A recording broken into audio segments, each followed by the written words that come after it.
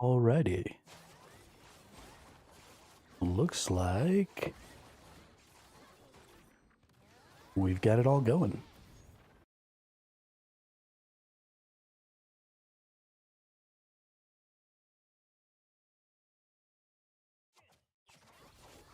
That's weird. Yesterday that wasn't happening.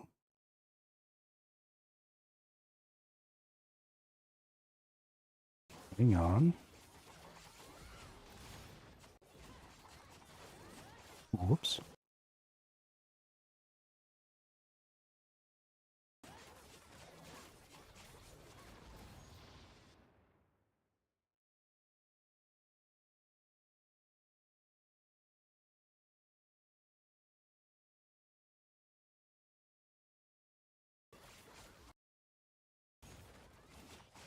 Strange.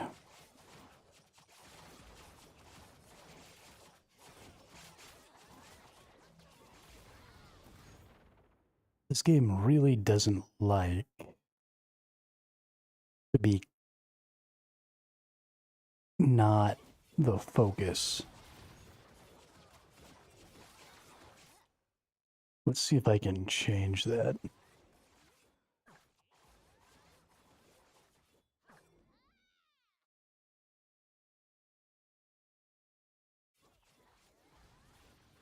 Hmm.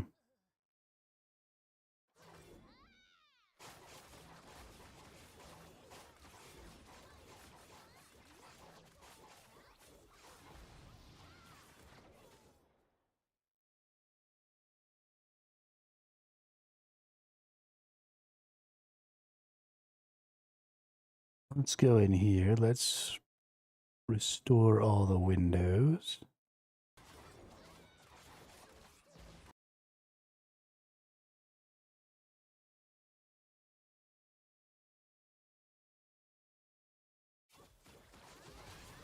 Hmm.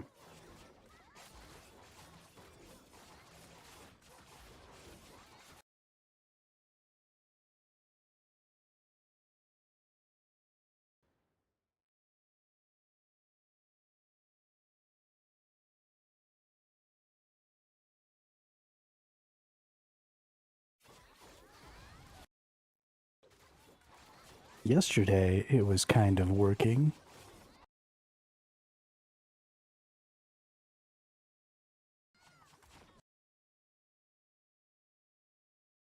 Where I didn't have to like click off to hit my mute button. I don't know what's going on. This game just like refuses to allow anything to run in its foreground.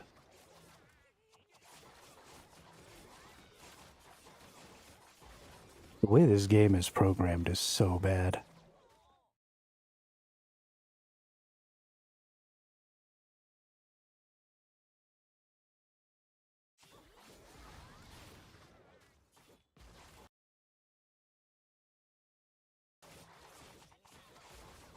But whatever. We'll just use the mute button this way. Whenever I need to clear my throat, and I'll try and avoid doing it as much as possible. So yeah, we're back with a little Summoner's War rush. For those of you who maybe are familiar, Summoner's War has been this sort of creature collector gacha game that's been out for a really, really long time. And it's always had an idle combat mechanic to it. And so Summoner's War Rush is kind of a 3D action evolution to that idle combat system. It's got a bunch of different game modes, different things that you can do, but this right here is kind of its primary game mode.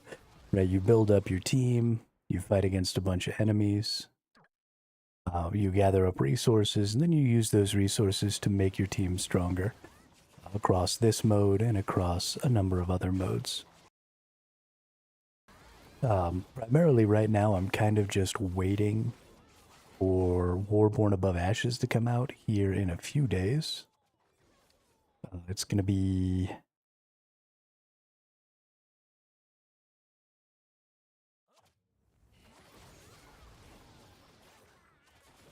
It looks like 11 days. So this will give us kind of something to mess around with for the next 11 days. I've actually really been enjoying playing. It's been quite a lot of fun. The game is titled as an idle game, and so I understand, that's kind of a well-developed genre title. But the idle games of today aren't really necessarily idle, in my opinion. I think they're more like auto battler. And so, yes, I'm not actively doing anything right now, but there's so much management and there's so much preparation involved in these games that I wouldn't necessarily call them idle either, right? You don't just leave it running and then go do other things. You kind of need to be here watching, seeing what happens, adjusting strategies, adjusting compositions, different stuff like that. And I find that very, very enjoyable personally. So we're going to do some of that. I've almost caught up to where I was on my old character. So I started this character here, which is currently rank 9. Nice.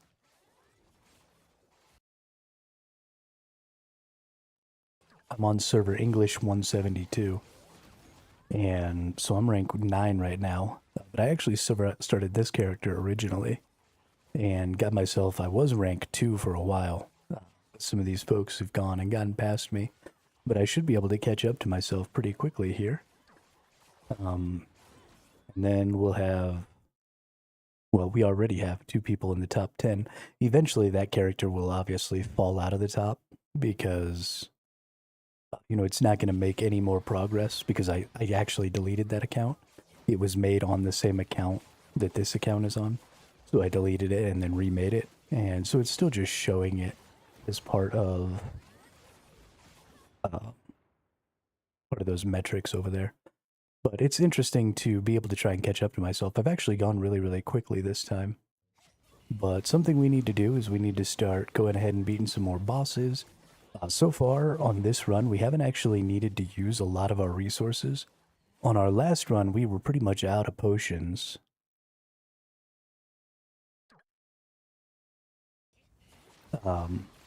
And we had used up all of these resources right here. So this game mode right here, this idle game mode, if I go to sleep over here, you'll see that while it's sleeping, it's still technically fighting in the background. And every 5 seconds, it tells me, okay, you've earned X amount of these resources right here. This is for your tower defense. This is for your relic upgrades. This is for your character XP, and this is for your auto battler fight random power thing.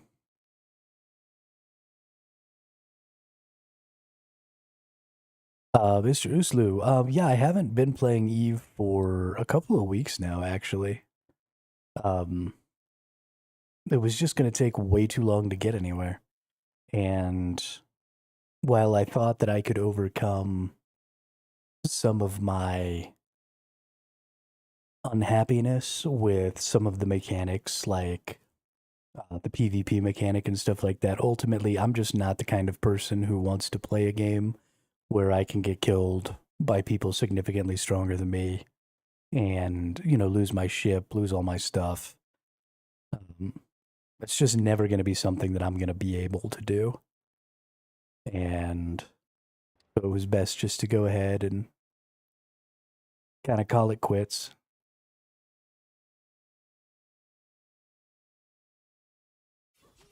I was actually just having a conversation with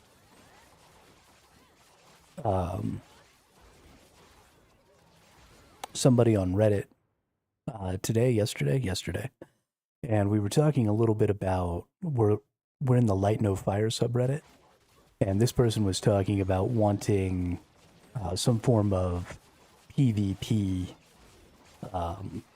or like villainy in Light No Fire, and there were a couple of people who were speaking positively about that, and having some sort of a criminal system where you could, go kill other people like you would in Eve or something like that. And something that occurred to me that I've never really noticed before is for me, and I think for a lot of people who primarily are maybe a little more casual or maybe not as good, right? I'm a pretty average player. And who tend to be a little more PvE focused than PvP focused. The big difference between like sanctioned PvP and that always on ganking style PvP for me is the difference between like a sanctioned boxing match and getting robbed at knife point in an alley. And so I would totally enjoy training to learn to box. I don't know anything about boxing, but if I was so inclined, I would totally enjoy training to learn how to box and getting in a ring with an opponent of a similar weight class and similar skill level. And then even if you lose that fight, right, you still feel good. You still had a good chance to win, and you still fought really hard, and there was a back and forth there. But when you're just walking down the street and maybe you don't know anything and you don't have any weapons on you, right? You're just chilling, you're having a day. You went down to the convenience store, you procured yourself a soda and something to eat, and you're walking back to your house and somebody jumps out of an alley with a knife, and now you're in this significantly lopsided engagement. And now this person is basically just demanding that you give them their stuff, or they're going to take it by force, right? And so that's kind of the difference to me. And it's the reason that I never really end up enjoying those types of PvP systems. Because I don't like getting held up at knife point over and over and over again and having my stuff taken.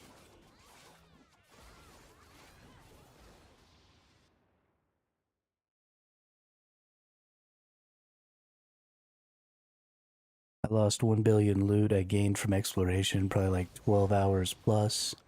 I understand your point. Sometimes it feels like too much effort for a video game. Well, so it's not even necessarily about the effort for me. Like, I mean, I want to put in the effort, right? I'm playing a video game to enjoy it, and putting in effort is part of that enjoyment. The issue for me comes, and this was, again, something I was thinking about, so I was playing Albion Online as well. Pretty much played all of those big PvP MMOs, and I always enjoy them, right? Mechanically, they're usually much deeper when it comes to like combat and stuff like that, because players who like to PvP typically are more mechanically, more moment-to-moment gameplay inclined. And so the moment-to-moment gameplay is usually really good. And so I really enjoyed Albion, but the same thing happens. One of the other things that occurs is you end up with situations where if your goal is to go fight people, then you're going to change the way you build your character, or, for example, in Eve, your ship. And so if you're in a ship and maybe you're out doing some ratting, right? You're killing the PvE enemies, or you're out gathering, or you're out doing like you were doing and doing exploration stuff, then your ship is built for those PvE activities. And so you are incapable of fighting back effectively in a PvP engagement.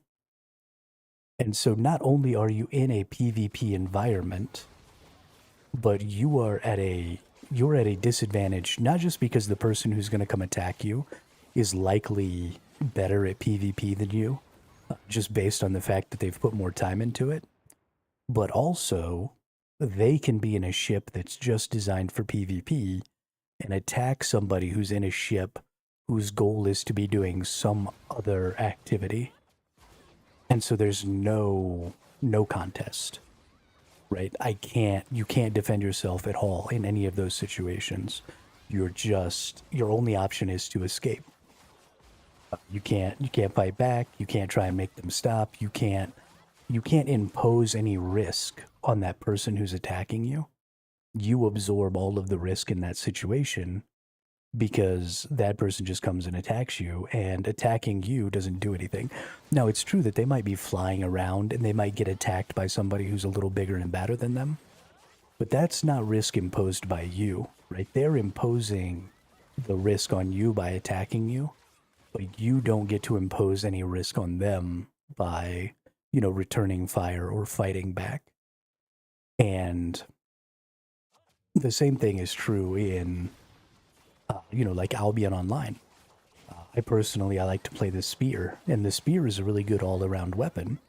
It's pretty good in both PvP and PvE, but in a one-on-one fight, most really PvP-focused weapons will beat a spear, all other things equal. And so I go out, I bring my spear, I do some PvP stuff, or some PvE stuff, and then, while I'm engaged with that PvE, maybe I get jumped by somebody who wants to PvP, and I can try and fight, right? I've got a little bit of a chance. And if the person is significantly worse than me, or significantly under-geared compared to me, I might be able to win. But all other things being even, I was already engaged in PvE. I already have a weapon that is less focus built for PvP. And now I'm being attacked by this person. How am I supposed to win that on a skill basis? So if I'm an average player, then any other average player who comes and PvPs me is pretty much going to automatically win. So I'm losing way more than 50% of my engagements because I'm already starting at a disadvantage and I'm average. Oops. So it makes it really, really hard. Those games need PvE players, right? Because those PvP players aren't doing the exploration. They're not doing the harvesting. They're not doing any of those things. They're gaining their stuff by fighting. And so you have to have those PvE players to prey on. But your systems are, by their design, making that type of activity, making those PvE activities extremely unfun and punishing. And so you just lose those PvE players and ultimately end up losing the PvP players as well because there's nobody to fight. There's nobody to prey on. There's nobody gathering the resources. So where am I supposed to get my resources from? And so I think those things just need some tweaks. Somebody's going to have to do something different with the open world PvP, because if they just keep making the same things, it's never going to work out, right?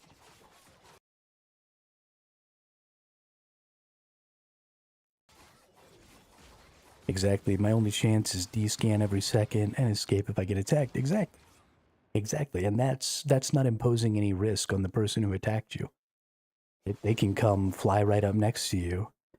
And so they also get, they're the only ones with any sort of autonomy as far as whether or not an engagement happens as well. So if you don't have the ability to impose risk on that other person, if you can't fight back, then the decision as to whether or not combat happens becomes entirely up to them. And so either they decide to attack you or they don't. But you don't have any say-so in the matter. The only say-so you have is to completely remove yourself from the situation, right? To abandon whatever task you were doing and just go look for somewhere where there's nobody there. And so your autonomy gets diminished significantly, and their autonomy is increased. Not only do they have autonomy over themselves, but they get to control part of your autonomy as well. And that's just not good. Also, there's no limit to multi-boxing. I got hunted by someone that dual boxing. He tackled me with a fast ship and killed me with a DPS ship.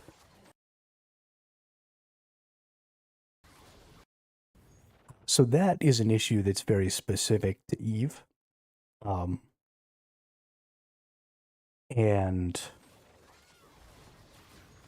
so while I think multi-boxing is an interesting and potentially fun part of Eve. The problem is the way they did multi-boxing was extremely pay to win, which ultimately made it a not good aspect of the game. Because, I mean, for example, in this game right now, right, I've got these 10 characters or whatever running around fighting on the screen right now. So technically, you could see each of these different characters as a unique account.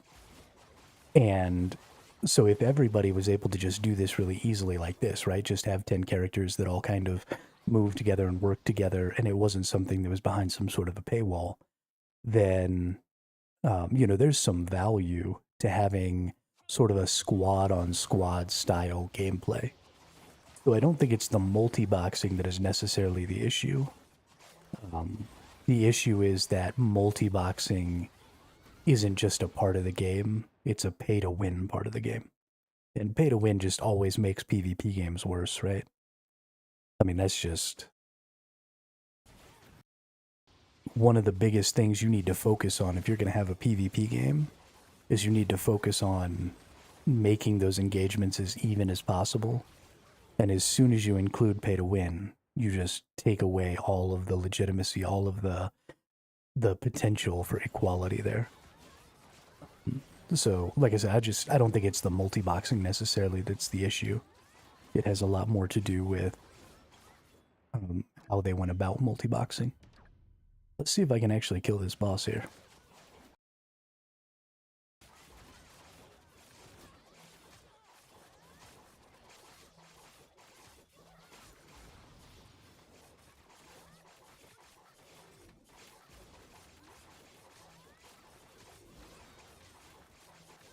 Are we actually gonna win? Maybe. It's gonna be close. I gotta find a way to power up a little more here. Cause I gotta beat 38 more bosses.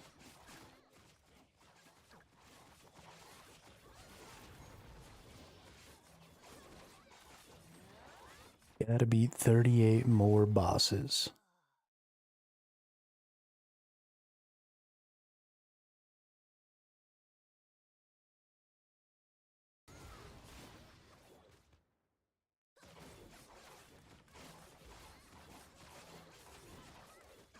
What are we gonna do? Get a little bit of power up. Really close. We could probably just use better potions. Let's just do that, actually. We're using the weakest potions right now, so let's just use better potions. Because maybe my characters will stay alive a little longer and just do a little more DPS that way. Sorry, I'm talking about other games, but I made some good ISK after watching your faction warfare guide. Wanted to check your stream. Yeah, absolutely. I don't mind talking about other games. That's actually kind of one of the reasons that I decided I might try streaming this game a little bit, is because it's a little more idle. You know, it is a lot like what I was doing with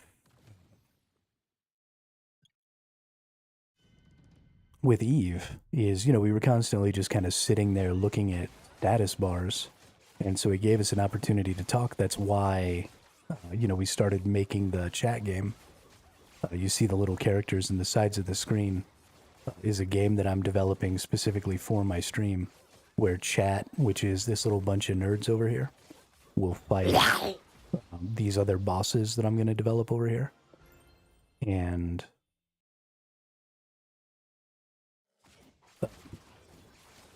so I like having something that's a little more idle so that we can talk about, you know, the game we're playing, so we can talk about other games, so we can talk about, you know, gaming in general. I'm down to talk about any of that stuff. I'm a huge gaming nerd. I have been for a really long time. And I really like to talk about different types of games and gaming and stuff like that. So any topic you feel like discussing, I'm down for. I'm also glad you were able to make some ISK with your faction warfare stuff. I think faction warfare is a pretty solid part of EVE Online. I don't understand why they made the choice to allow you to kill members of your own faction. I think that was a really stupid idea. And I don't understand why they didn't just extend those factions out permanently. So I'm a huge proponent of faction warfare systems. Like really strict faction warfare systems. I think if you want to have PvP going on in your game, this is not going to work. I'm having a really hard time killing that boss. Oh, it's because I turned these off. I was trying to fight the boss without potions like an idiot. That was the problem.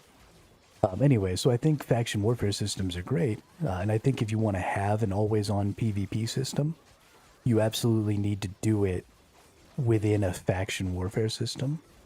And the reason for that is you create the opportunity for heroics, and you give everybody automatic teammates. So you mentioned earlier that you were out doing some exploration, and you got tackled and killed. Because you're by yourself, right? And maybe you weren't part of a guild, or maybe you haven't been playing the game long enough to have developed friends and stuff like that. There was nobody there to protect you. There was nobody to come to your aid. There was nobody to run away to. There was nobody patrolling the area, just kind of creating this general safety. And so you're just this lone ship out there all by yourself getting killed. With a faction warfare system, and a good, well-developed faction warfare system that's better than EVE's, you eliminate that because people, you know, you start the game, you join a faction, and then automatically anybody and everybody else in that faction is on your team. So, you know, you get tackled by a person who's multi-boxing, and there happens to be another 1 or 2 people from your faction near you, and they jump in and they try and save you.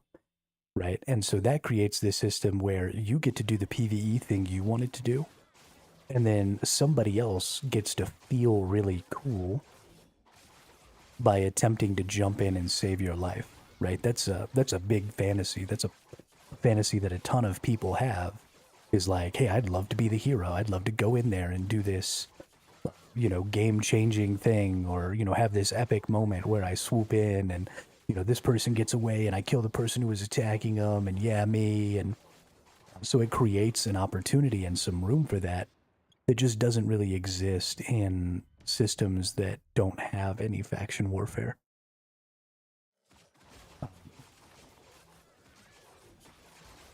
So yeah, I mean, it's a weird place that we're in with MMOs right now, because we keep kind of pushing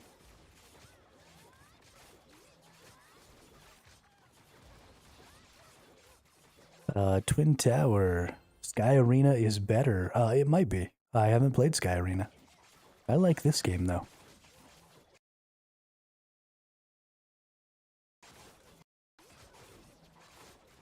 What I like about EVE is I wanted to stick to one game, because sometimes changing games feels exhausting.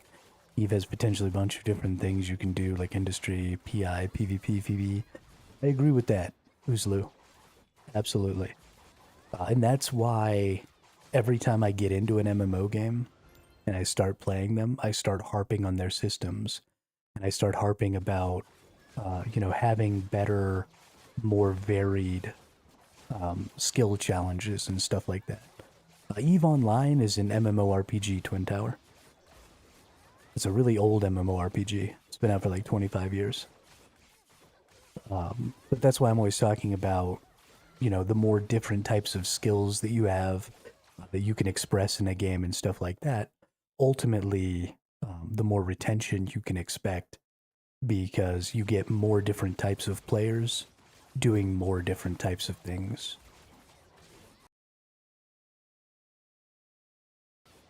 So I'm definitely about that, for sure. I am looking for my forever game. This isn't going to be it. This is just something to pass the time for right now, probably. But, you know, we've got Light No Fire coming out. We've got Ashes of Creation coming out. We've got...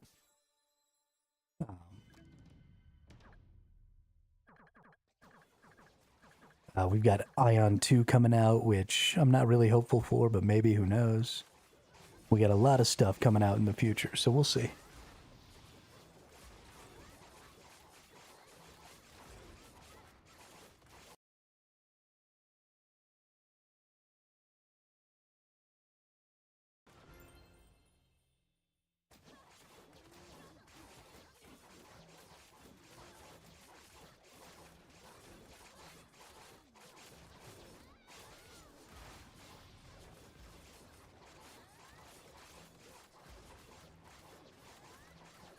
I do really enjoy watching my little dudes run around killing things, though. It's super fun. Oof, we almost didn't make that.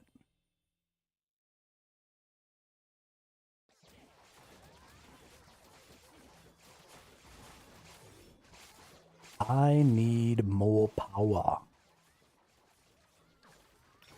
Let's go ahead and open up some items here, see if we get anything good. At the very least, we'll get some currency, so we'll be able to hit some upgrades here.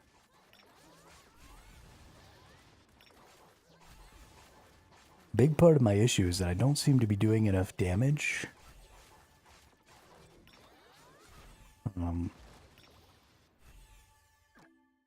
I just need to make some more damage happen.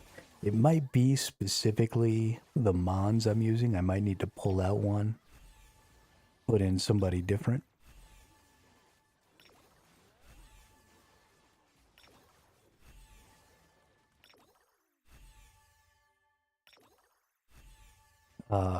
Actually, I might need to pull out Artemiel. Maybe take out Lapis, put out Arda. Might be a good idea. We'll see.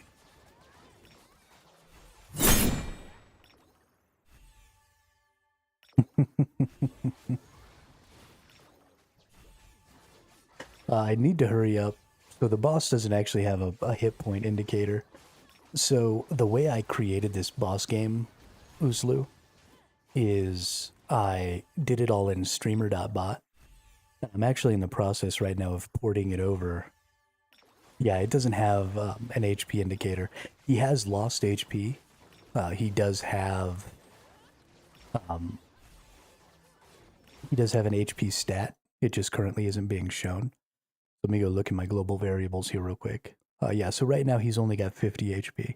Or, sorry, 150 HP. And so you do see how much damage you do. That little red number that like floats up above his head is the damage that they've taken.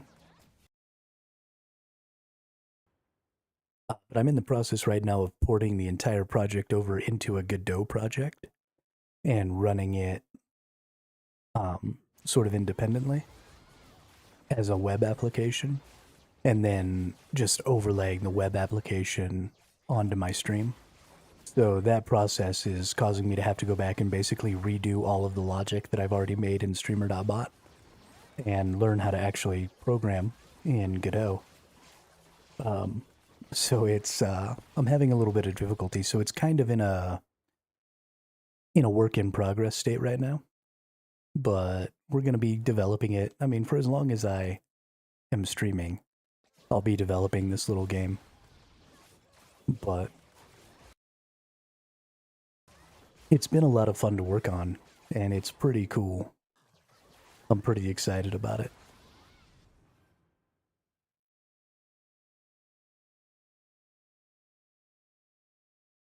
I didn't get any good items there. That's sad. Well, thank you. I appreciate it.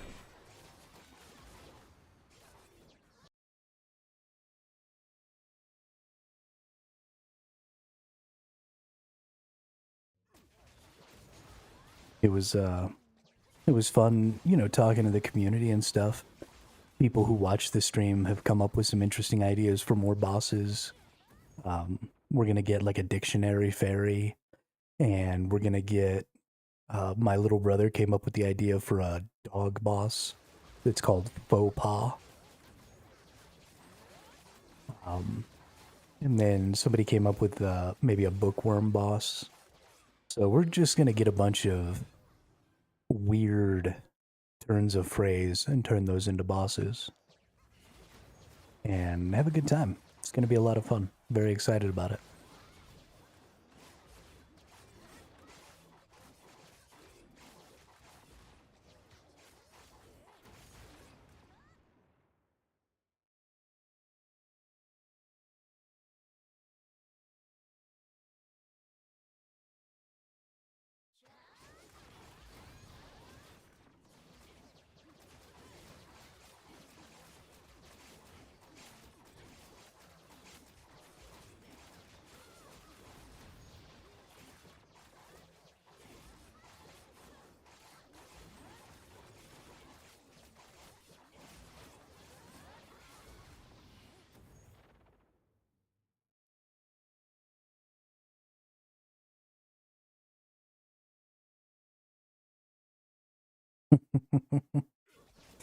Thanks for that double lurk, older brother. Appreciate it. What to do, what to do. I'm just having way too much trouble trying to push these bosses right now. I think we're probably just going to have to keep kiting them. So I think we're going to go ahead and go back into this, turn this back on. Just go back to the kiting. As long as we get ourselves a little bit of distance. So the big thing is we need these blue bars to fill up, because that's, you know, I stun and I do a bunch more damage and all that stuff. The goal needs to be to put off getting attacked for as long as possible, so I can build up those blue bars a little bit, and then I can just go in and nuke them. As soon as I hit stage 1500, I actually get another slot so I can add another character in, which will significantly increase my power to make this quite a bit easier, but I have to get to where that works first. And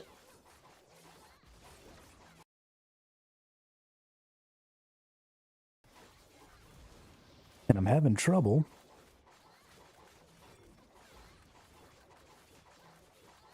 Come on, there we go. Maybe if we can get these mummies done.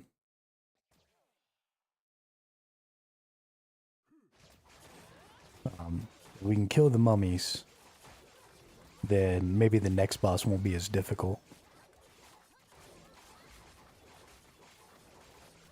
Maybe we'll come down here to 49%, use the next tier of potions. Maybe that'll give us enough oomph.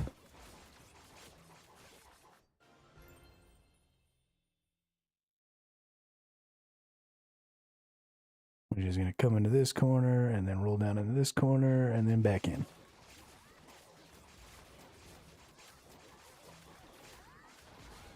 Okay, I think that's working way better. I think we should be able to make it happen here. We've only got to kill this boss, what? 77, 78, 79, 80. So 4 more times. And then it'll move on to a different boss that'll probably be a little easier. Oop. We had a little hiccup there.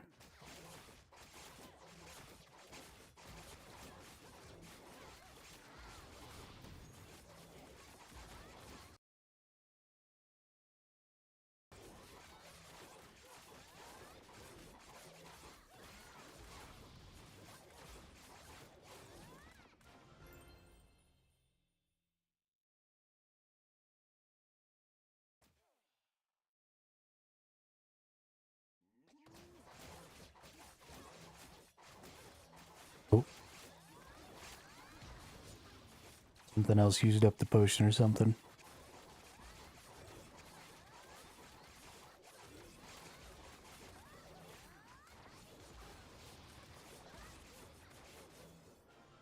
Sometimes you get to a point in this game where you just can't accomplish something and you just have to wait. And that's kind of where the idle part of this game comes in, is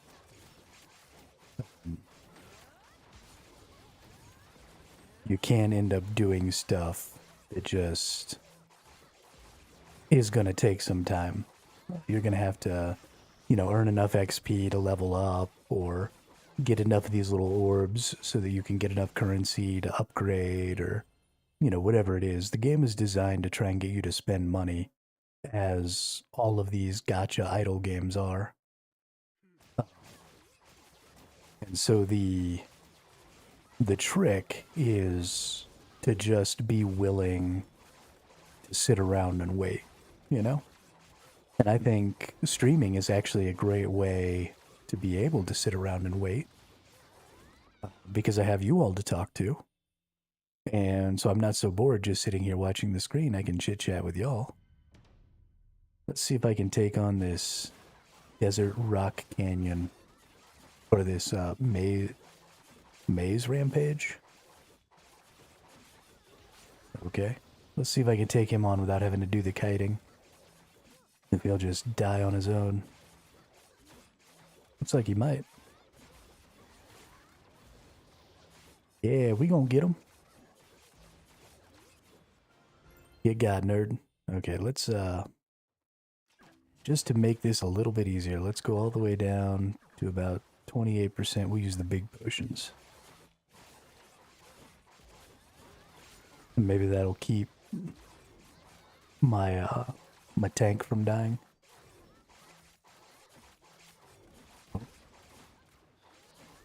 Come on, y'all, you can do it. Push it. Take them down. I don't think they're gonna win this one. Whoops.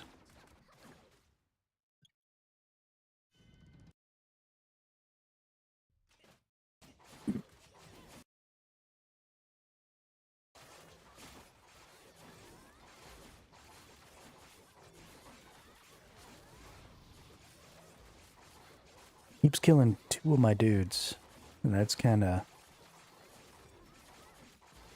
putting me in a bad spot. If he kills 2 of my dudes before I get my first big set of skills off, we kind of have a problem.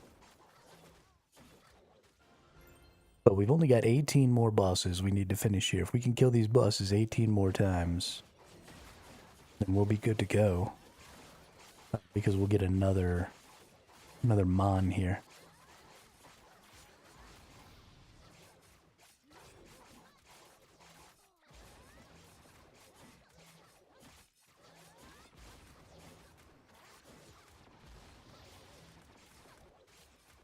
Oh, you know what else we could do? I've been saving because I wanted to open them with y'all. But we actually have 5 legendary Mon tickets here.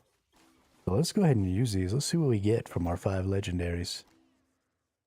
We might get one that we don't have. But if we get some duplicates, hey, there's Alicia, the freezer. She's cool. Hey, we don't have him either. That's nice. I like him because I want to use him as my icon.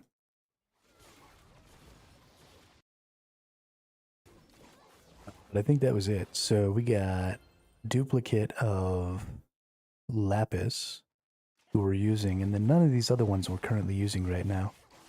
So that was a little bit unfortunate.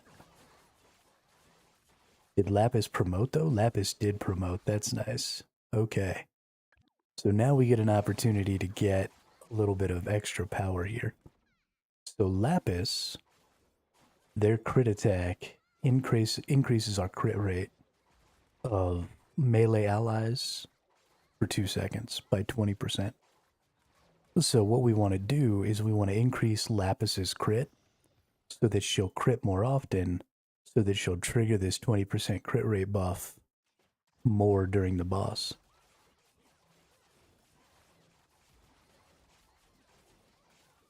This one just came out about 4 or 5 months ago, Dark Rose. It's called Summoner's War Rush. It's very much kind of the same concept as the original Summoner's War, but upgraded for a more action-based combat instead of the turn-based combat that it used to be.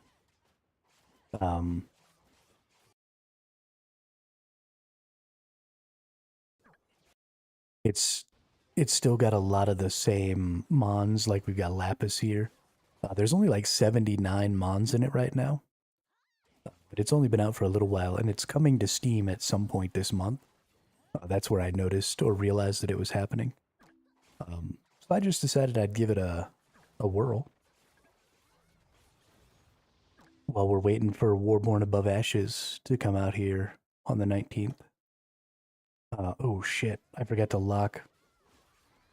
Well, that's going to be a big waste. Gotta lock that one because I want that. Is it free-to-play friendly? So I'm playing free-to-play right now.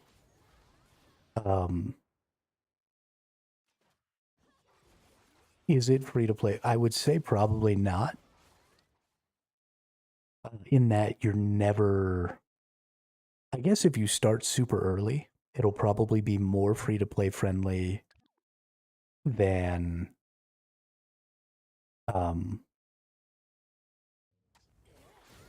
you know, like if you were to start Summoner's War right now, then you would have a really hard time ever catching up.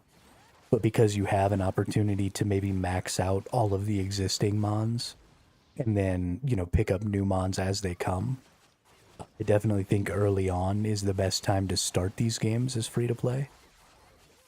But the game is designed and is very forceful about trying to get you to spend money. And you're always just going to have a much easier time if you do. I intend to play 100% free to play. I don't intend to spend any money on it at all because I hate pay to win mechanics and I just refuse to engage with them. So I think it's totally possible to play free to play, but I wouldn't say it's friendly.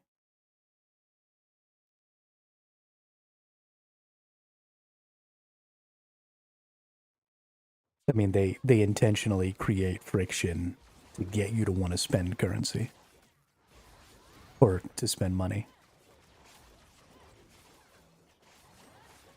But let's see. So I am currently on the server that I'm on. I am currently rank 9.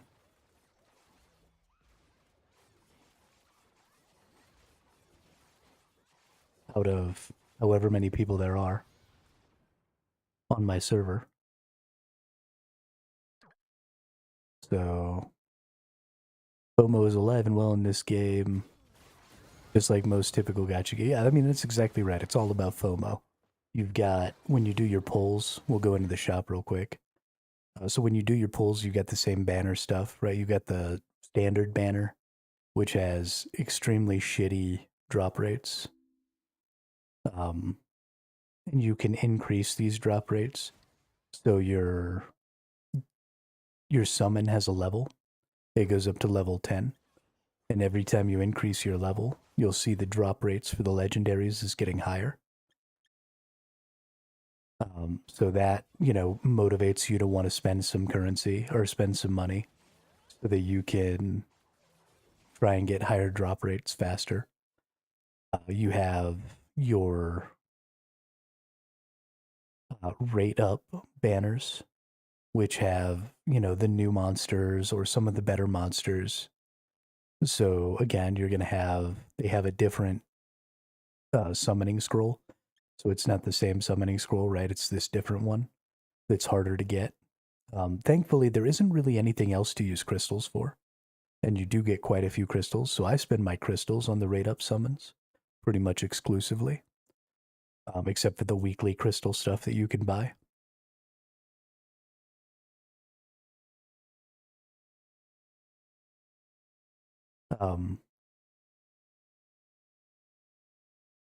So yeah, I mean, it is pretty much at every possible time. It is attempting to get you to spend what I think is just an exorbitant amount of money. And I think that's the thing that honestly makes it easiest for me not to spend money in this game specifically, is a lot of the prices look pretty freaking ridiculous. So I just don't have, like, I'm not going to spend $15 on 22,000 crystals. You must be smoking crack. So I think they're kind of going the path of, you know, they're not trying to nickel and dime small spender players. They're trying to kind of push people into one of two camps. either you're whaling out or you're free to play, because all of this stuff just seems fairly expensive. So I think they're trying to capture, people who just don't give a shit about money. Like, I have so much money, I don't even care. Sure, I'll spend $2,000 a month on this game. And then everybody else, they're just pushing into that free to play category, I think. Because all of these really low cost things are just useless. And all the other stuff that's actually useful is just insanely expensive. So yeah, I don't know. I don't even engage with it. It doesn't. You've got these weekly crystal purchases, so you purchase these with these crystals right here, which you earn from playing the game. You can buy them, but I'm not going to.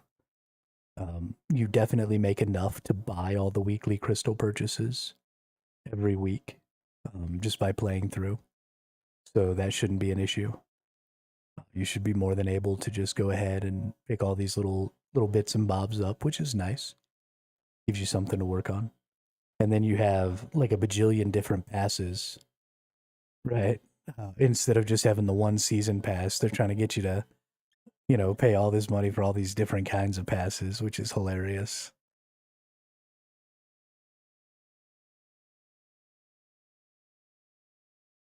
Yeah, exactly. Exactly. The whales are just, well, and you're gonna get, the people who spend a lot of money on this game, on these types of games, they tend to play multiple accounts.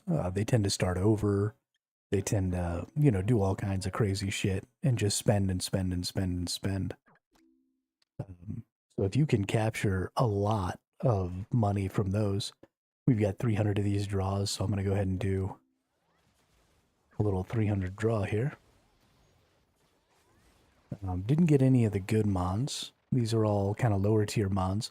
You still need the lower tier mons though, because when you go in here, you promote them and you have this book and you get universal buffs based on all the levels and promotion tiers of all the different mons. So gotta go through and level everything up and do all that stuff. I mean, it's just another way to use up some time.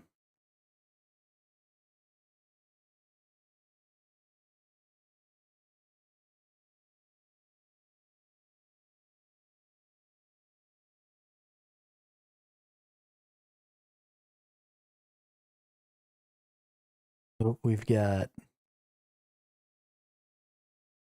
hang on, got something going on in the,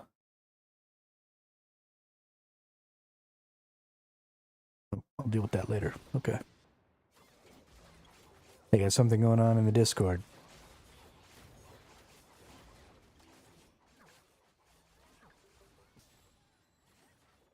But yeah, I mean, I don't see any problem, and I don't have any problem playing it free to play. Uslu. I've also been surprised at how nice the people in the chat are in this game. I haven't actually bumped into a problem with anybody in the chat yet, just randomly talking.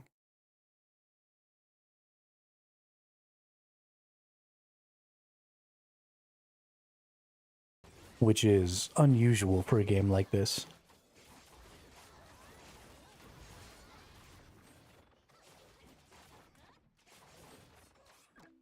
Oops, I'm wasting my big potions. Bummer.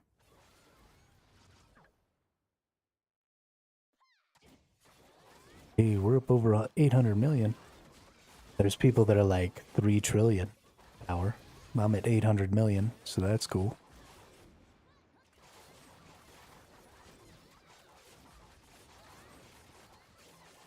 But let's see. Let's go ahead and turn this back on and see if our little boost to Lapis does anything for us in trying to finish off the last couple of these bosses. Because she should be quite a bit stronger now. And she's going to be crit rating up everybody else, so... Doesn't look like we're going to win this one. Maybe? Nope. Dang. I'm probably using a wrong character. Or I need to level up my tank or something. I remember Lapis, I think, being like the best starting mon in the original. Yeah, absolutely. Yeah, she's one of the first ones you get. She's definitely... Because she had that AoE that was super good that shot out the little lasers or whatever.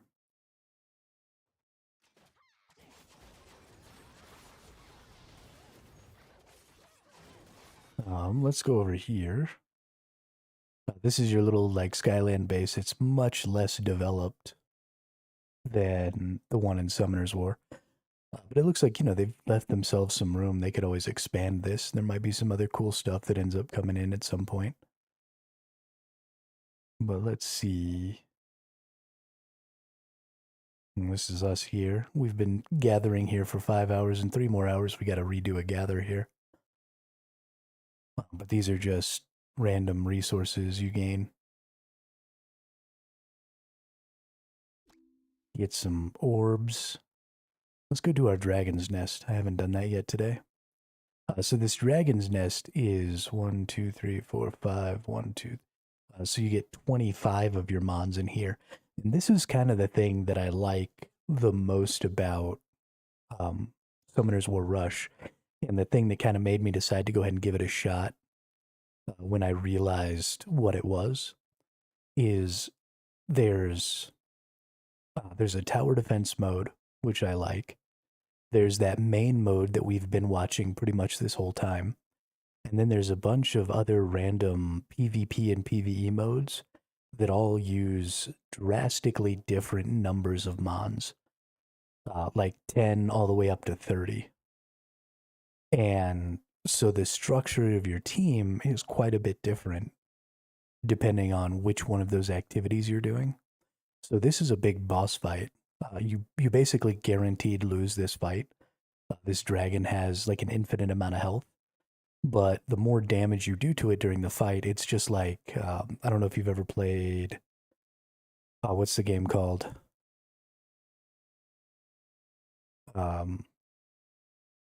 Shadow Legends or Raid Shadow Legends. There you go. But they've got like clan boss and stuff like that. So it's very much like that. But you get a big old 25 pack going on here, and then you send them into the fight. And so it's going to be pretty boring and pretty uninteresting because I don't have 25 well-built characters right now. But I could see where the fun of trying to build up a good team for this might be.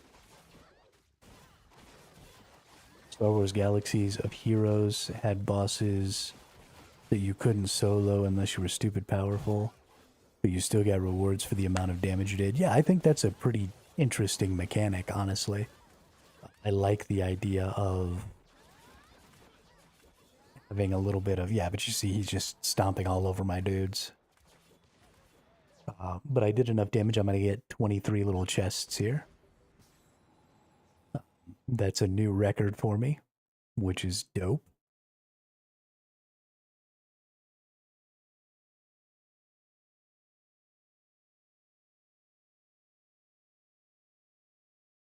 They also have a little system, which I actually don't hate, where you can watch an ad.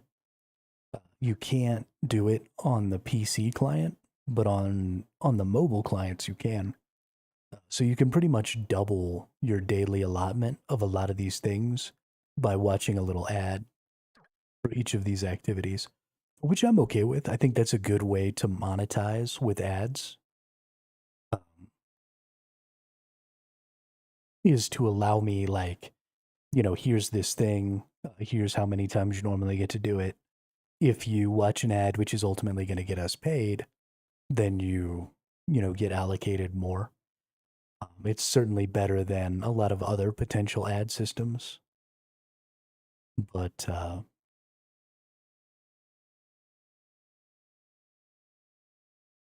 don't know. I figure things could be worse than that. But we get our little chests here. So we got all these 24 of these little chests. We're going to open those up. And these are resources that I normally just use on random stuff. This is how you level up your monsters. This is how I use this little upgrade thing right here, and then these are just potions. But this right here is a special resource. And there are a lot of these, right? There are lots of special resources or special types of advancement. So that resource right there allows me to come into this Temple of the Dragon, and it allows me to roll on these stars. So basically the way this happens is you've got these constellations, and you start off in the bottom left corner of the constellation, and you can only get this star. And this star is an attack star. And so when I hit the button, it rolls the attack star, and it'll give me something between rare and legendary. And based on what it rolls is its value, right? So I'm going to go through here and I'm just going to fill out this star. But you can re-roll all of these and try and get like legendary on everything. So we've filled out this constellation. And so now what I'm going to go back and do is I'm going to go back down here. So this one only costs 100, whereas this one costs like 820. So I'm going to try and re-roll this one to legendary so that I get more than just 1% attack power. So we're going to hit that. Okay, we got the same. Hit it again. Okay, that time we got elite, so we got 3%. Hit it again. Hit it again. We went back down. And it's trying to get you to use up these resources again so you have a reason to spend money. We could have kept the heroic, but I am trying to get legendary. We've got, what, 30 more tries on this?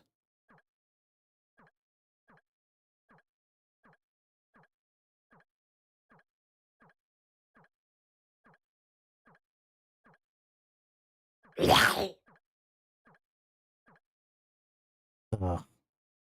got 10 more tries.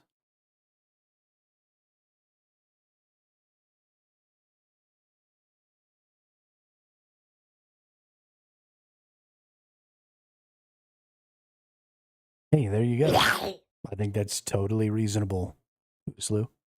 Get yourself 2 different things that you're just sitting watching. See, I'm the type of person I would have kept the heroic, possibly even the rare, and then went through the rest. So there's a reason that I didn't, Damien, and that's this prayer level right here. So each of these constellations has this prayer level. And so for every legendary star you get a bonus. Which is why I'm starting with the lowest value one and trying to get it to legendary to get this bonus. And then I'm just going to legendary this entire constellation so I get all of these bonuses. Because otherwise I would have absolutely done like you. As soon as I got something that was on the higher end of the scale, I would have gone ahead. But let's look at these drop rates. So legendaries are only 1%. Which means I should have to roll 100 times, which means it should take me 10,000 points on average to get this one to legendary. And I only had like 4,000 points when I started this. So I'm not likely to get legendary, but I do have a 15% chance to get heroic, which means in the next 10 rolls that I have here, I should hit heroic again. So I'll probably just keep going until I hit heroic again, and then I'll stop until I have more points to spend.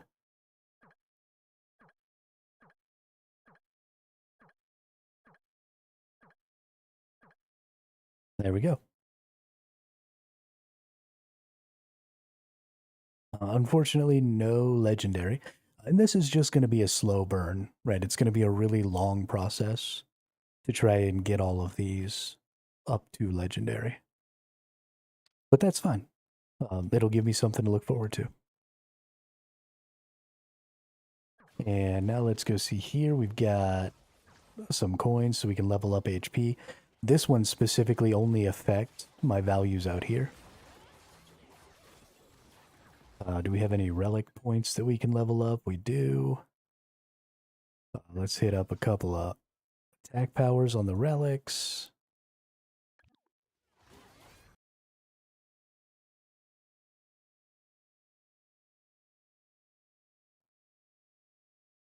Oh shit.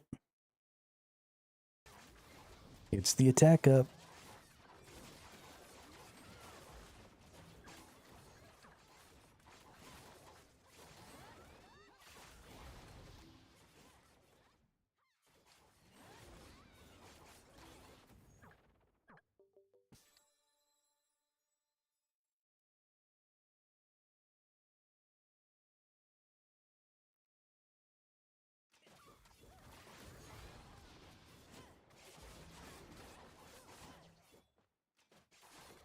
And then the other thing that we can do is we have our tower defense version. So this thing that's happening here, no matter what you do in the game, continues to happen. So I'm on stage 1485, and no matter what menu I go into in the game, this is going to continue to go on. And I'm going to be earning different currencies and stuff like that here. So the next thing I can do is I can go into this tower defense mode, which is sort of this storyline mode. And this is going to look much more familiar to those of you who have maybe played the original Summoner's War.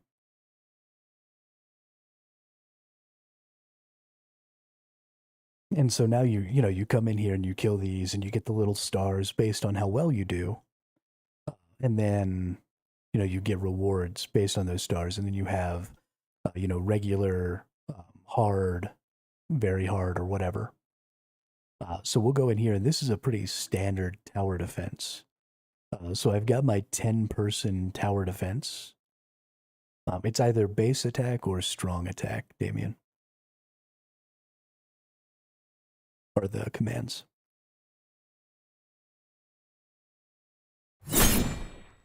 Yeah, perfect.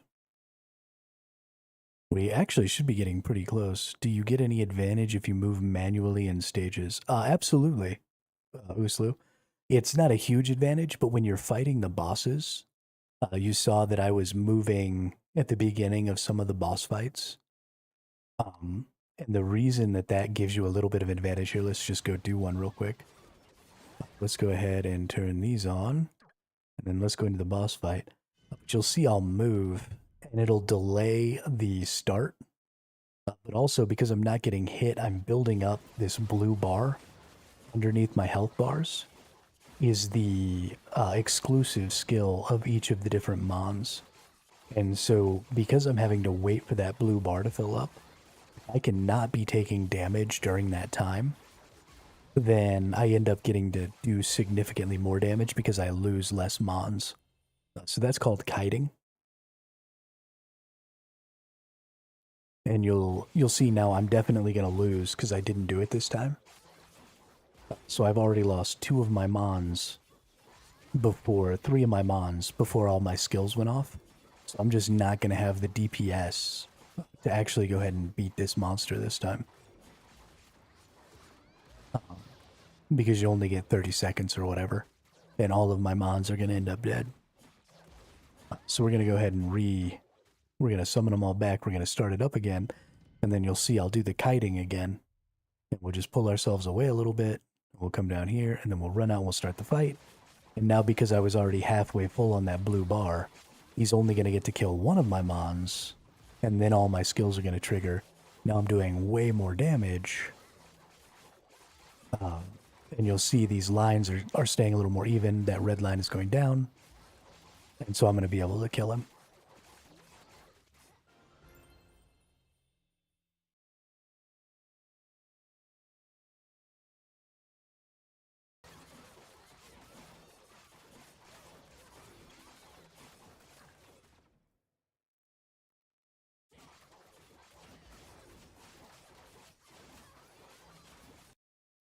But that's ultimately kind of the goal of your tank. So this is Ophelia. She's my tank character. And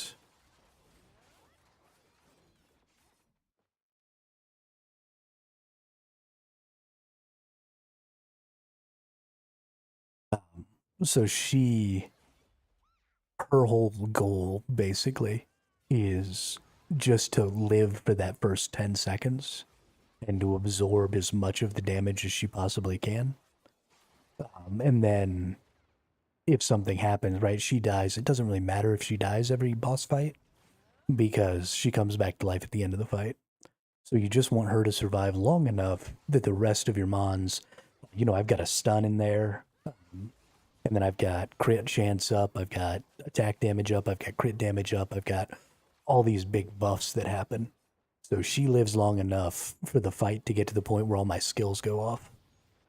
I'm debating downloading, but got some stuff already on the docket to finish. I got the extra Dune starting tomorrow. I'm working on getting platinum trophies for Last of Us and Last of Us 2, then both Horizon games. Goodness gracious, Damien.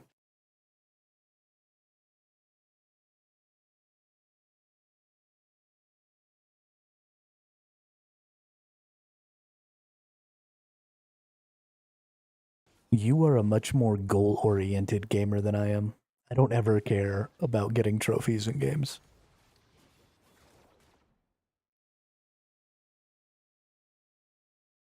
I just run around doing the things.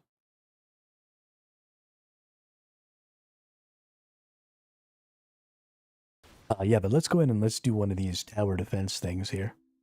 So I've got, you can see I have 10 creatures here right now. 1, 2, 3, 4, 5, 6, 7, 8, 9, 10.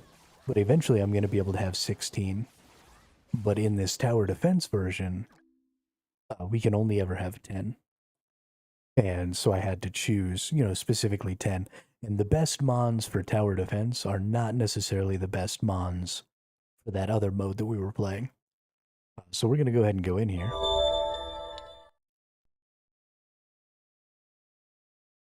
You triggered a boss heal. Get wrecked. I used to not care as much, but my wife is a 100% completionist, and I kind of inherited her mindset. So now I'm going back through all the games I've finished and getting 100% completion on them. That's funny. That's really funny. But you'll see here that so you've got the main path that these things are going to be coming down, but then there's a couple of side paths here. Oh, I think you just killed him. Nice. Congratulations, nerds. The realm is safe once more. Now you can collect your loot. So this should actually be kind of new, I think, to you, Damien. There's now a loot system. So if you look in there, if you hit exclamation point vote and then space and either 1, 2, or 3, you will get, based on all of the votes from all of the people watching right now on both Twitch and YouTube, whichever one of those 3 items gets voted for the most will get added to the strength of the chat character. And then the Thesourusaurus is actually going to respawn. So it's actually a perpetual permanent game now. So, yeah, cast your votes and pick the item that you want. And then you'll see, your regen value or your power value or whatever will go up based on what you vote for. But yeah, so this is a pretty typical tower defense, right? The enemies are going to come from here. Sometimes they'll come from here. Sometimes they'll come from here. There's all these waves. So I'm going to move, this is one of my strongest characters here, so I'm going to move him back here. Probably move this one over here. And this one right here. And that's probably good enough. I always keep her at the front because she does an accuracy buff. So I want her to always be triggering her accuracy buff. They'll only use their special skills if there's a creature within range, because they actually have to hit the creature in order to trigger their active skill or their special skill. And so I want to make sure that everybody else is always getting as much accuracy as possible, because misses obviously will make this really hard. So I always put my little angel lady up there in the front. Hey, Nemanja, what's up, dude? We'll get started here.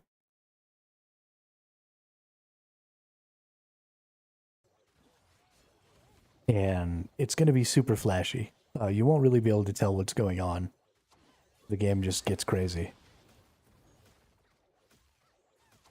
It's going good. We're playing ourselves a little Summoner's War Rush. It's like the newest game by Come To Us, the people who make Summoner's War. It's fairly interesting. I'm enjoying it. It's a nice little semi-idle deck builder game.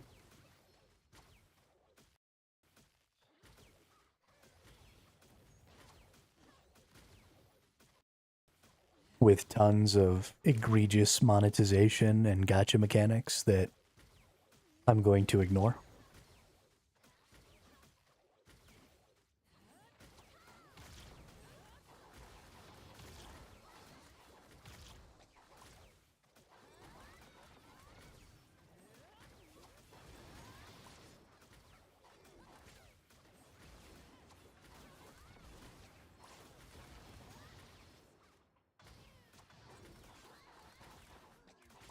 will say though, um, Summoner's War is such a good game for what it is, but it's nice to see the people who make Summoner's War constantly trying new things with the IP, and trying to, keep making something interesting within the Summoner's War realm, because they could have just kept on with the regular Summoner's War game and kept, doing the very basic thing of making, new dungeons and new mons and stuff like that, and continued to try and monetize that way. And they probably would have done pretty well for themselves.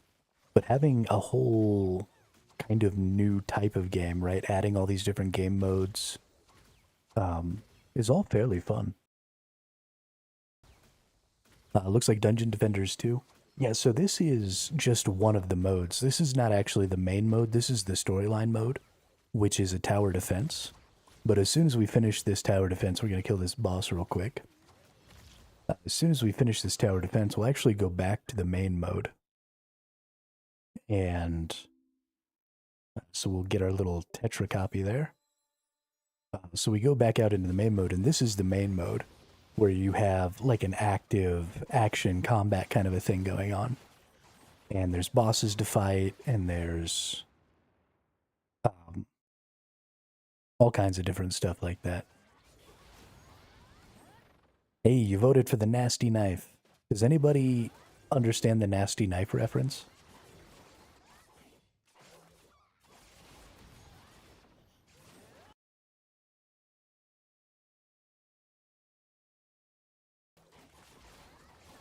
But there's a bunch of like dungeons that you can go to. So there's an arena. This is the PvP arena. So there's 10 versus 10 PvP battles. There's 25 versus 25 PvP battles. And then there's 15 versus 15 like cross server PvP. So we can go in here and we can do our 10 versus 10. This is my little team right here. So we're going to go ahead and enter.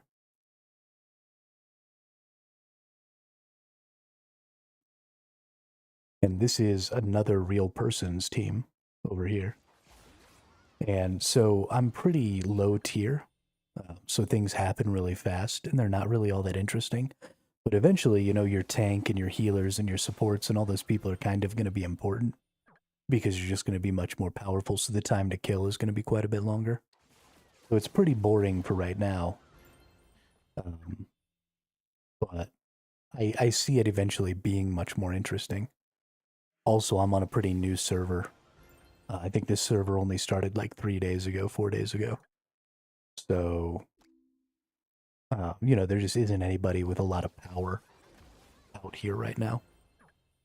And as far as power is concerned, I'm ranked like 6 or 7 in my server right now. So, but yeah, and then we've got the 25 versus 25, which we'll go do. So this is just a bunch of these are just level 1s. Yeah, so Summoner's War is a really old game, and this is just the same people made kind of a new version.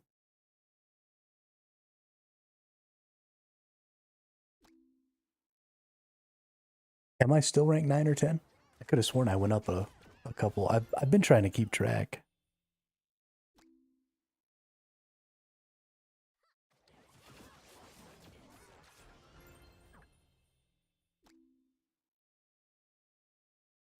We'll go check. My old account, which is on the same server, is ranked 5 right now. 5 or 6. So I got to catch up to my old account. Take over my previous, but I was ranked 2 on the original account, but I deleted it to start all over with the stream yesterday.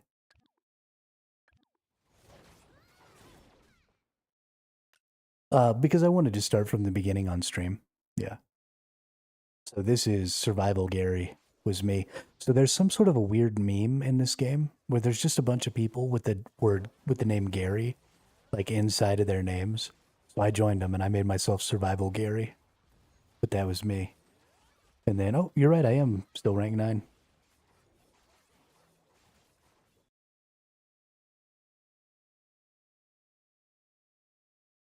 Ain't that about a bitch? I just need to get to 1550 though, so I'm pretty close. Right? I've got 70 more stages I gotta beat before I can catch up to this person. We'll get there. Alright, so we beat that mission, and then you've got all these little guide missions, which are just really basic. They just give you little resources and stuff. You follow along with those. And it kind of helps you learn how to play the game a little bit. It tells me it wants me to summon monsters. It tells me to summon 10, but I have 300 tickets, so I'm going to go ahead and summon 300. Oh yeah, Namaja, games like this are super pay to win. 100%. I just ignore the pay to win aspects of the game until I get to a point where it won't let me progress anymore, or progression is so slow that it's not fun anymore, and then I just quit playing them. So I don't ever spend any money in these games because gross. Can't download it yet, it's not available. It should be. Like on your phone? Or, so you can't download it on Steam yet. But it's supposed to come out at some point this month. But there is a standalone PC client. And then there is all of the smartphone clients.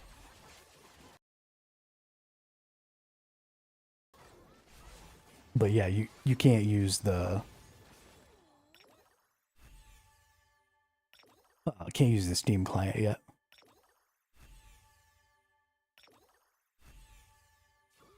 And the standalone client is super buggy. And I imagine the Steam client will be the same way for the PC. So you have to go into settings, and what I've learned is if you go to resolution 504, here I'll show you what happens. So we're in resolution 504, but I hit maximize, and it maximized the screen like this. Normally, this is what 504 looks like. But if I maximize it, it still stays in 504, but it's much, much more stable in this resolution for some reason, even when maximized. And I have a much easier time loading into the game. There's a problem with the login screen or the loading screen that sometimes it gets stuck, and I found that that happens much less often if I'm in the 504 resolution. So just if you do download the standalone PC client, make sure that you switch it to that 504 resolution so that you don't have a problem when you're trying to load in, or you have less of a problem when you're trying to load in. Because it was really frustrating yesterday. I only streamed for like 3 hours yesterday because the game crashed on me, and then I couldn't get back into it for like 45 minutes. I just kept restarting it over and over and over again, and I just couldn't get in. So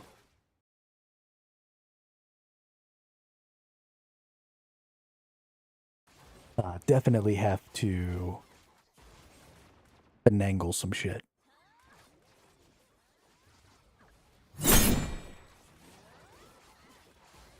How strong is the chat now? Y'all are up to like 70 base attack, 90 base attack, something like that. You can almost one-shot the boss now.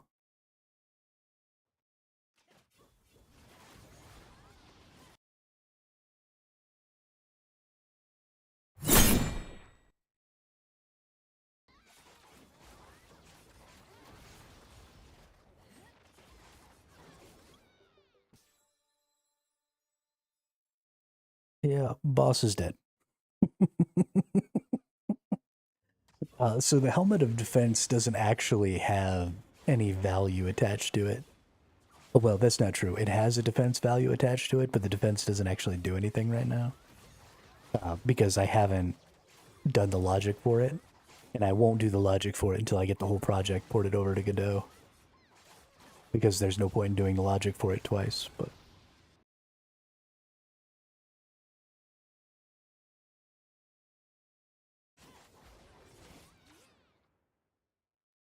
You already voted.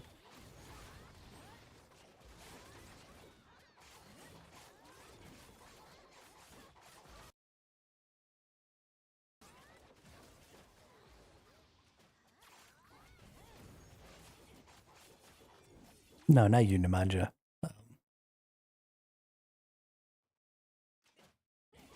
Pretend I'm dead. Let me vote again.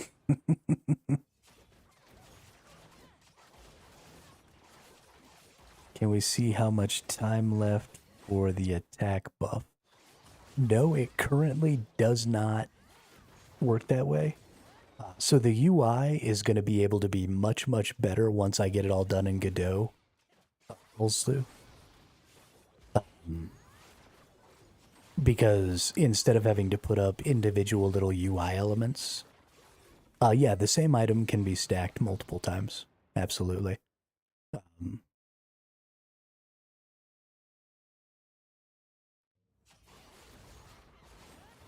So right now what I have to do is I have to have individual little elements for each of the little numbers, as well as individual little elements for each of the little icons.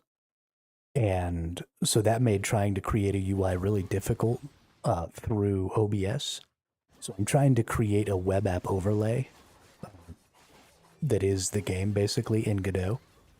It's much more complicated than just using logic to program it in streamer.bot and using the UI elements on OBS, but ultimately it will be much more robust that way.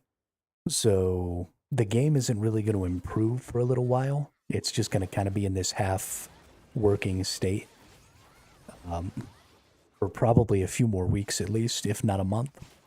And then once I get the Godot project running, then we can start, adding extra UI elements and just generally making all that stuff better. But I've got to get all the logic moved over to Godot.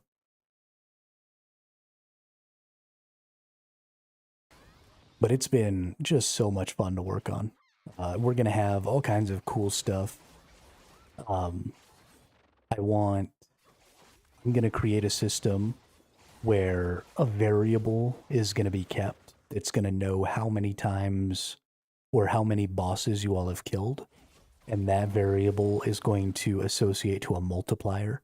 So when bosses are spawned, even if it's the same boss, it's actually going to be stronger because it's going to use that multiplier based on how many times you all have killed bosses to get stronger. And we're going to get a bunch more items. Every boss is going to have, a different loot pool. So you're going to have lots of different items. We're going to get better animations. We're going to get more animations. We're going to get more attacks. I want to get a team attack made where one person, just like the attack up buff, one person is going to trigger the attack up. And then during, like, say, 5 minutes, I want to allow a bunch of people to sort of like tag team onto the main person's attack. And then, so the main attack will happen. And then I'm going to get a bunch of different types of stickmans. And I'm going to draw them with like all different outfits. And they're just going to be shitty stickmans like I used to draw on stream. And so we're going to get a bunch of stickmans. And for every person who joined on to the team attack, a random stickman doing a random attack animation is going to join the attack. And so the more people who attack, like the longer it'll go and the more attacks it'll cycle through. And it'll show all these different stickmans doing all this different stuff. That's a pretty, like, far in the future kind of thing. But, yeah, I thought that'd be fun.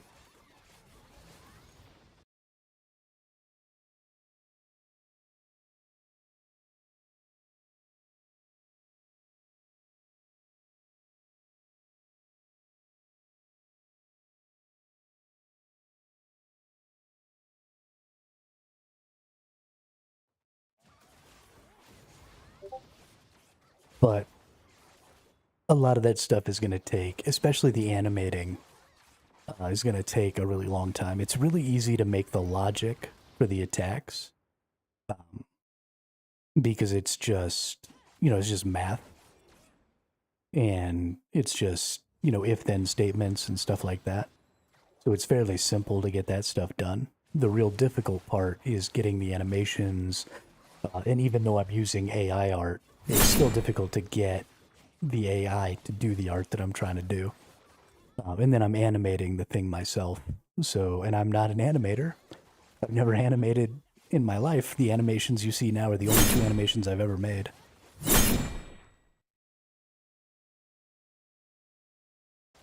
Oh my gosh, the poor Thesourusaurus. Y'all are just beating its ass. Why do you do this to the poor Thesourusaurus?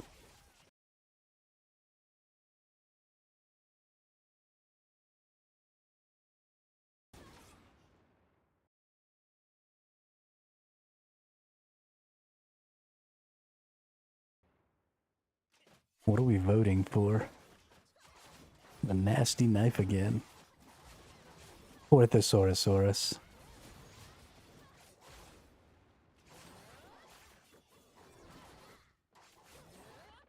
He just wanted to be y'all's friend. And then you started attacking him. Why would you do such a thing? Let's go back in and beat some more tower defenses here. Get 100 million.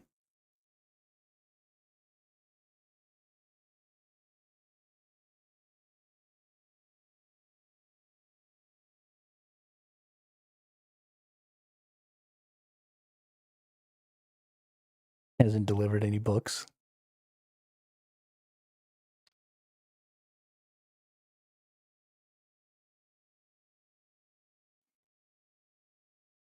Fucking nerds. You're all a bunch of nerds. This one's going to be super easy. It's only got one path.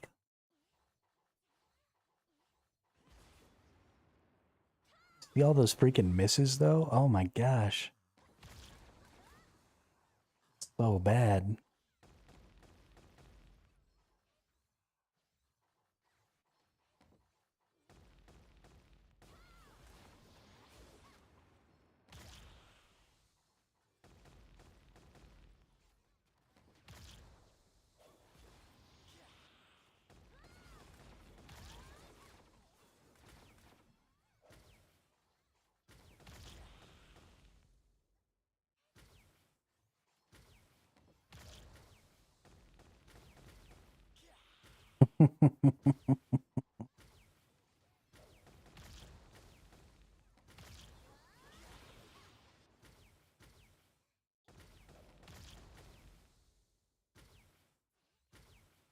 I mean, you would think that the best one for delivering books would be Petrie. Because Petrie flies. I don't know why you would get the slowest, biggest dinosaur to deliver books.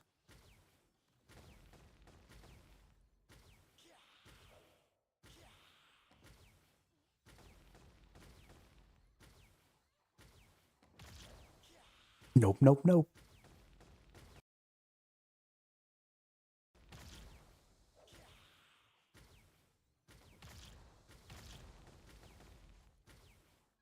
Man, it's been a long time since I've seen a Land Before Time movie. Like a long time.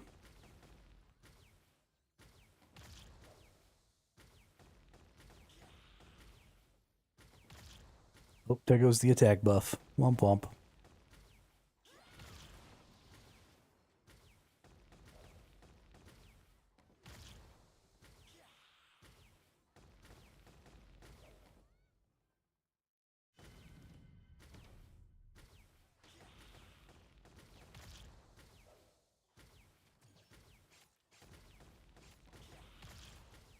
Oh, Namanja's gonna bring it back. Oh, it actually can only be used once every hour. So if it just faded, then that means it was only used 30 minutes ago. So I tried to make it so you couldn't just always have the attack buff up. Because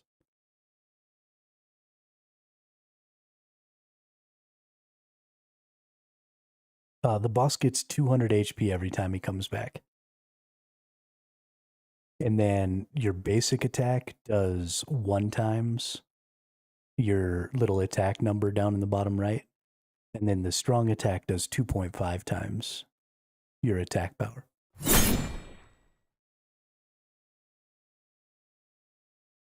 I don't even know what your attack power is right now.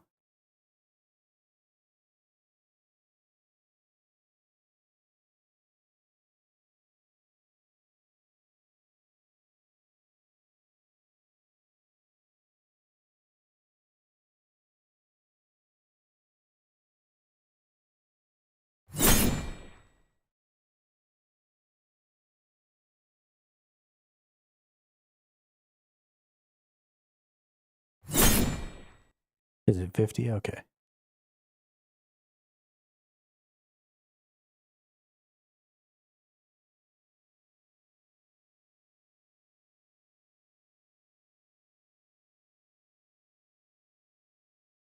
And then what's your regen? Y'all have an obscene amount of health right now. 7,000 health. 40 regen. Ridiculous. Absolutely ridiculous.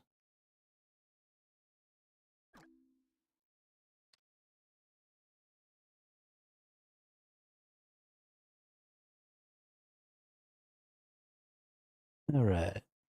You go here. You go here. You go here. Actually, you go there. Yeah, that's good enough.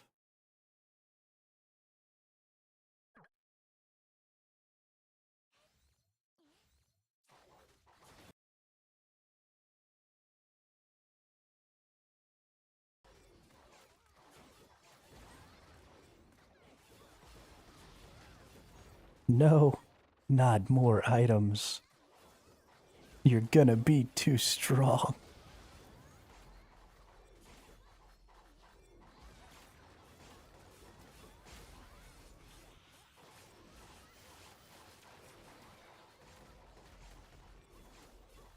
That dude almost got through.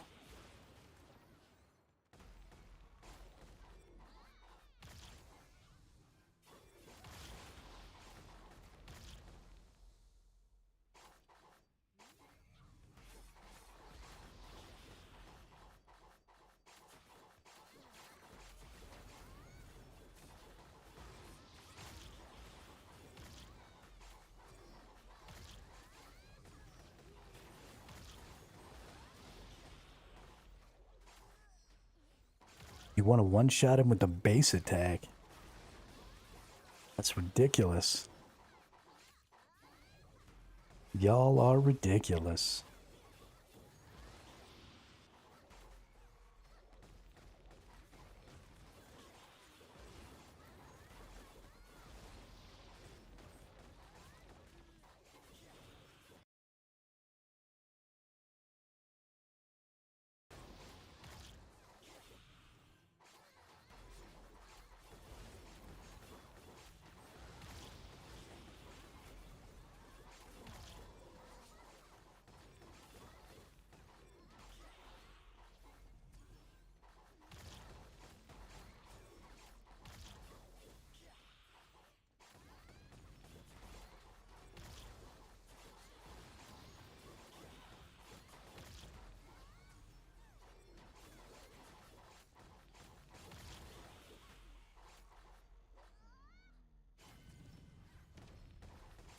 Big ugly lizard.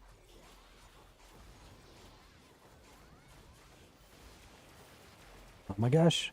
Freeze it. Do more damage. Ooh, that was close.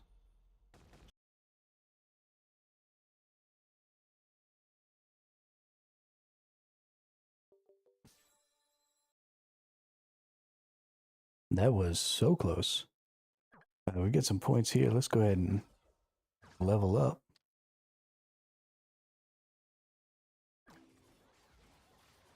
I can't do that right now. I don't have enough critters. Total star reward. Thank you.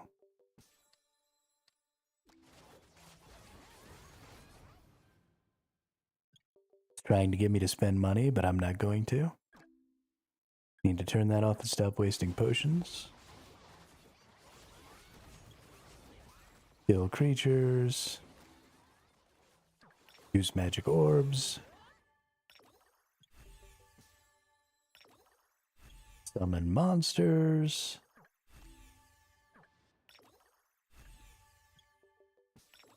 Clear a stage that I cleared a long time ago. No, Uslu, they are not reset every time. So you can bank points across multiple streams. There's also eventually going to be a whole bunch of different lurk commands.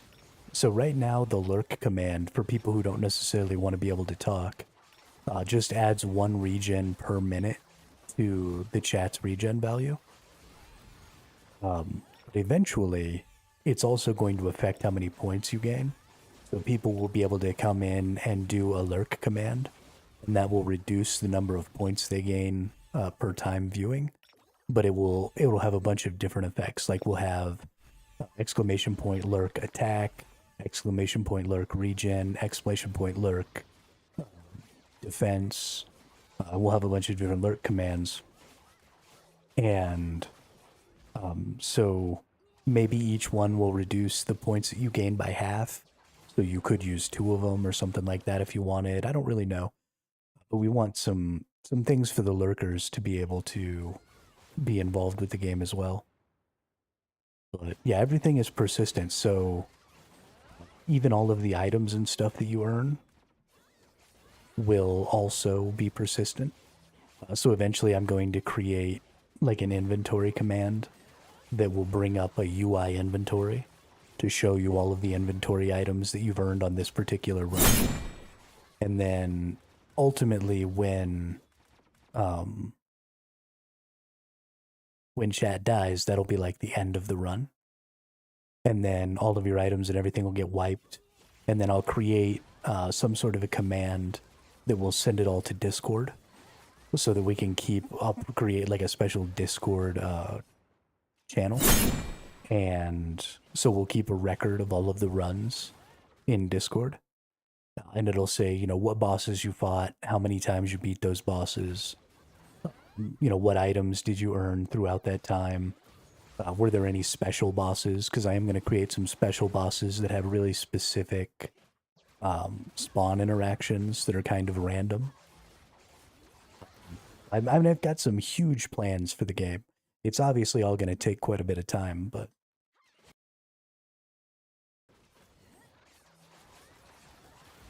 huge plans. I'll use 10 items.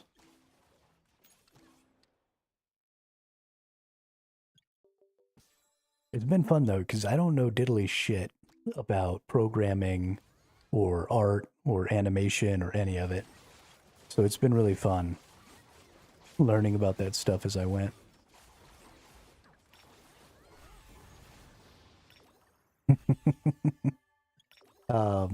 It's interesting because it's such an interesting input system.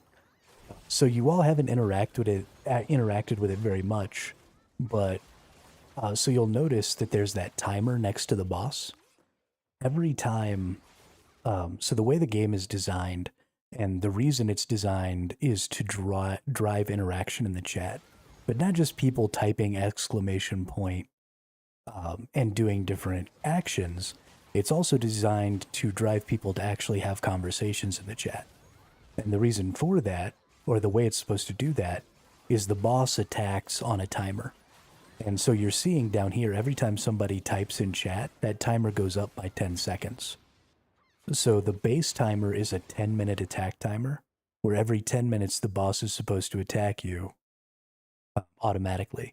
But then anytime somebody chats, it increases that timer by 10 seconds. So you can hold off the boss from ever attacking.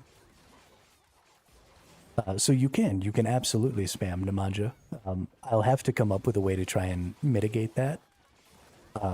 Right now there isn't any way. But absolutely, I will need to find a way to stop people from like doing the same, you know, just spamming 1111111 or something like that. But so you can basically stop the boss from attacking ever. But the reason that's supposed to be kind of a push-pull is the way the boss's base attacks and different attacks work is that there are words. So the Thesourusaurus works on synonyms. So there are 10 synonym groups, so 200 words for each of the Thesourusaurus's attacks. He has a base attack, a strong attack, and a heal. And so if you say one of those words in chat, then his attack triggers, whichever attack it happens to be. And so then if you say any of those 10 synonyms of that word, then, it'll trigger another one of those same attacks. So as chat, you can kind of narrow down and figure out what the theme of the words are and what specific words and synonyms are going to trigger attacks, and then try and avoid those in the chat messages. So you're motivated to chat because you want to keep this timer up so that the boss doesn't attack. But also chatting is directly how the boss will be triggered to attack. And so it's got this kind of like push-pull interesting mechanic in it. But it's a really, really interesting way to have inputs for a game. Because, a standard game, you use your keyboard or whatever, you're actually directly inputting into the game. And this is sort of this like weird abstract secondary form of input, which I think is really fun to play with. One of the things that I'm noticing is I'm definitely going to need way more words. So right now, we have like 200 words per attack. So there are 500 possible words right now. A little less than 500 because some of them have been used. But there's something like 450 something words right now that can trigger one of the boss's actions. And despite the fact that y'all have been chatting a pretty significant amount, even when you're not doing like commands and stuff with the exclamation points, we still have only triggered the heal one time, I think. And so I need a better way to identify when it's the time attack, and when it's something that you triggered, but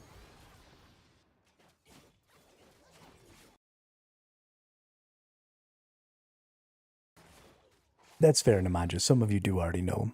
That's true.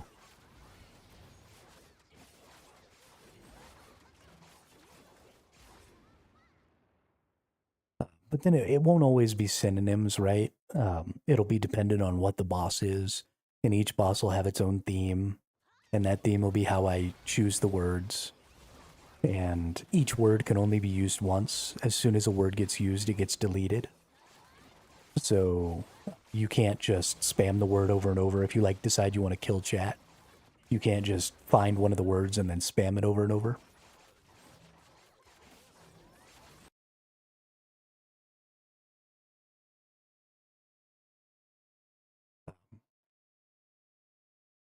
But we're working on some stuff. We're going to make it better. It's definitely not in its best place right now.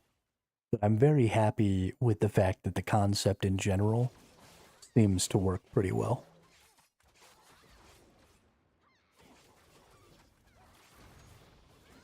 All right. Let's go back in here. Let's do some more bosses. We're going to kite. Even though I don't want to.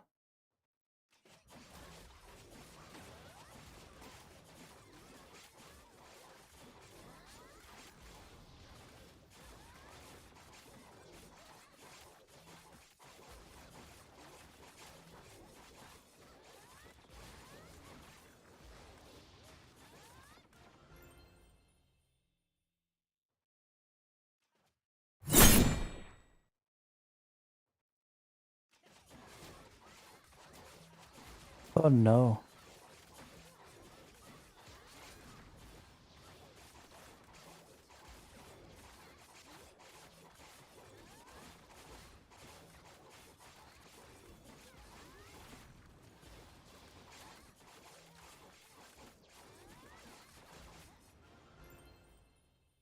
Jeez, one shot.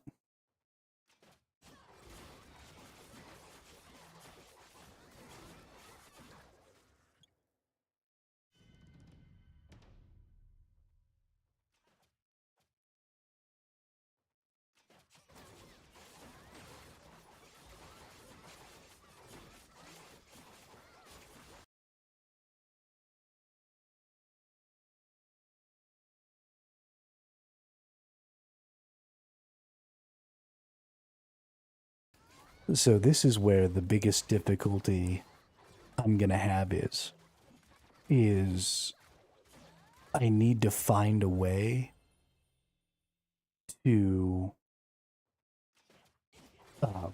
change the boss a little bit based on how many people are in the chat.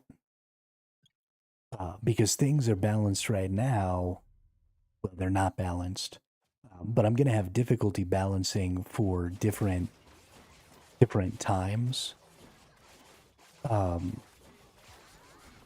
Where, you know, maybe there's only like a couple people in chat versus, you know, like 100 people in chat. Because one day, I would love to have way more people watching the stream.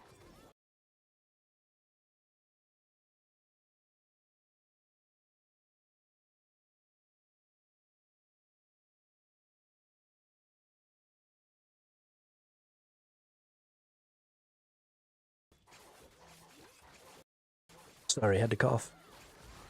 But yeah, so one of the big things I'm going to have to find a way to do is to make it so that the game is fun and engaging,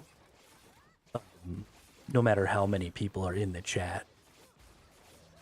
And so I think there's a couple of things I could do. Number one, the chat avatar is a bunch of nerds, right?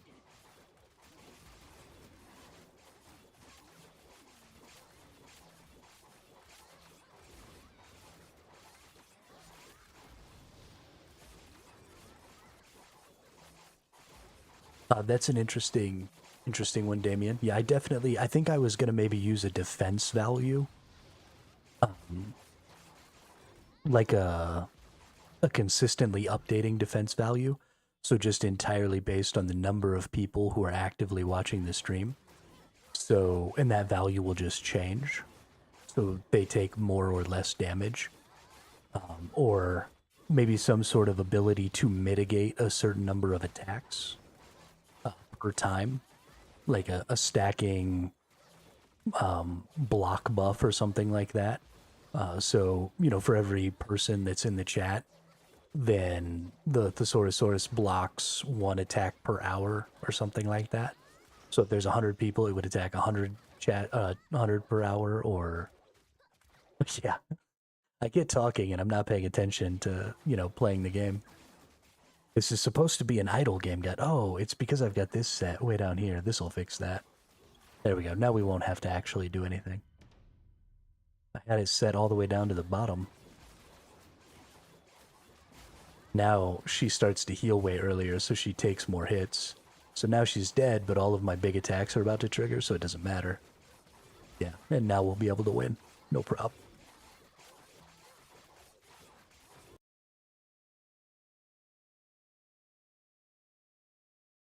Hey, yeah, have a great day, Uzlu. Thanks for stopping by and chit-chatting with us. I really appreciate it. And let me know if you decide you're going to play some Summoner's War Rush. I'm in the English 172 server, so if you end up in the same server, you know, send me a message on chat or something, or hit me up and let me know. And then I can come and find you in the critter thing and attack you. Attack, attack, attack, attack, attack.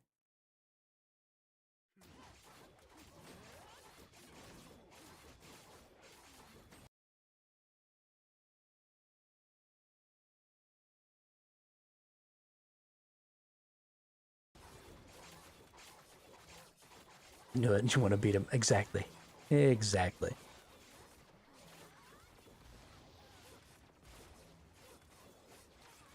Bye, Uzlu.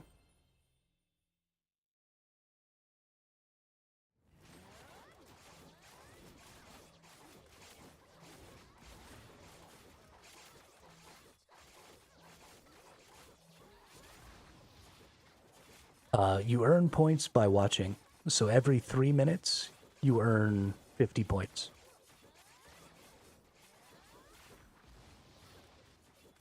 You're probably never going to get to use your Twitch channel points, Dark Rose. Because that would just exclude YouTube. So the points that you're earning right now and the points that you're using are sort of a universal point. they can be used on YouTube and Twitch, and ultimately they're going to be able to be used on, like, if I start streaming on Kick or anything like that, then you know, they'll exist, but they'll exist there too. But I don't want to exclude any group by utilizing something, a resource that only exists in one of the locations, you know? So probably never, yeah. They're just going to be there so you can compare them versus everybody else to say that you've been watching my stream for longer than everybody else. It's just a record of how long you've been a viewer and how dedicated you've been to watching the stream.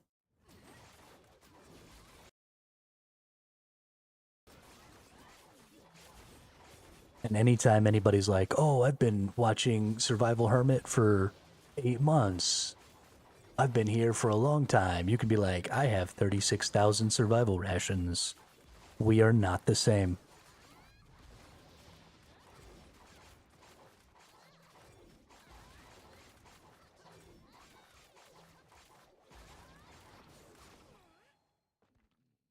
Oh no, he got me. Their command is show watch time. If it's something I would have to make, then no.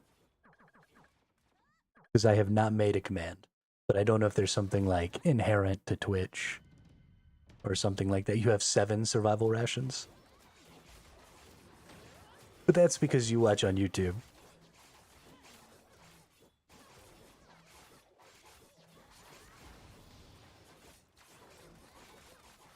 Come on, y'all. You can do it. Kill this thing. Get that Sphinx.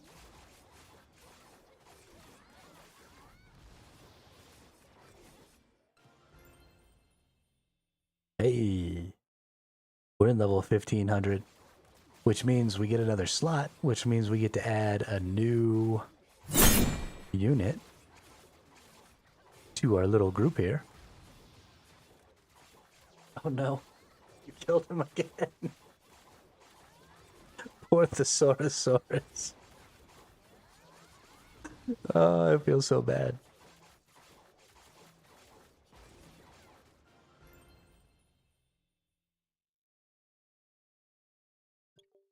I feel so bad for the Thesourusaurus. Oh, it's the sandworm? Yeah, we're definitely not even going to beat the sandworm.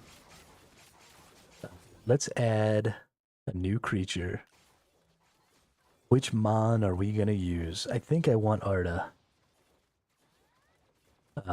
So Artemiel is, I think, going to be a super good option because the special attack that Artemiel gets is damage, decreases the damage resistance of the enemy by 20%.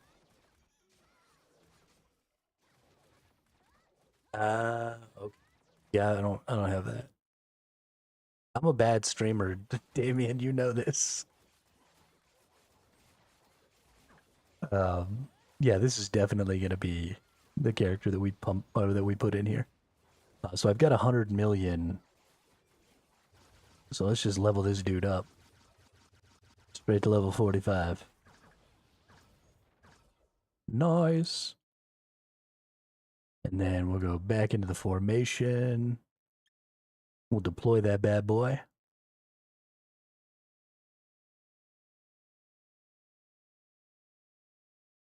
Noob. I am a noob.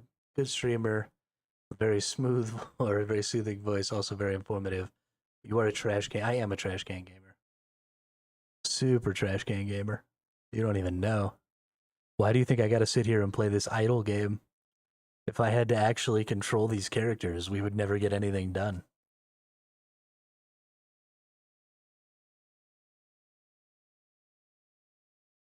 Alright. So update that formation there. We now have 900 million. We're coming up close to a trillion or a billion here, which is super exciting. We're gonna turn the boss back on, and we're gonna turn these back on. We're gonna see if we can just straight up kill this dude with this extra 20% damage buff thing that we got. Pretty hopeful. Oh yeah, look at all that. Look at how hard everything hits. Get shitted on, dude. How do you like getting shitted on? I'm the type of gamer that would play World of Warcraft and let his raid die. I would never. So I've always played the tank, and I pride myself on the fact that I die first every single time. That's my goal. That's my mission. Nobody dies until the tank dies. That's the rule.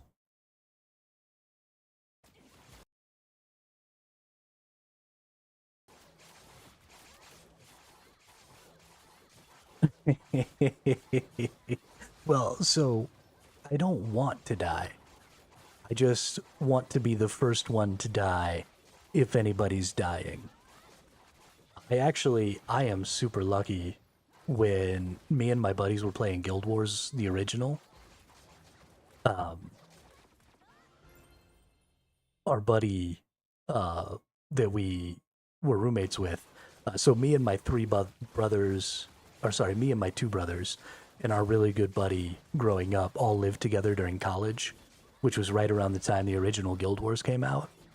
And so I played tank, my two brothers played DPS, and then our buddy played healer, and he was stupid good, like stupid good. He played monk ritualist, and like I did some dumb crap trying to get us all killed, and then he would just very calmly keep me healed, and we would just take on like, 5 or 6 or 7 big pulls at a time. Despite the fact that I was constantly just trying to get everybody killed. So I'm kind of spoiled from that experience where I don't even know if I'm a good tank anymore because I just never even really had to care because of my friend. Um, did you hear that NCSoft confirmed there's a Guild Wars 3 in the works? So I really hope if they're gonna make Guild Wars 3, I hope they go back to some of the systems that made the original Guild Wars so good. Like having lots of different skills and having deck building be a big part of it. The elite skill system in the original Guild Wars was really fun. And so this is also kind of true in Guild Wars 2, but in Guild Wars 1, it was so easy to get gear that was like 95 to 98% perfect. It was only really hard to get that last 2 to 5% of power. And so everybody was on a pretty even scale, and it was all about the build that you made and your ability to play it, and not necessarily some arbitrary, I grinded for 10 hours and got, this gear that just makes me better than you. So I don't even have to play better. I just am better. And so I would like to see if they do a Guild Wars 3, a return to, more skill options, more skill choices, more basic gearing with a bigger focus on found cosmetics. Because I think that was a huge part of Guild Wars 1. Never played Guild Wars 1, only Guild Wars 2. I hope that if they do Guild Wars 3, they make the PvE endgame better. Because when I played, no one did dungeons, and it seemed like PvE endgame was only doing the zone metas. Yeah, the PvP the PvE endgame of Guild Wars was a little weird. It's because it didn't really seem so when Guild Wars 2 first came out, the dungeons were pretty big. I remember going and doing the Ascalonian dungeon and getting the Ascalon tiers. But I only really played Guild Wars 2 like way back at the beginning. You fucking nerd, he killed me.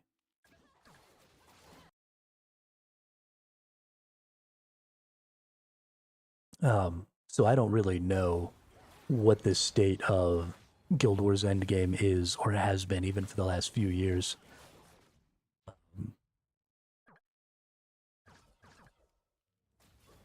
But yeah, no, I mean, I like Guild Wars. I like the IP. I think Guild Wars 1 was great. I personally didn't enjoy Guild Wars 2, but it was still obviously a good game. Lots of people have played it a lot. So if they're gonna make a Guild Wars 3, I have every reason to believe that it'll be a good game. Played Guild Wars 2 through the main game and its first two expansions, Heart of Thorns and Path of Fire, I think it was. Yeah, I think the second one was Path of Fire. The story was far more engaging than Final Fantasy or WoW ever was. I mean, and that was kind of true of the original Guild Wars too. Even though I don't really care much about storyline, the story of Guild Wars 1 was fairly interesting. You know, I didn't really ever stay and watch cutscenes or give a shit. But it was there. And so people who enjoyed it, you know, had that opportunity.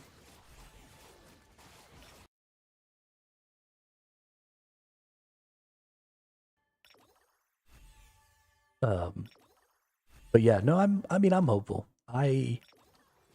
That's because they've done such a good job with the first and second installments of Guild Wars.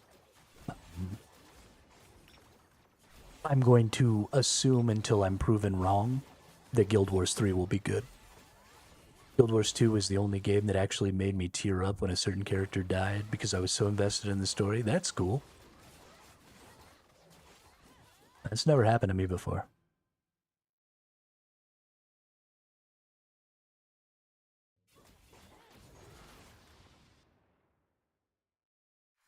That's real cool.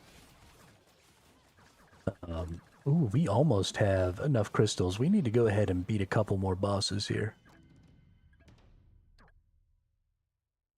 Do a little swoop-de-loop. Swoop, swoop-a-loop, swoop-a-loop, swoop-a-loop-a-loop-a-loop.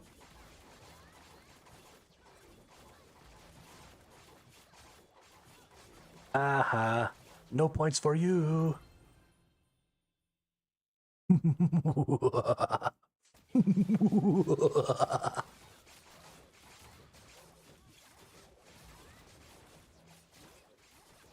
Oh, I forgot the kite. I'm gonna lose. I was too busy evil cackling, not playing the game.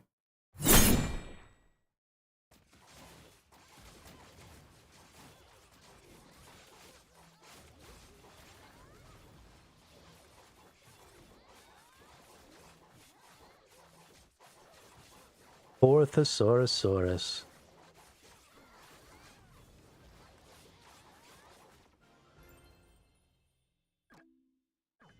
People just out here murdering him.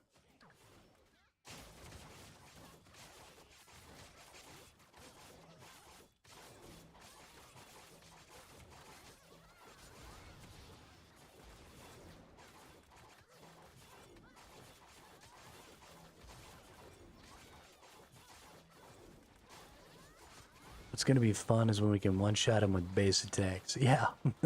Then it's only 150 points to gain a new item. I was considering resetting the chat, but I'm just going to let y'all keep killing this Thesourusaurus and see how ridiculously overpowered you get by the time I finally get around to fixing the Godot version and getting it implemented.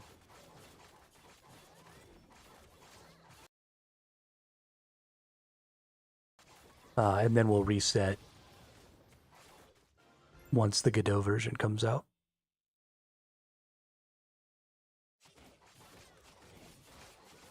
I need to come up with some new words. Get a new list of words for the boss's attacks.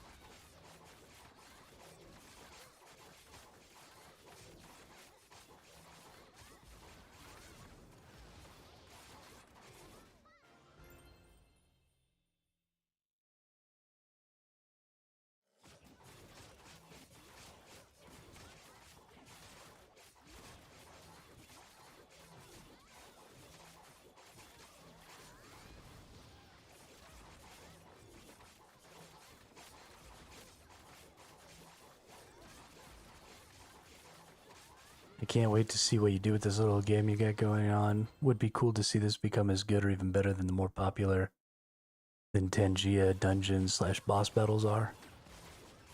Let us get gear for individual characters and stuff.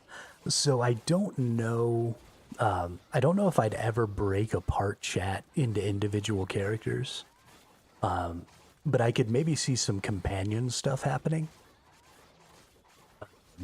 You know, we've got chat and all that stuff, but maybe in the future, some of the bosses could be defeated and become companions, and then maybe we could gear those companions in some way. But I really like the idea of trying to keep chat as a single entity. But yeah, I mean, adding gear that visually changes the way chat looks is definitely on the list. Changing the way animations work because of that gear is on the list. All that stuff is definitely going to be. So chat's boss is nerds. And then have our minions or individual characters be dots. Pets made of Mike and Hikes. That's funny. I wonder, I'm probably going to actually have to change it and not let it be nerds anymore. I imagine that I'm probably breaking some sort of copyright law, which is unfortunate. But I'm willing to bet that I'm not actually allowed to do what I'm doing. So I probably need to change it.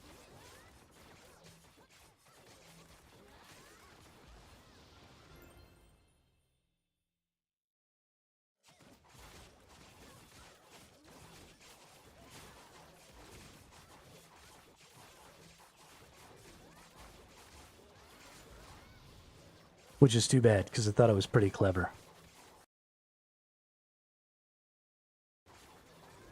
But we'll see. We'll see.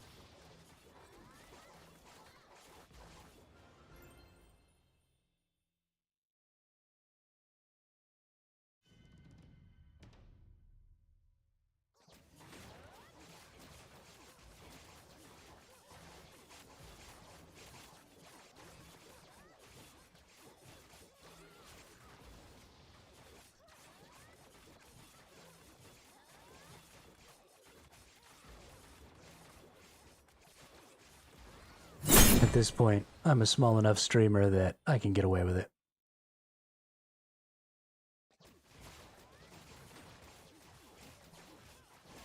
Oh, my poor Thesourusaurus. He is dead once again.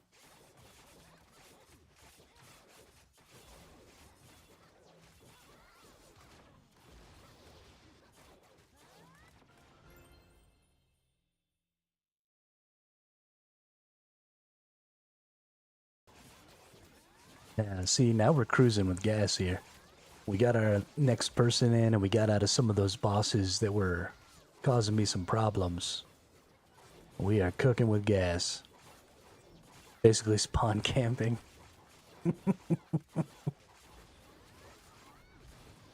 No spawn camps. No spawn camps, no golden guns. No odd job.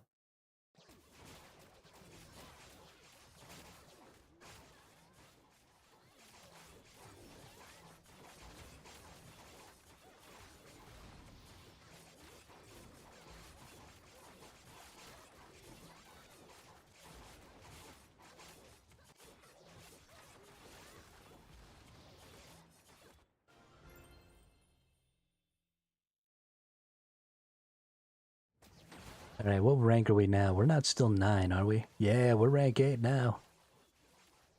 What's up, Fulios?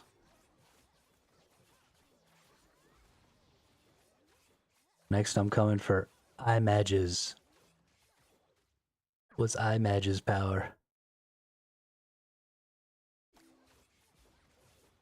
Images 1.19G. How are you only 1500 at 1.19G, brother? And what's with these items? better items, dude. I'm taking your spot. What about you? 1.3G? Yo, what is going on?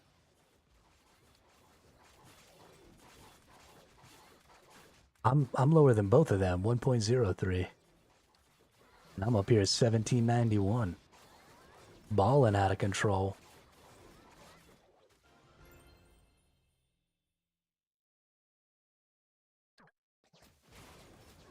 I gotta admit, I'm a pretty big fan of all the emojis.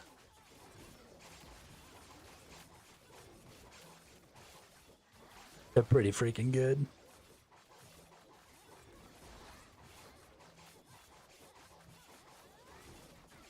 If I do say so myself.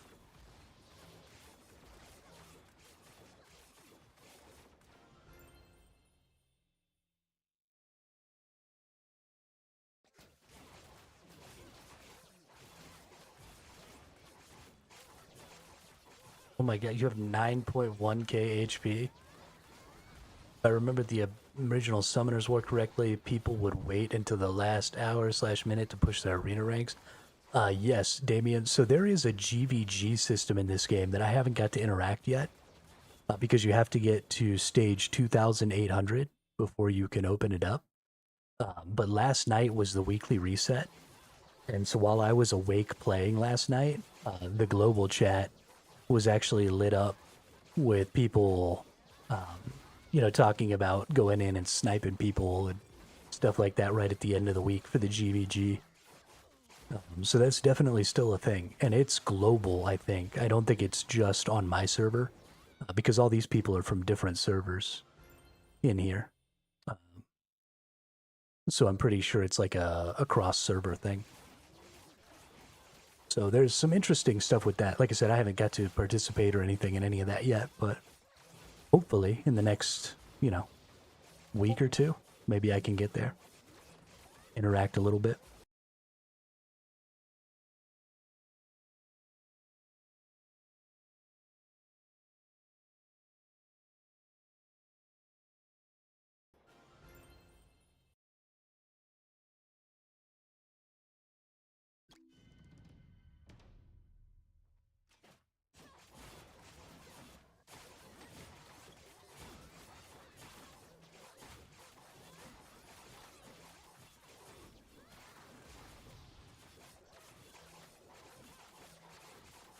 Boom, ba-doom, ba-doom.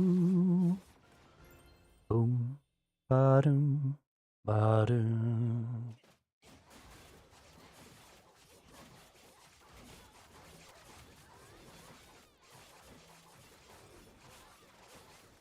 I love all those things you're sending me on Discord, Cheesy Snakes. I think that's a phenomenal idea. Like, really phenomenal.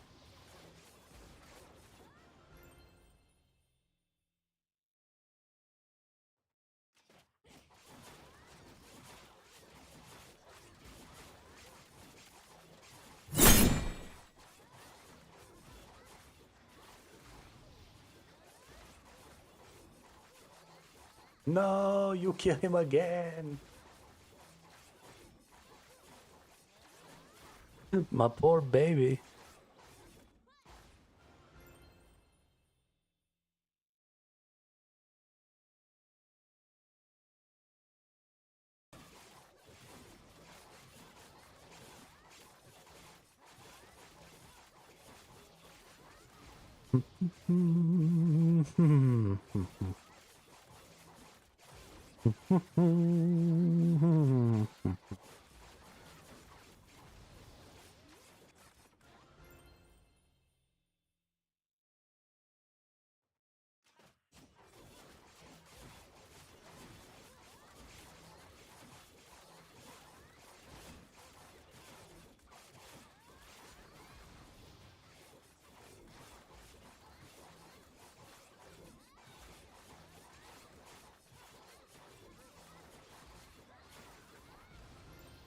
We are close. One more and we're there. Nice.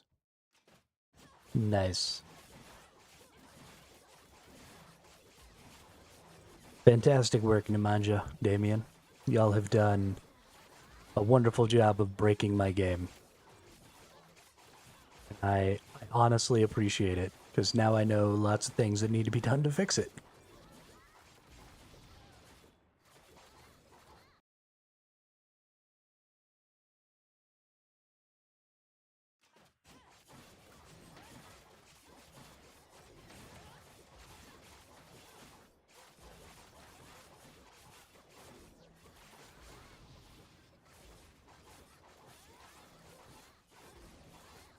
Yeah, you fucking Minotaur.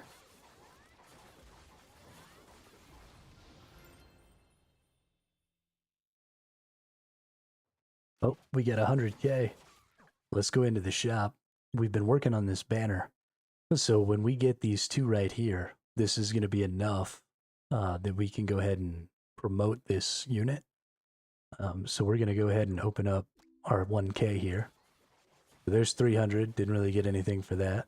There's another 300. Hey, we got a legendary. What was it? Nice. Celestia. And one more 300. No more. And then we got to do 330s. No legendaries. And a 10. No legendaries. But we did get one Celestia. And now we've gotten two of the Suyuha. So now we can actually go in and promote Suyuha there. And because she got promoted, that means that she gets another trait, which means we can go in and get her some more crit rate, which we're definitely going to do. The reason her crit rate is so important is this ability right here increases the attack speed of everybody by 20%. And then also deals an additional 100% of damage as added damage.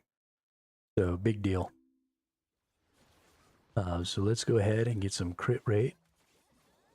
Now, so there is a chance on here. You can look at the drop rates.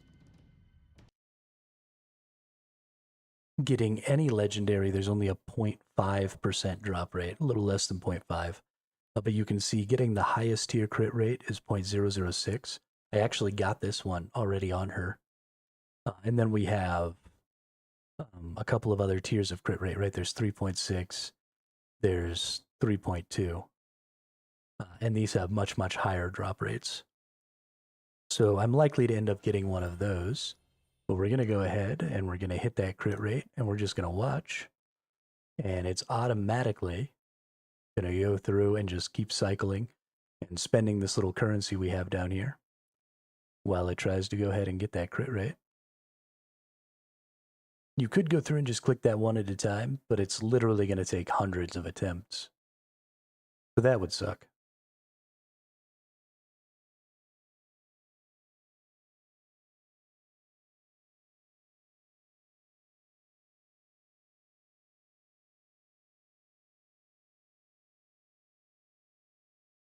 Give me my crit rate. Come on now.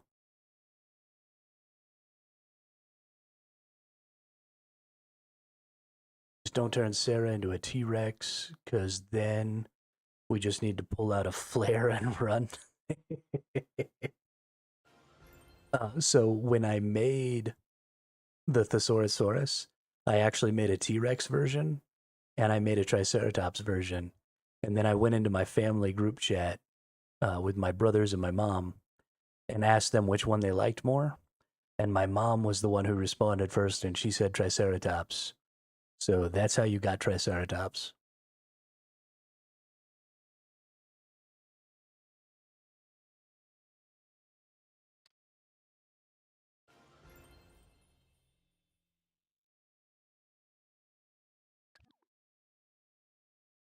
I actually still might have. Let me see if I have it. I might still have the image for the.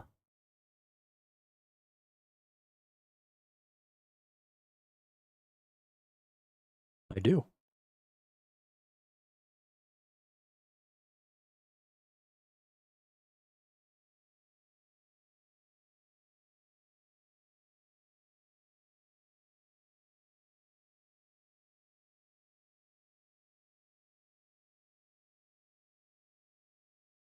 Let's see. Let's add a media source.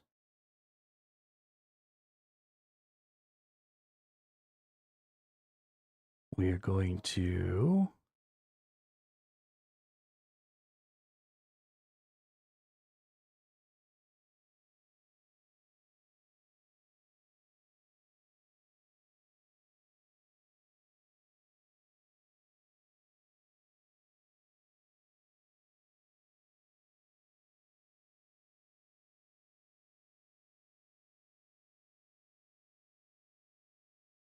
did that work?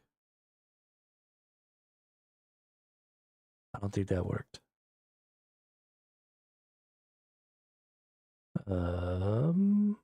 Remove. Yes. Add. Can I just add an image? I can. Add image. There you go. Browse. Add. There you go.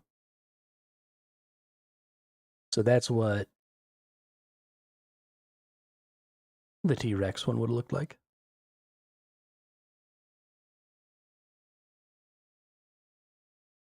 Rawr.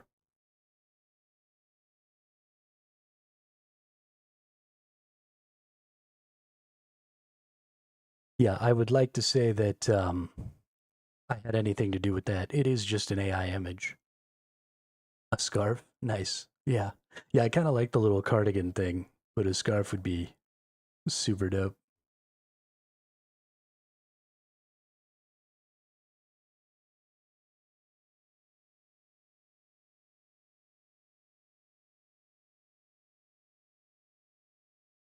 All right. Bye-bye, T-Rex.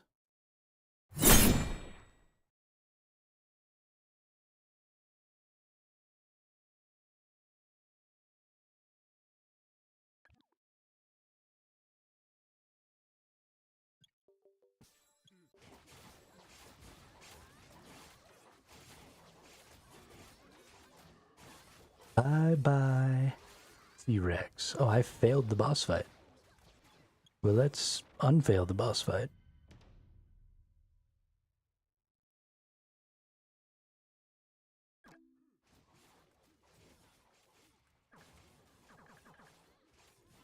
Singing bye-bye, Miss American Pie.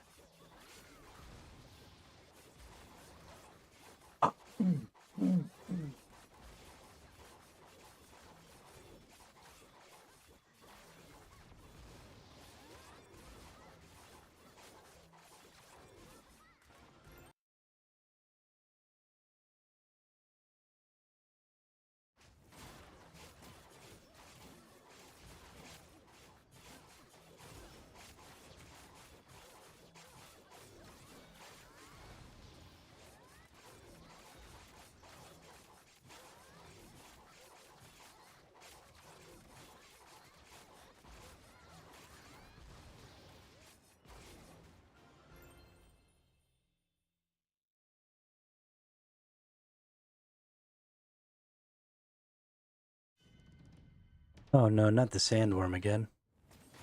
I hate the sandworm.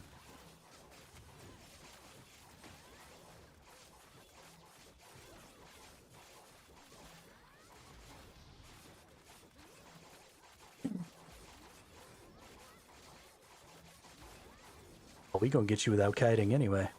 Get wrecked, dude. Get wrecked. How does that feel?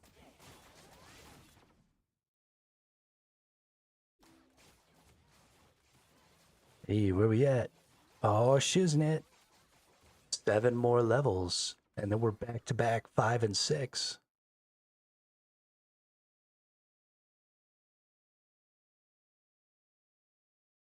Oh, game's freezing. We might be about to crash. The game really hates it when I alt tab. This game runs like shit. It is atrocious. You would think after 20 years of having a mobile PC crossplay game that they would have any idea at all how to make a fucking PC client, but It does not appear that they have that ability.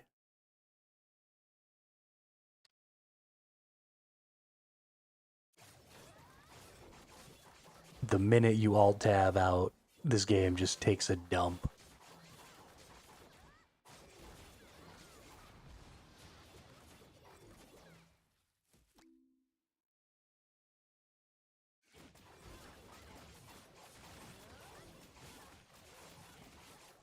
Yeah, they have a couple actually. So they've got Summoner's War, they've got Summoner's War Chronicles, they've got Summoner's War Sky Arena. Um, they've done a number of different things with the IP, which I think is really cool.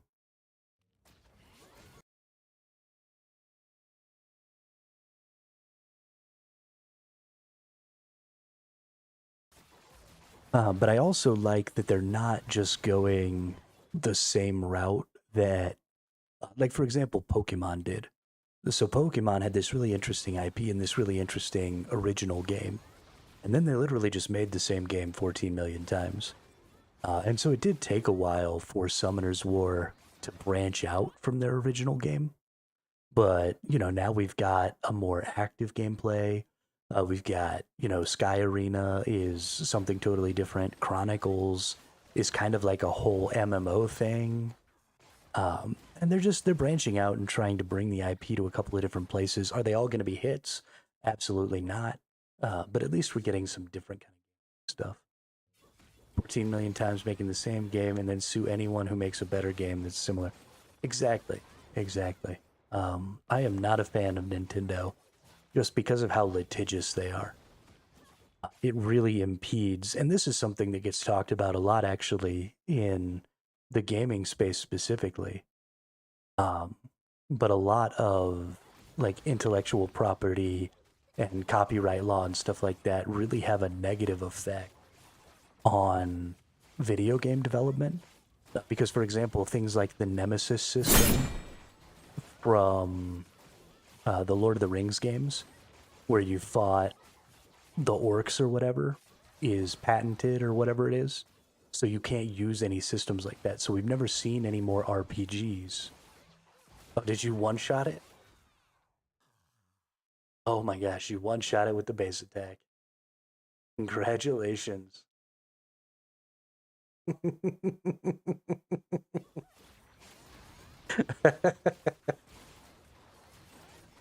That's fantastic. I love that. I love it.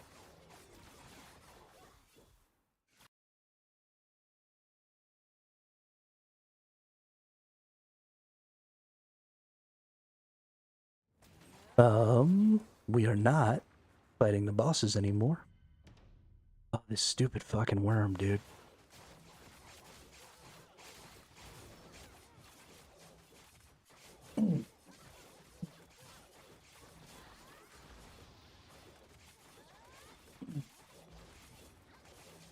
There we go. I think we're still gonna get him. Yeah, get that worm. Kill the worm. I believe. I believe. But we didn't make it. Alright, we're gonna change this. We're gonna use the big boy potions here.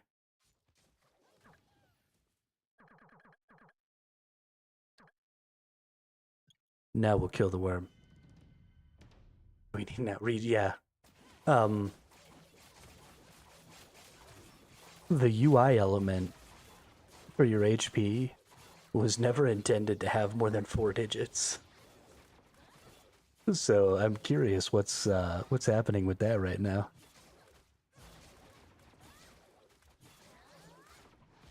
Okay, can we not, like, what's going on here? Just kill the fudging worm.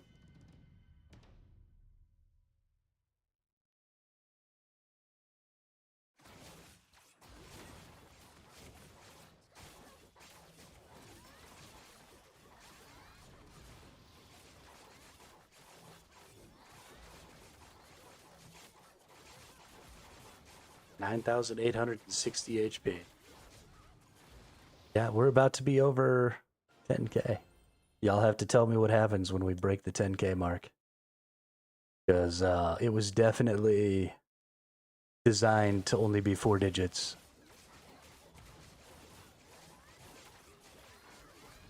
But y'all insist on being fucking crazy, so...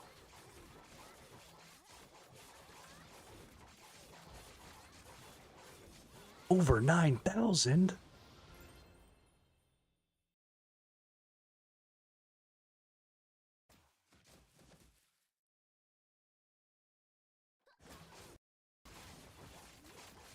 No.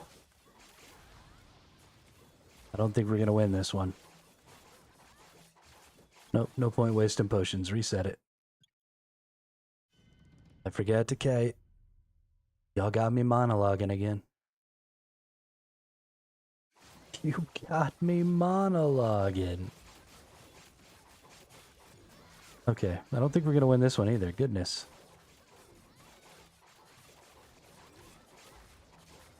Can the worm stop fucking up my life, please? That'd be really fantastic.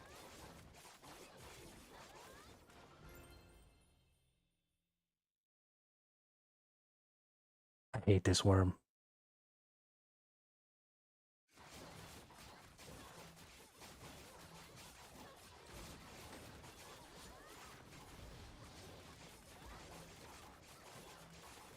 Oh, he didn't get petrified. That's bad.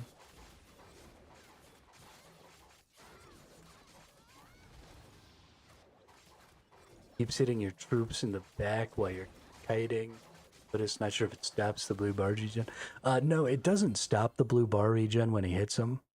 It just causes the fight to start, so it doesn't start until he gets close enough.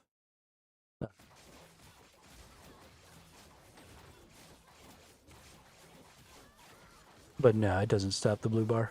He's just really, really strong, like disproportionately so, compared to all the other bosses. Like, I'm using my best potion and all that stuff, and once I kill him, the boss that comes after him is going to be super easy. And so I'm going to go down to, like, my worst potions and all that, and I'm still just going to be able to kick the next boss's butt, and it won't even be a problem, because this one is just so strong. This one and the Farfalla, the fairy, are both really, really OP. And I almost always have to kite them when they come up, no matter how strong I am.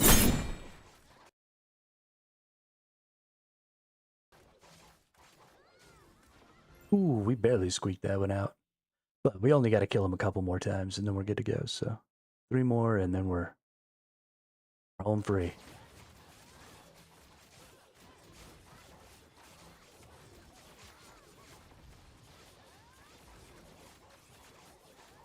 His attack speed is just so fast.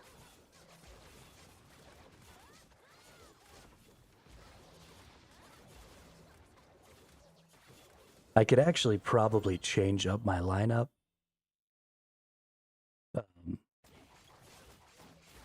Let's do that.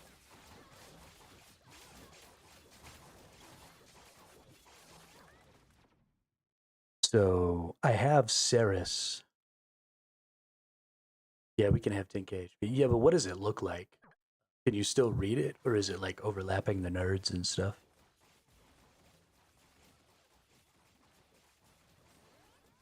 Let's go 100k. Oh my god.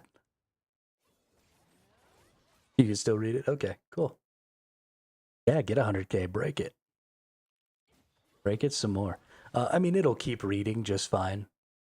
It's a long variable, so it should be able to go up to millions or billions or something. Should be able to have a shit ass load of digits. So, but eventually it'll start to overlap because it just keeps adding the numbers onto the end over to the right side because it's aligned left.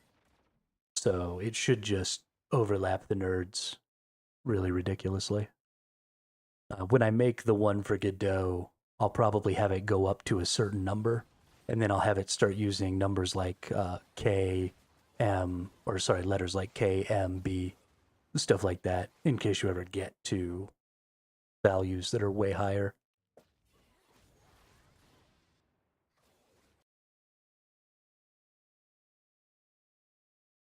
So we can keep it constrained a little bit. Or we'll put it in an actual bar instead of just being a number. And then we'll put the number in black inside of it or something. What was I doing? I was changing out one of these creatures. So let's take out... let's take out Lapis. Go to formation. Let's take out Lapis. Let's put... So laggy.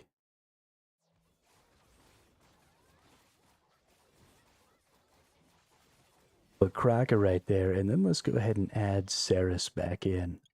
So Ceres is one of the lower tier mons, but her crit attack causes the affected targets to miss basic attacks. So I have her pretty well developed right now with a lot of crit. So hopefully she'll get in there and crit the boss, and he'll stop hitting his basic attacks. And then she should have some accuracy. Nope. But yeah, hopefully this'll work.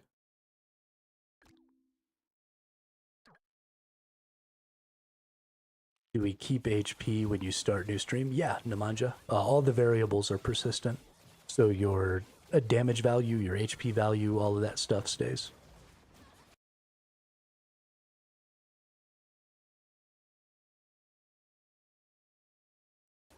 I definitely want it to be a persistent thing like that.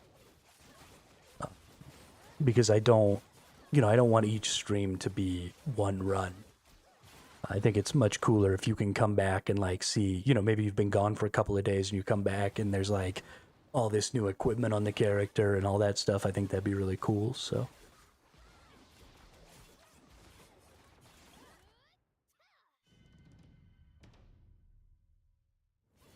Alright, let's see if Ceres's crit thing can do anything here. Yeah, she doesn't seem to be stopping him from hitting anything, which is kind of annoying.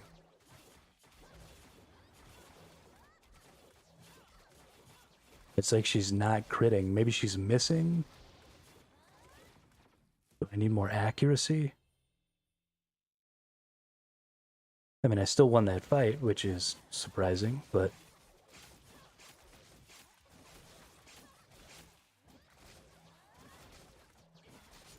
He didn't even start off attacking my tank. He started off attacking 2 other people. That's annoying.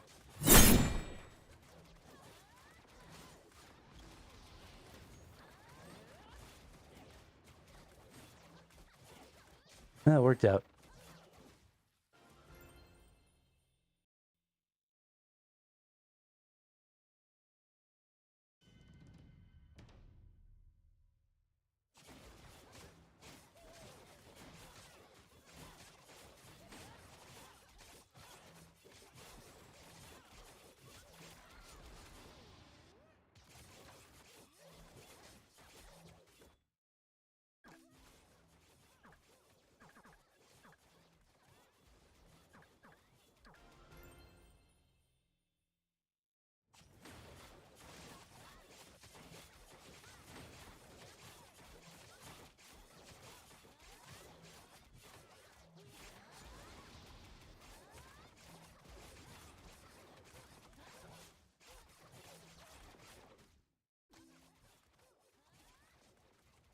Hey, there we are. Number 5 and 6, all me, baby. What's up? Who's the best? I'm the best.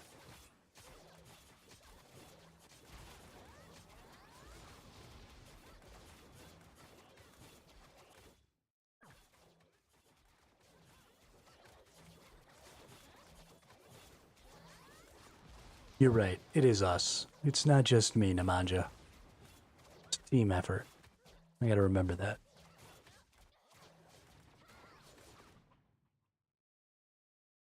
Okay.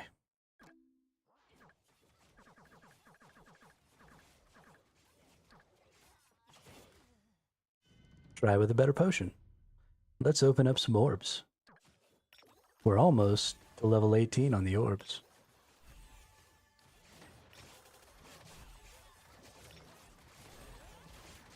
Which will mean more better goodness.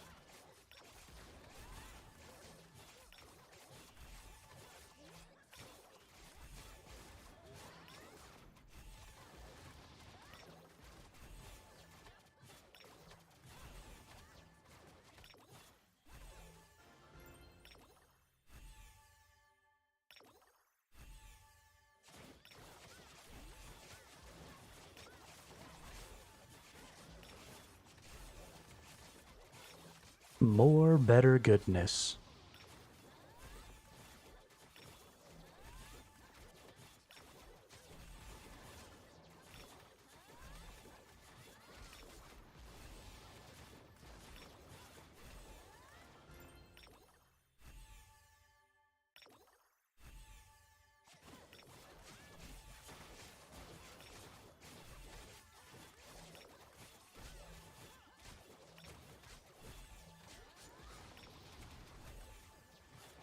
Alright, you can give me a good item anytime now, game. I'd be okay with it.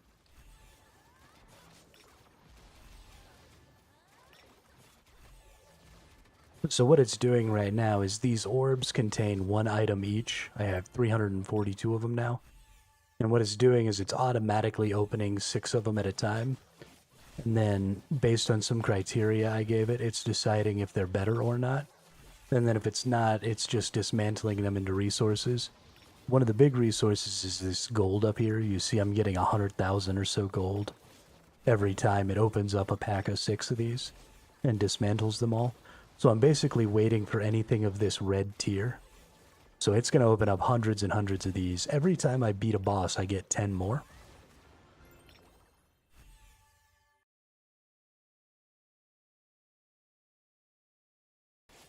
And that's kind of one of the main power-up loops is kill boss, get orbs, open orbs, get gear. And then as you level up your orb, so I need to get 400,000 of these little crystals, which you get from dismantling the orbs. And so you level up this this orb thing here, and then it increases your chances to get higher and higher and higher tier gear. And that's how you become super duper strong.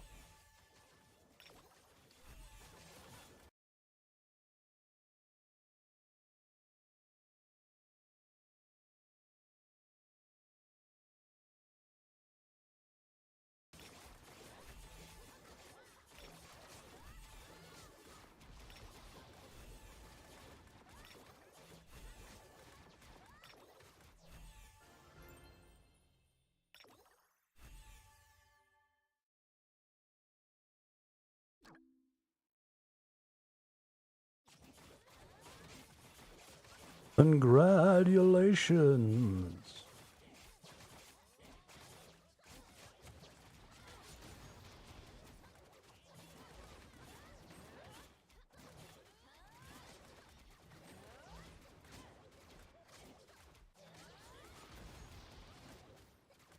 Diddy Kong Racing. Oh, I did not win that one. Ooh. I got one of those items, though, that I've been looking for. Check it out. Alright, so this is one of the first times y'all actually get to see. But you'll see here, that's too bad. This item might still be better. So this one will give me 79,000 HP versus 53. And it'll give me 7,600 defense versus 5.3k. But it also gives me 31% increased attack. Now that is 31% increased attack off of the base attack. And that base attack includes all of my added damages and stuff like that. But I still think that's probably better than this base here. But I'm not 100% sure. I feel like I'm going to go ahead and change it out anyway. Just because more red.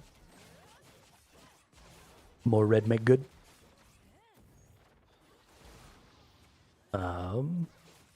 Yeah, my power actually dropped when I did that. Oops. I might have just fucked up just a little bit. I have way more HP and defense now, but less attack damage. Let's see if that actually helps with this.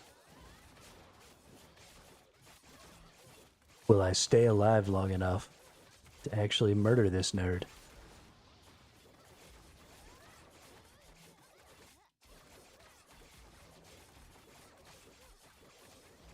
I don't know if it helped or not, but I guess it didn't hurt.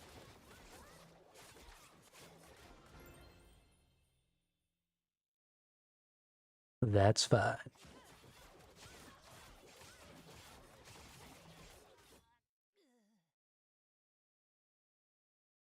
Stop freezing.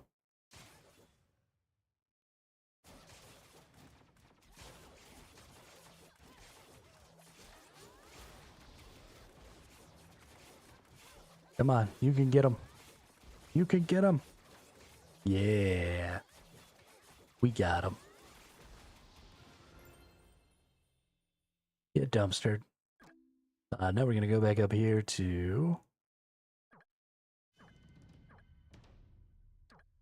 a higher tier 1.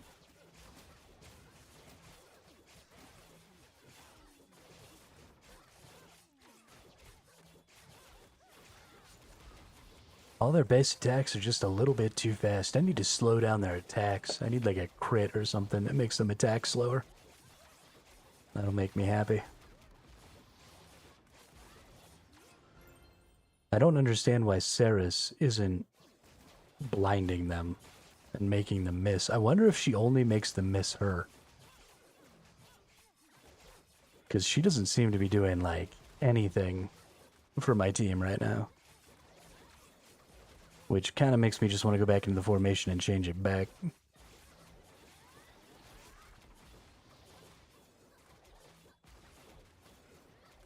Put Lapis back in there instead.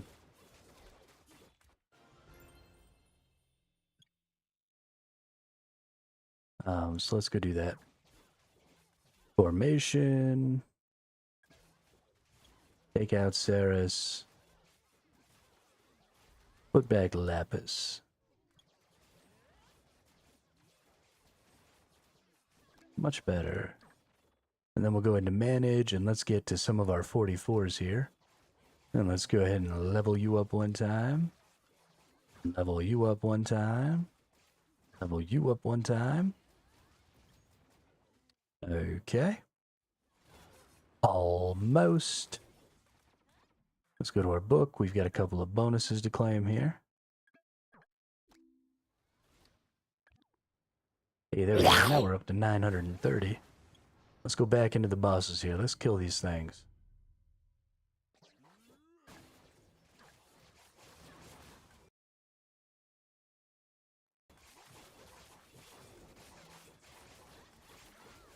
Yeah, every time he kills 3 of my freaking frontliners. Attack speed's too much. We're still probably gonna win. It's gonna be close.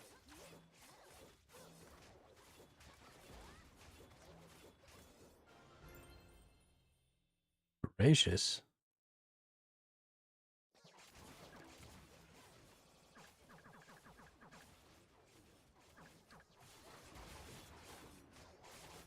Layla.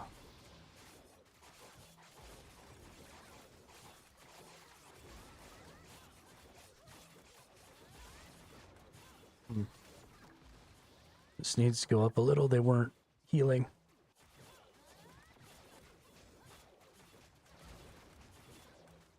Ooh, that was close. That was close. I'm only about 100 million weaker than my other account.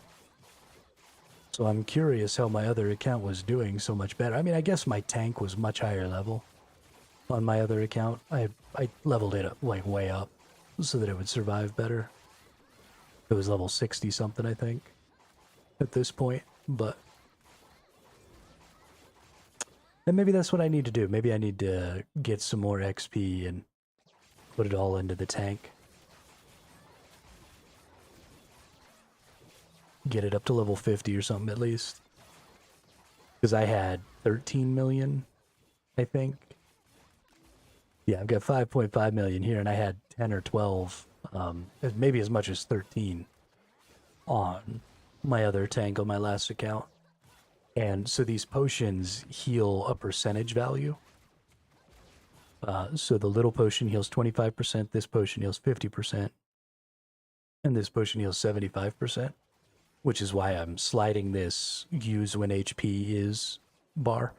I've got this one at 30, even though this gives 75, because sometimes the enemies do more than 30% of my health, so they can kill me from above where my potion goes off if I have it like down at 25%.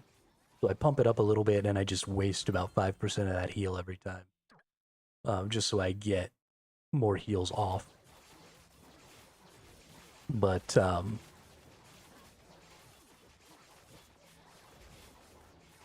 yeah, I don't know. I think probably leveling up that HP is probably going to be a good idea. Or maybe the other thing I could do, Ophelia is traded. Oh no, she's not. Okay. Okay. If she gets a trait, then I could try to put defense or HP in that trait. Or I could maybe use, I do have Aerial, which is the other tank that I was using before. And I do have a trait for him. So I could maybe try and get like a really good defense trait on him. And then take the levels from Ophelia and level up this person. I don't think she has any other resources. Yeah, I haven't leveled up any of this. I haven't done anything else to her. So all she has is XP resources. And I can pull the XP out with this right here. And I have tons of these. So I don't think it would be too much of a problem to just go ahead and trait Ariel and use him instead. And I think I'm going to do that, actually.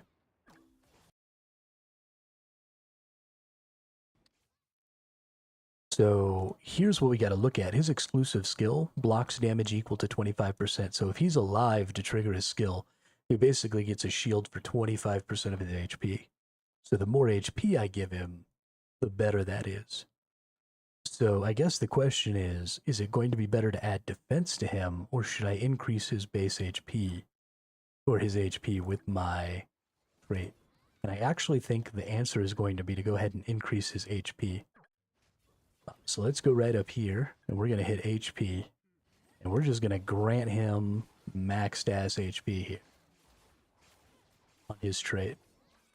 If we look at our drop rates, we can see what our HP value is. So we can get up to plus 40%, but we can also get up to plus 36% or plus 32%. Hopefully we get the 40, but I'll take any of those, really. I've gotten pretty lucky. I've gotten 2 4% crit rates so far, which honestly I have not rolled enough for that to have happened. So my luck right now with these traits is actually pretty out of control. My first 4%, I only used up 5k of these, so 500 rolls gave me something that has a drop rate of 0.0061. So 36%, so the mid tier, that's still really good. That's still a really good roll rate for getting that.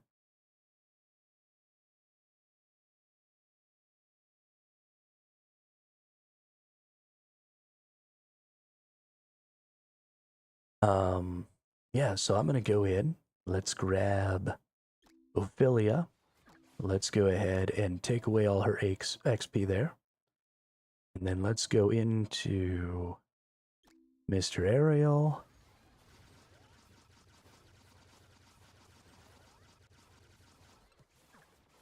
Let's level him up.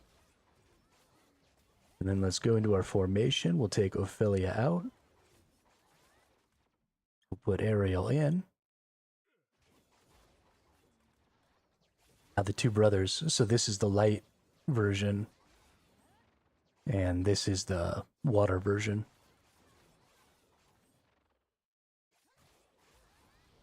I think this is the light version. Yeah, it definitely is. For sure. Nemanja got bored. Had to one-shot the boss again. What an asshole. Alright, let's level that up. Let's level that up. Go to the book. Claim all that. Alright, now let's see what the new, more tanky boy. He has 6.4 mil. Yeah, see, he's staying alive. He was alive that whole time. Now none of them are dead. Yeah. Yeah, that's working way better. Aerial was definitely the option. Being able to get that trait was the big deal. Right, another 39% or 36% HP is huge on my tank.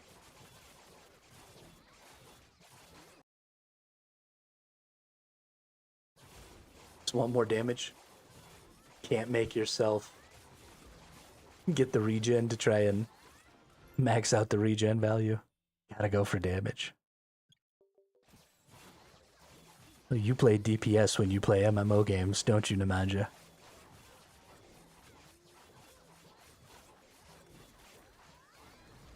Fucking DPS nerds. Run around thinking damage is the most important.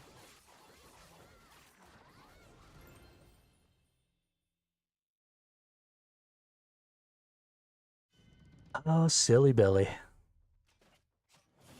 Let's go ahead and try and lower this down. See if that'll work with a lower tier. Lower tier potion. Actually, let's go all the way. Let's take it to 74%. Let's use the weakest potions and see if we can make it here. Layla. I don't think the lowest tier of potions is going to be good enough, but maybe. C'est possible.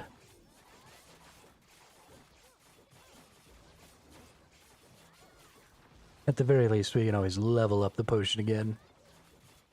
But at least this way we can use up, because we've only got 600 of these weakest potions. We still have thousands, right? 2,500 of these. So what I really want to do is I want to use up all these, and then I only want to be using the medium potions. Not that I won't get some more, but for now...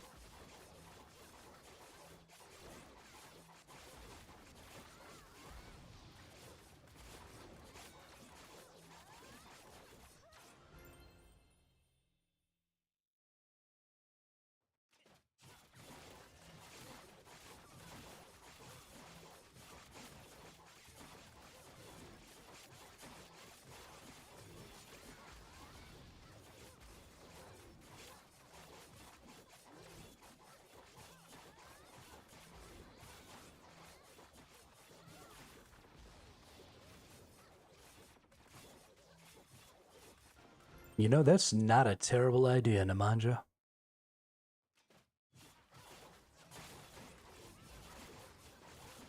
Not a terrible idea.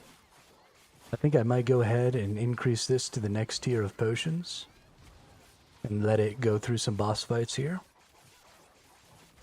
And I might go make something to eat myself.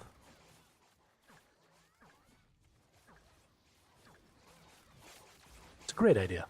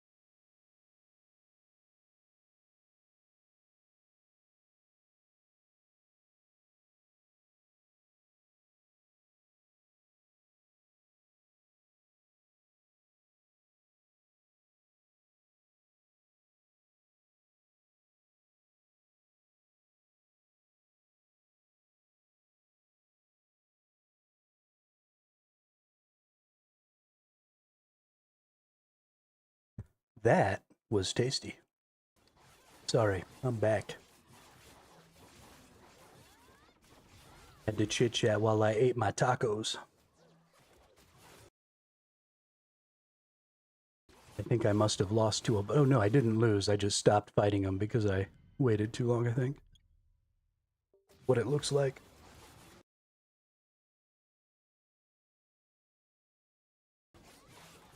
Yeah, this dude is a way better tank.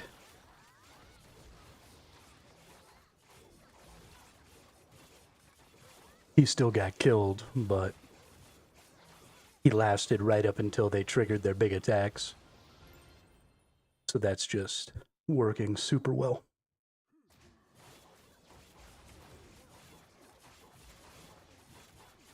I dig it. It's been dug. Yeah, we got 400 more of these little dudes here. Let's go ahead and open them bad boys up. Ooh, nice. Okay. Crush rate. So this is kind of like a crit. Crush and crit are kind of the same thing.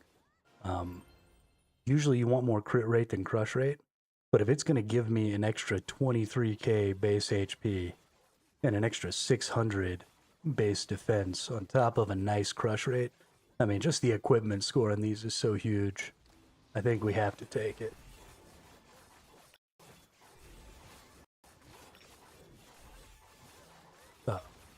And that'll actually put us up. Yeah, we're now up to 6.48 million. So that's massive.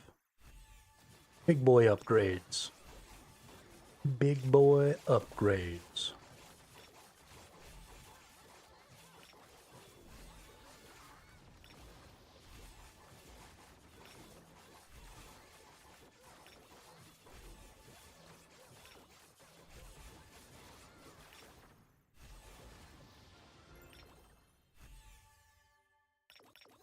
Hey, we at 1600.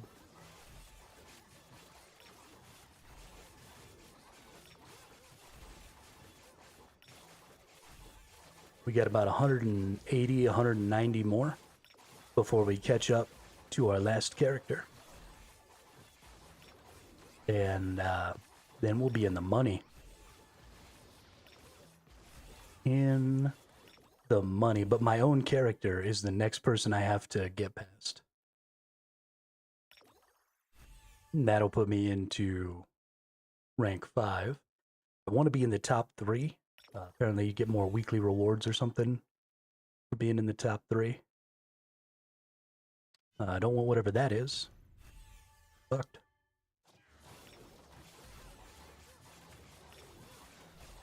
That's right, there are some hard bosses in here. This is interesting. So my last account would have had way more health than I have right now already. So it's interesting to me that with, I mean, literally like half as much health as my other account has, I'm able to do the same content.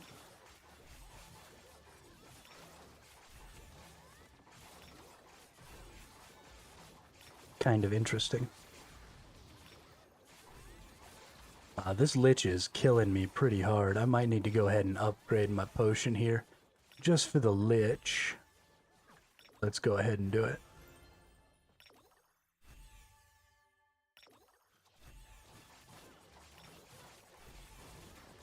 Oh yeah, lich kills me so fast.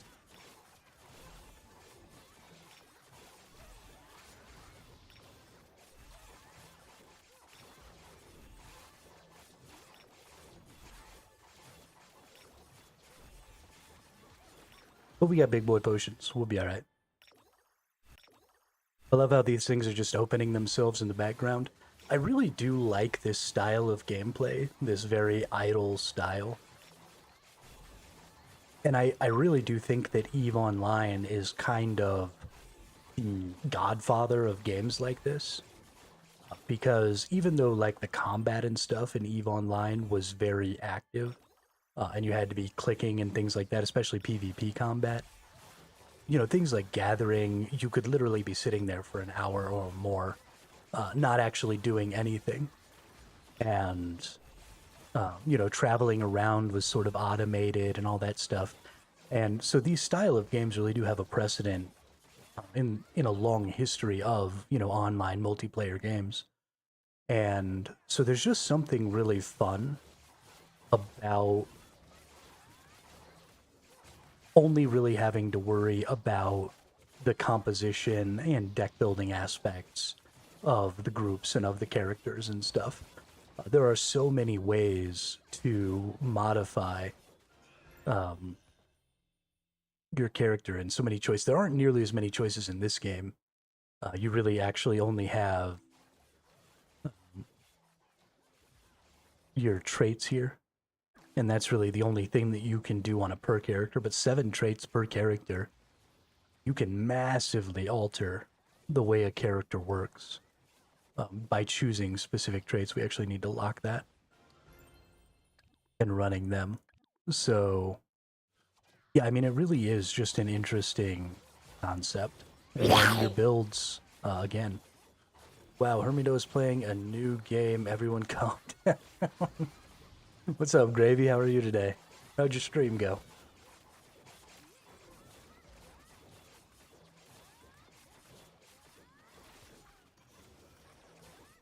You know me, man. Can't sit still. Gotta play something new.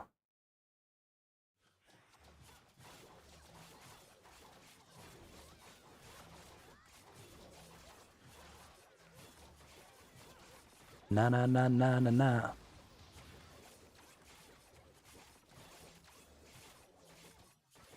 Oh no, he killed my petrifier. My dragon is dead.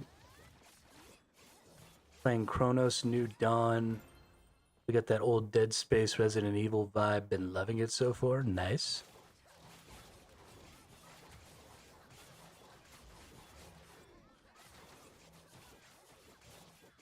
I dig it.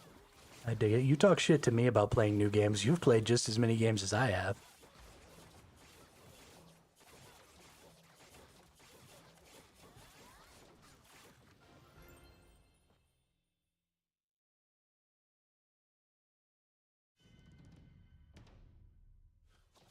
$85 new games this year. Damn.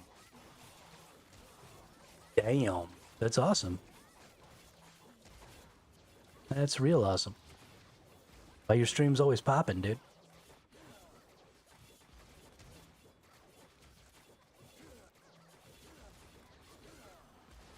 Okay. Why am I not killing you?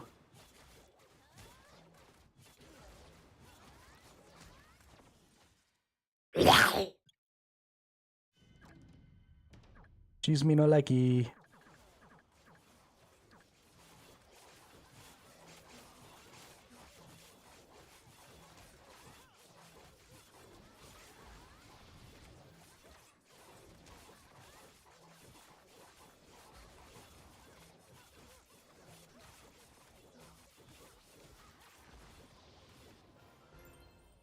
Oh, that's a cool one. Year-end tier list. I like that. I like that a lot.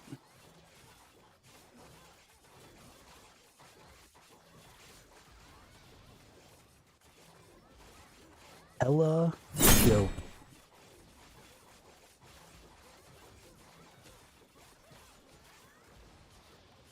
No! Imanja, you killed it again. Chat now has enough damage to one-shot the boss, so Nemanja's just been one-shotting the boss over and over again. Like an asshole.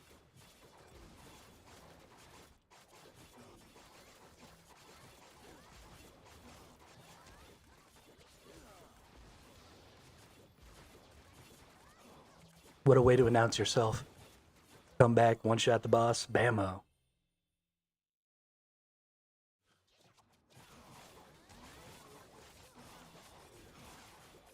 Surprise, motherfucker.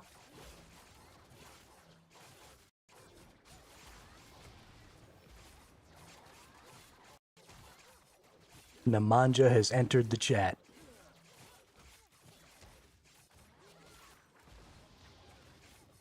Bosses should run for their lives. Come on. Yeah, we barely got it.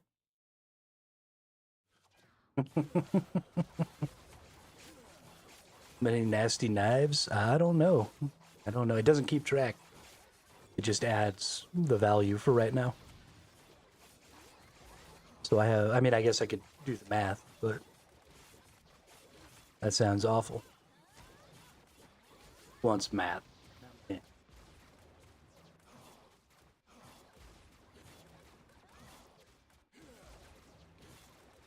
No. I lost again. Anga foiled again. Alright, we leveled up a little bit of attack. We got another 13.2k. Surely that's enough. Yo, he just insta-gibbed my freaking tank. What's up with that?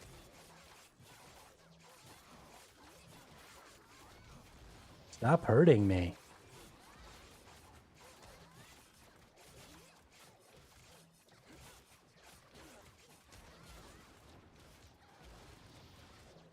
It's supposed to only give you 10 damage, but it actually gives you 20.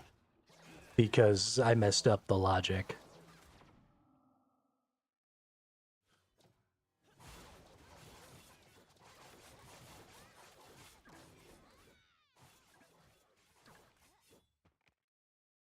Alright, let's go beat another chapter then.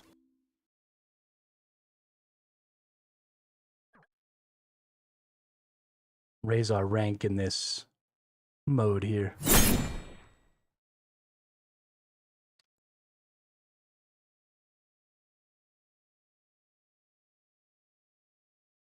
don't think the boss is back yet, Gravy. I think it's right now.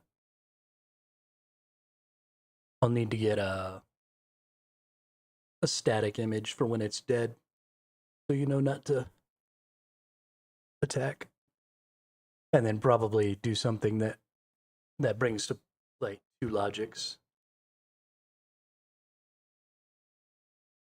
It needs to not allow you to use attacks when the boss is currently in a dead state, and there needs to be either it needs to be disappeared or it needs to be like lying on the ground dead.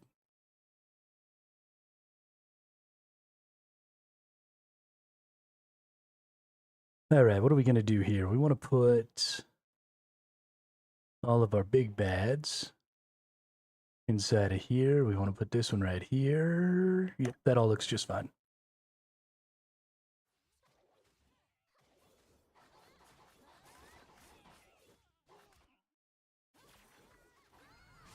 So laggy.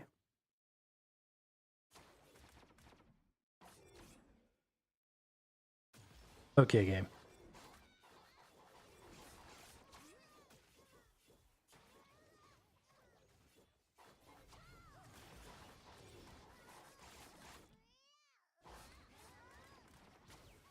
Don't need strong attack, you can kill it with base attack. That's also true.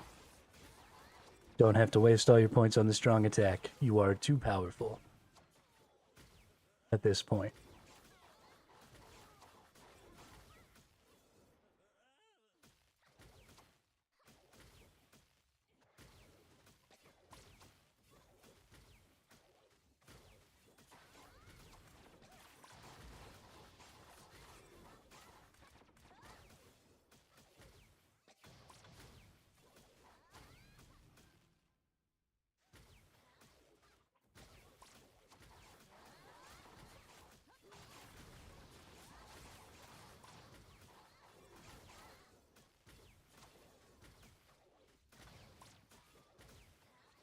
Oh, Thesourusaurus has joined the fight.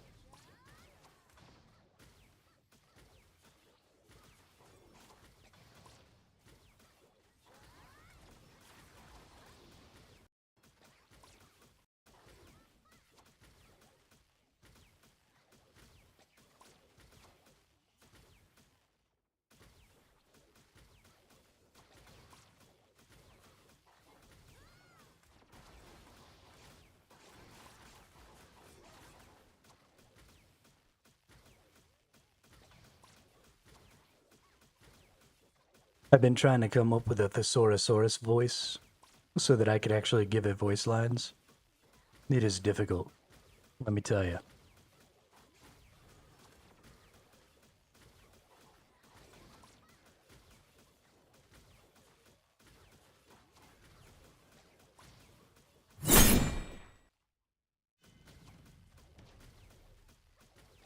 And one shot the boss.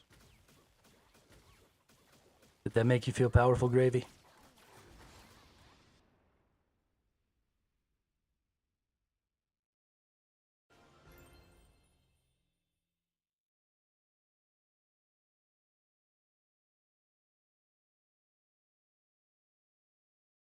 Gravy boss fight next.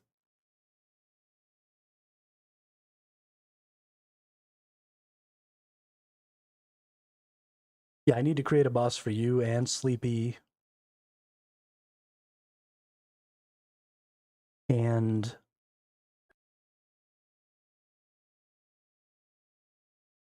I need to create so many bosses. I really need to stop playing video games when I'm not streaming and just work on the boss fight game. But I get distracted.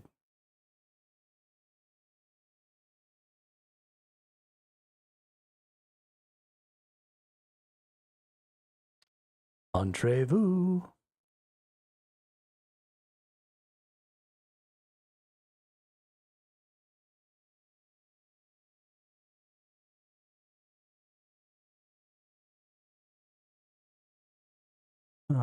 Let's see. We'll put this one here, this one here. Everything else can just, well, put this one here, put this one here. That's the best.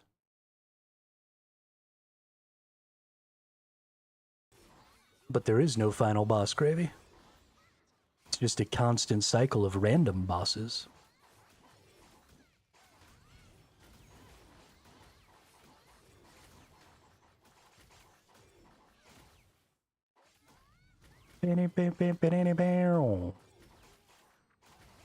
Ba-do-do-do-do-do.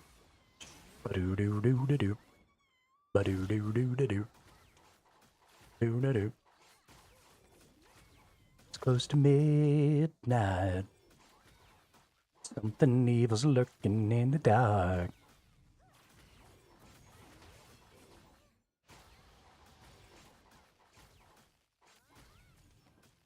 You start to scream, but terror takes the sound before it makes it. I don't know why I have Thriller stuck in my head, but I totally do.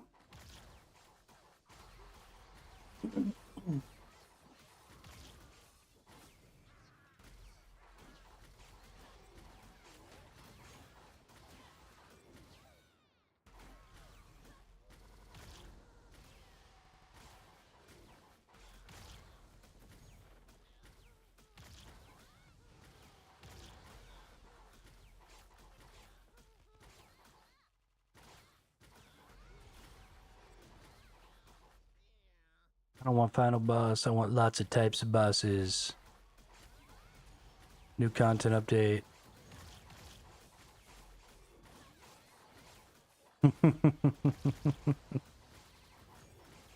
I don't think the player count's falling at all. Actually, I think the player count is increasing.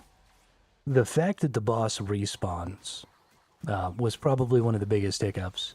And as soon as I get this Godot port done, then it's definitely going to be way better off.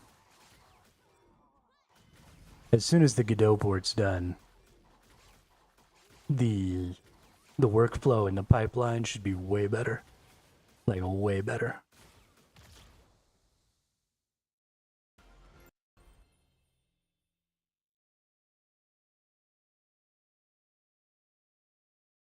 But making games is hard.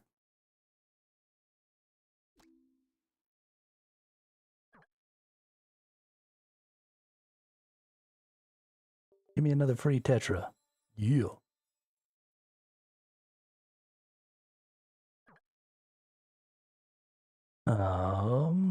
More attack. This game is called Summoner's War Rush. I don't know if you're familiar with the gacha game called Summoner's War.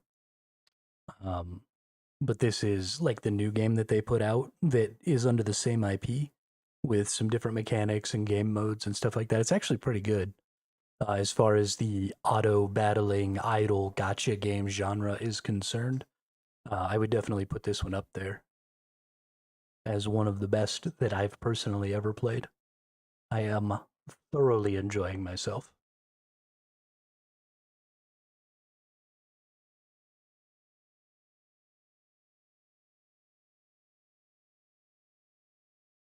You got your pinky stuck on the Q instead of the A.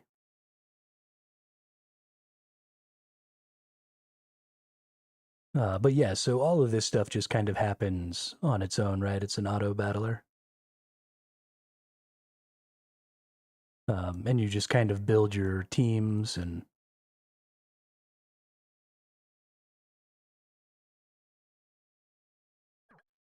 do the things. Using Azerty? Oh. Gross.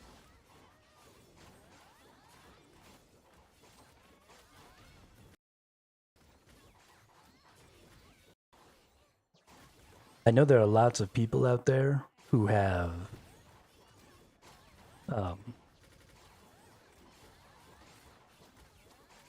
changed what type of keyboard and stuff they use from time to time over their lives and been able to adapt and stuff like that. But I don't think that I would be able to use a new type of keyboard. I'm just so used to the QWERTY, I'm so used to the layout.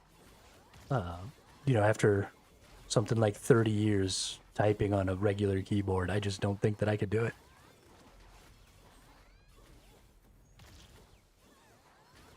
Don't think it's in the cards for me.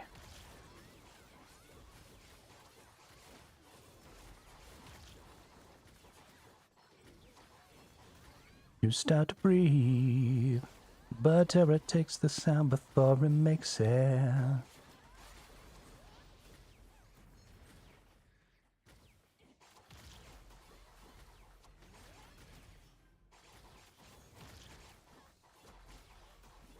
You're paralyzed.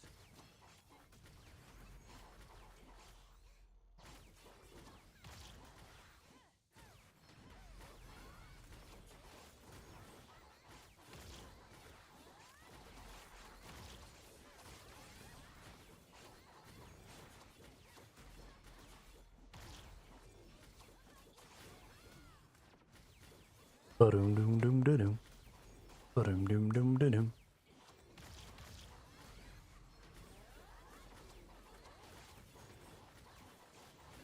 More comfortable using QWERTY, but everyone uses Azerty. Was not able to find a laptop with QWERTY. Are you serious? That's insane.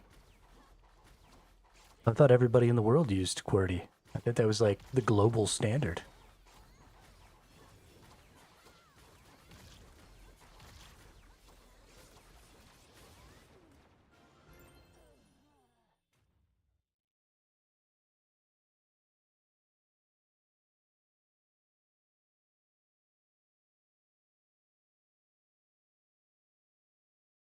Well, that's awful. Just awful. I'm sorry, Gravy. Sorry that that had to happen to you. Let's go back out here and let's beat these missions here real quick because we got some questies going on. We're going to use up some orbs.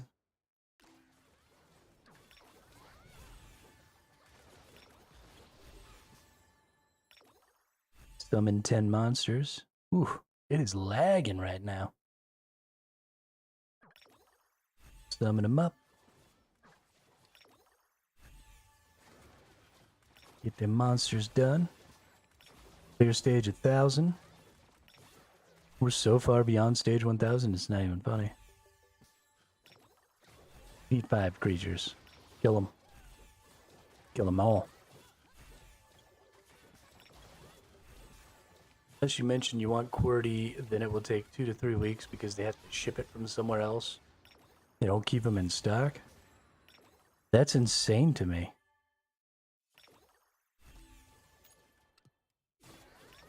Oh, you know what we need to do? We need to get ourselves a legendary critter. What do we get? I don't even know. Hang on.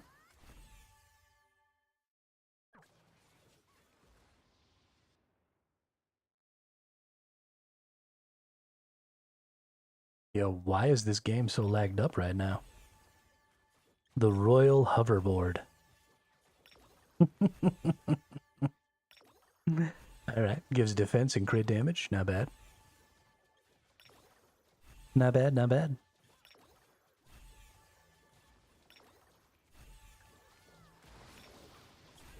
Use an item. Summon more monsters. Give me more mines. Clear stage 1040. Yes, it is also a mobile game. That is correct.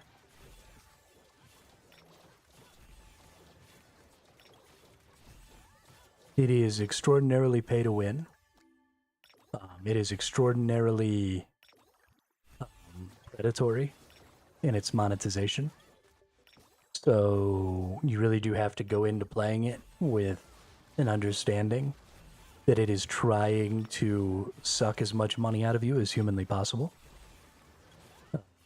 And either you have to be willing to spend an exorbitant amount of money, or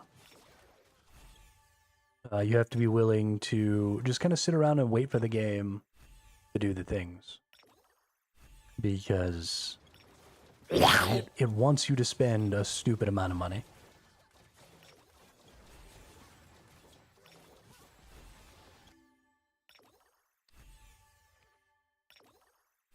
But regardless of that, it is at least a little bit entertaining.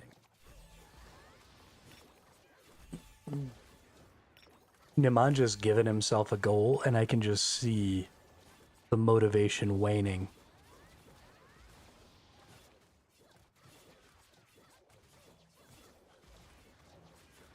As he realizes that he's going to have to spend days paying attention to when the boss respawns to kill it over and over again to get to 100,000 HP.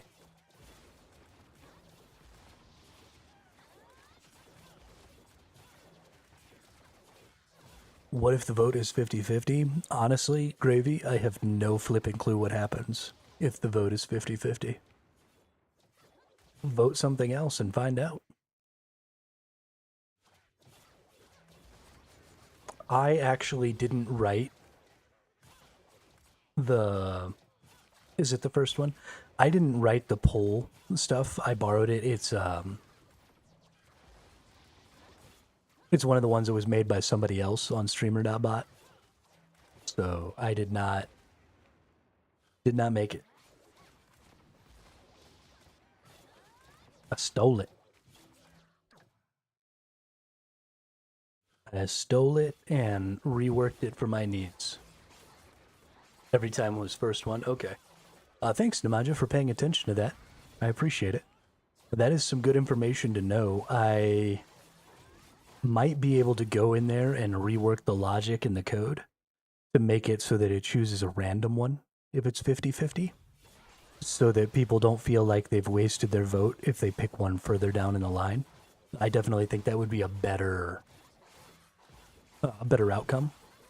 So I will see. I'll go open up the C# code and see if I can't do a little work on it and get it to do something random instead, because that would be definitely better.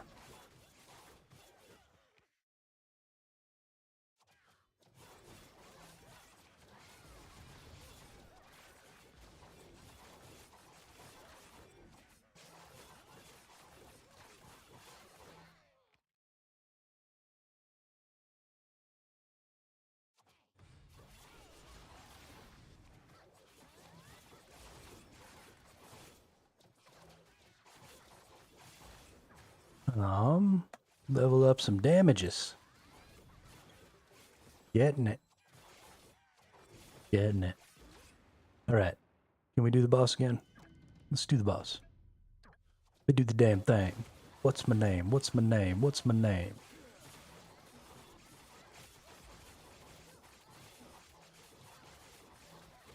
Slap! Oh. He didn't get petrified. At first I was afraid. I was petrified. Kept thinking I could never live without you by my side.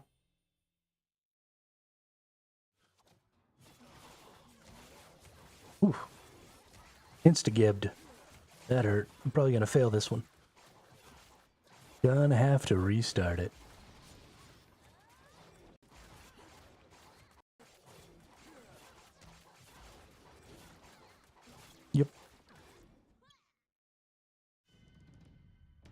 Let's just kite him.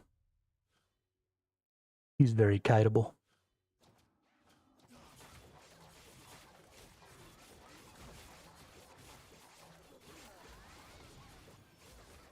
Get exploded.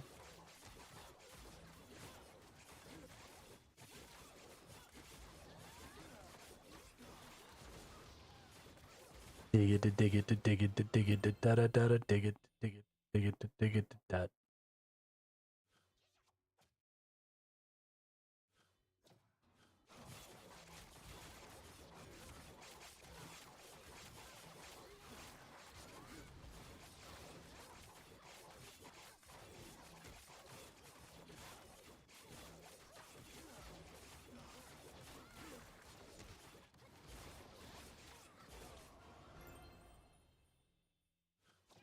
Whoops.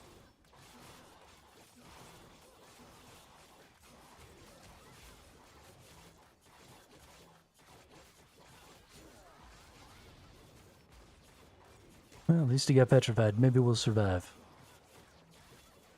Nope. Man. This dude's rough.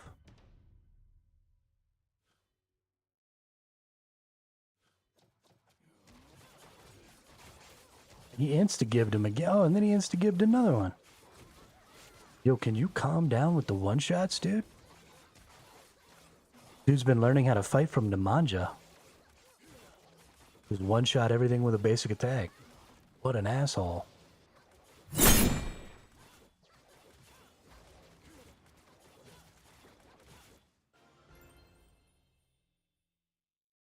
Stop teaching my enemies how to fight, Nemanja.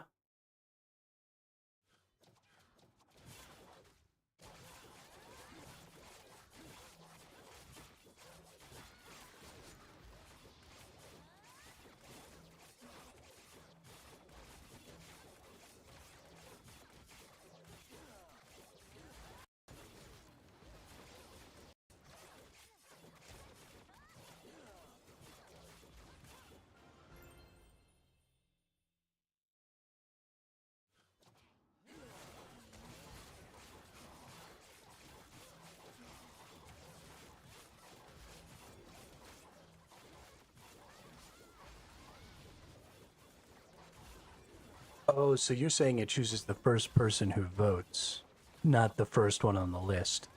I actually got that mixed up. I thought you meant it chose the first person on the list, or the first one on the list, not the first person who votes.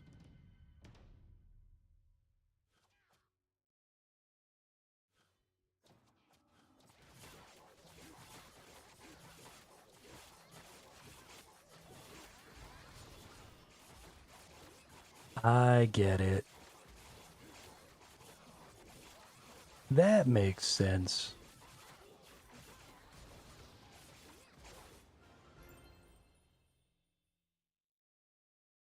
Hey, alright, on to a new type of... Oh, the centaur's also a pain in the ass.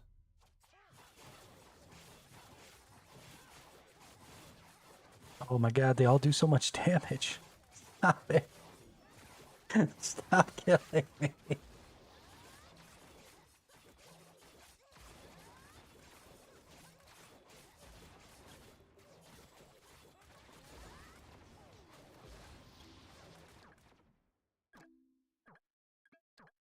Alright, we gotta get some more power. I don't know how, but it's gotta be done.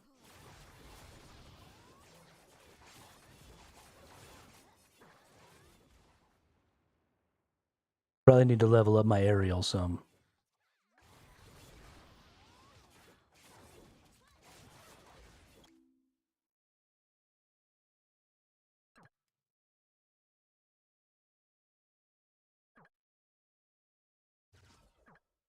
Barrel.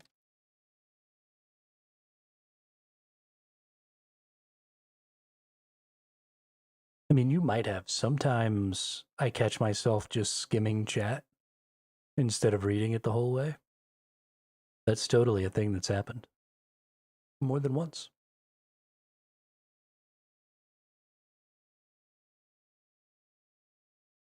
Totally a thing that's happened.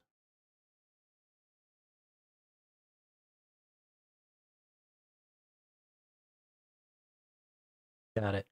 But at least it wasn't my fault. Hey, there's me. That's where I'm at right now. Let's get on in here. I think my new account, so my last account was better at fighting in the stages and worse at fighting in the tower defense. I think this account is actually better at fighting in the tower defense and worse at the stages, which is comical.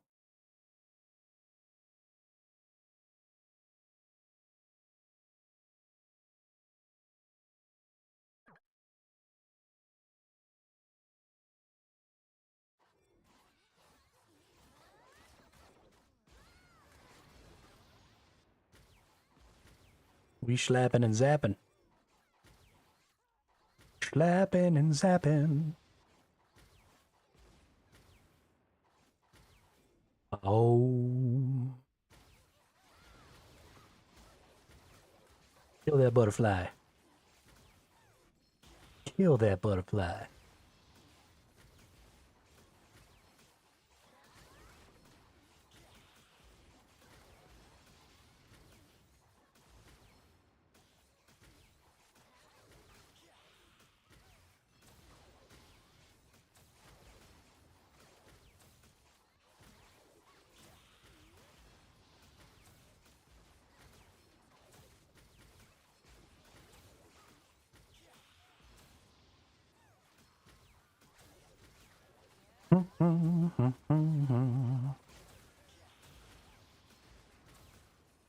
Whatever that weird robot thing is died.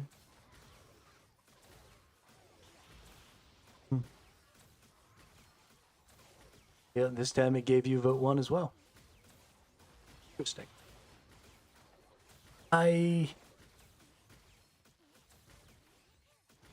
think actually if that's the way it works, if it's based on the first person who voted, I might actually leave that way. Because I like the idea that it's going to reward the person who was paying the most attention.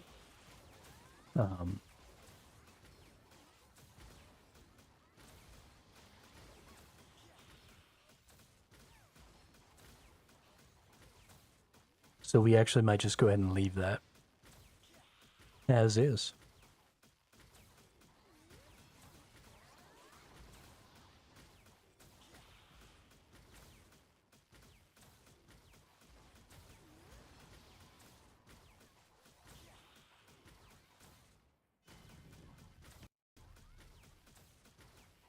Get that boss.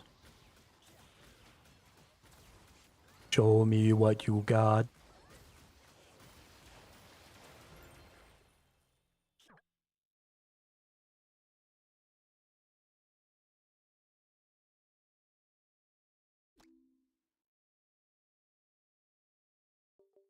All right.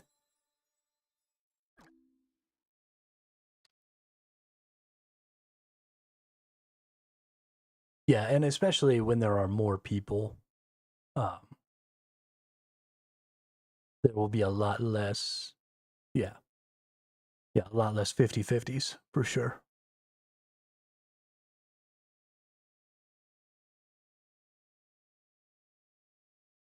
For sure.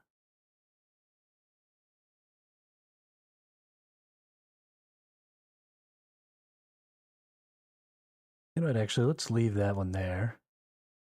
And let's put this one here, and let's put this one... no, we'll leave those in the corners. We'll put this one... No. Yeah, that can all be fine, just like it is. Dope. Food, glorious food. I hate these freaking scorpions in these freaking little piglets. They're so hard to hit. Look at all these misses, dude. Ridiculous. Thankfully, once I actually get my accuracy buff, it stops being a problem, but gracious, dude.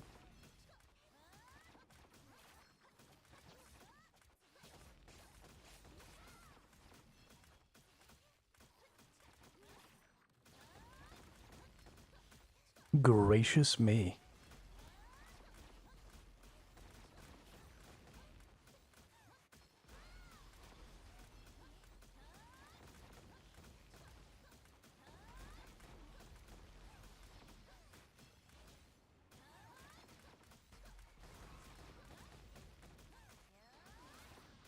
Kill that butterfly.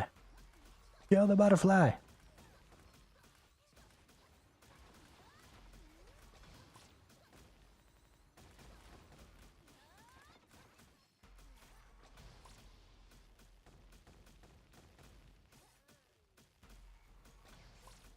So much craziness.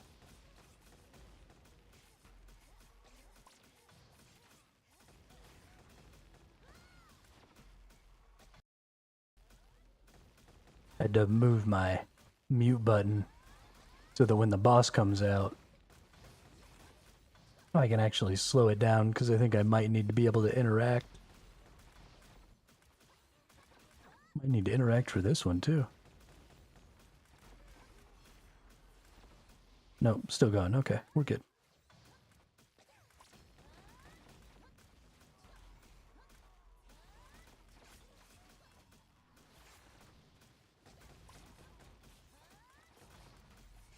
It made it all the way back around over to here. Holy shiznit.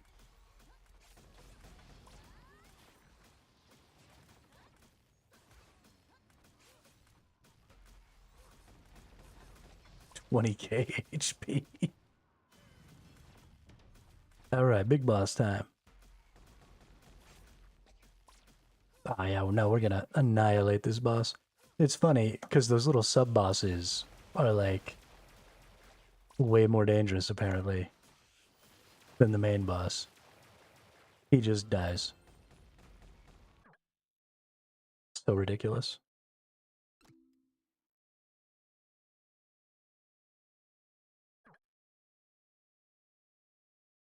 Oh, you know what? Well, we'll check that in a minute. But I might need to do my critter thing. We now have another. So these are other campaigns. And this is the special campaign. I actually need to be doing this one. But these are just like little storyline campaigns that are kind of cool.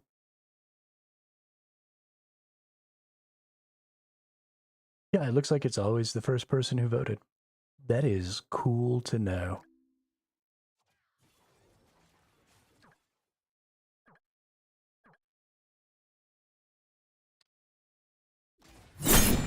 We don't want to spend money. Leave me alone.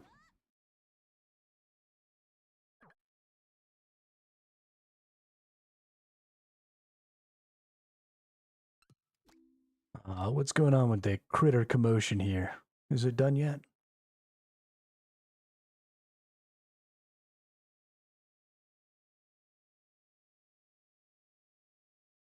Yo, we lagging. Yeah, it is done. So I got 300,000. I got 132 of those. I got 70,000 of those. I got some potion bottles. Popping bottles in the ice. Like a blizzard.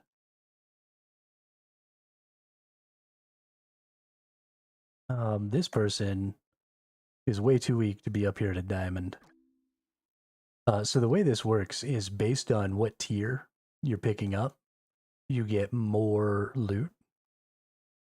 And so you have to put a defense team in here. And so people can attack you and try and kick you off your crystal. And so this person is significantly weaker than me. They've got 110 mil. I can muster up way more than that. Let's auto-select the team here, which is the team that I'm currently using. Yeah, I can muster up 427 mil. Except I don't want that one. Instead, I want that one.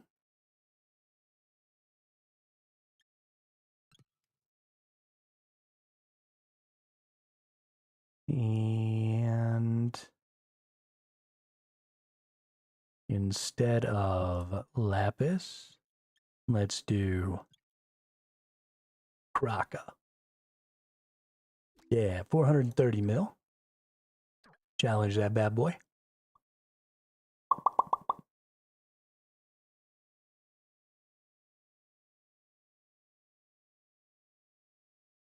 His little nerd team is gonna die. Get slapped. My crystal.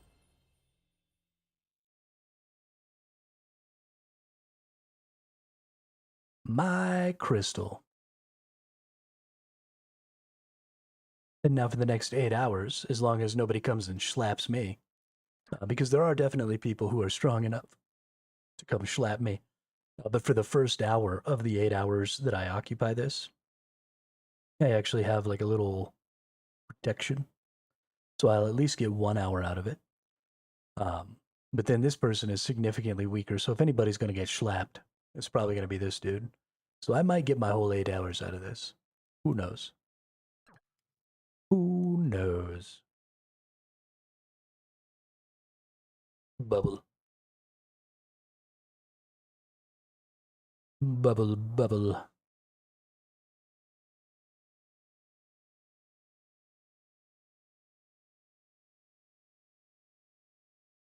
Is there a new event or something? Yeah, there's new events all the time. It's one of the things about games like this is they're always trying to get you stuff, get you to want to buy stuff, get you to want to do stuff. But we can go check in the news here. There was something that popped up on their Discord earlier today, so I'm probably going to go check it out. But it had something to do with like filling out a survey and doing some other shit.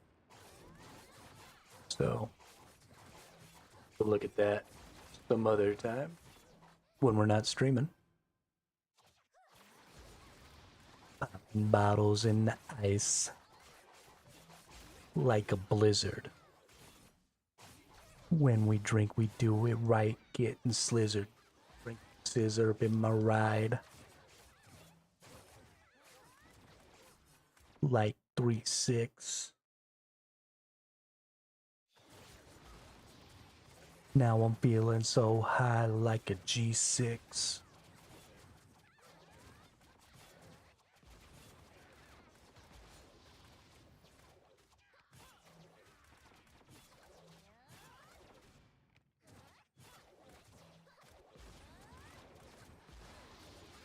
Okay, well, I'm waiting for the news thing to come up, but it's apparently super lagged, so it's going to take a minute.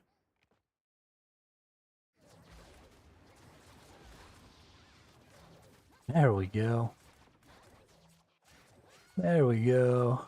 Let's see what this notice has to say for us.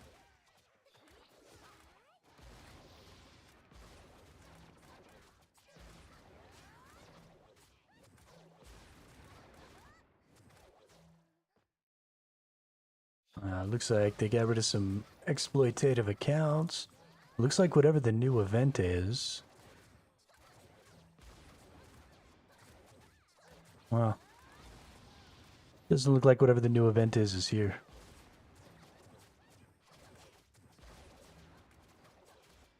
Nope.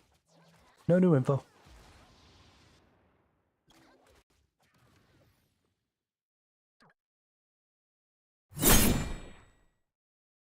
No! Poor Thesourusaurus.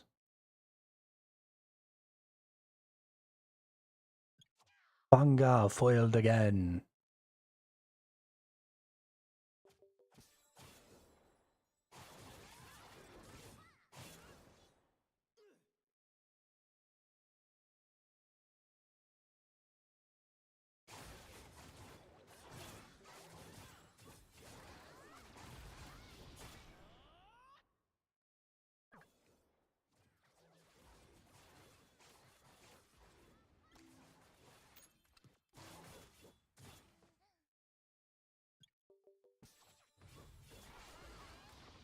Summon some more monsters.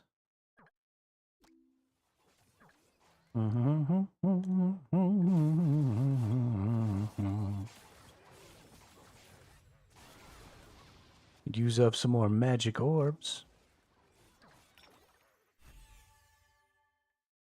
How close are we? Ooh, we're only 20.5 KOA from level 18 on the orbs, which is going to be hella dope. It's not really going to do a ton for us because we're only getting 0.01 increase to our masterpiece, which are the types that we want right now. So this isn't going to be great for us. Probably going to 19, which is going to take probably 500k plus worth of orbs, is going to be when we're going to see a big increase and get better masterpieces, more masterpieces, and maybe a handful of, or maybe one or two transcendents. And that'll be a pretty big break point for us as far as power goes. But in order to get there, we're going to have to get a lot more of these orbs, which is going to mean, time. It's going to mean... wrong button.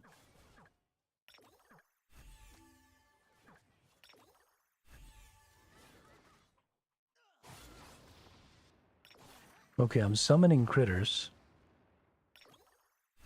Doesn't seem to be registering that I'm summoning critters.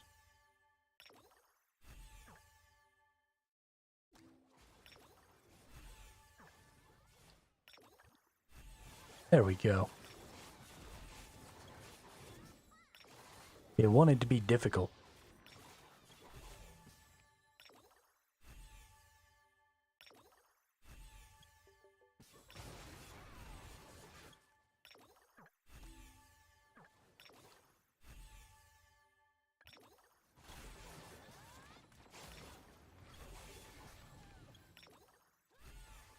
Summoning up the magic orbs.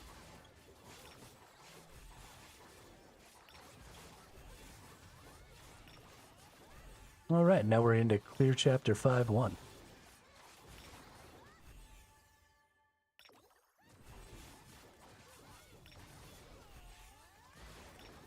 Let's see, we've got some gold here, so let's go ahead and level up the attack power a little. And let's get back into the bosses. Maybe I have enough damage now. Oh, I'm gonna have to kite the centaur.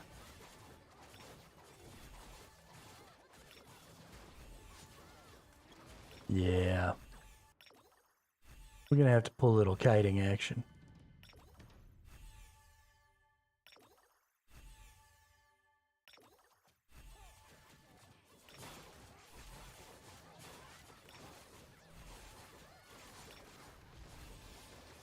Ooh, even then, we might not make it. Maybe, though. Come on, y'all, you can do it. Nope. Oof. We're in a rough spot. Centaur's beating my ass.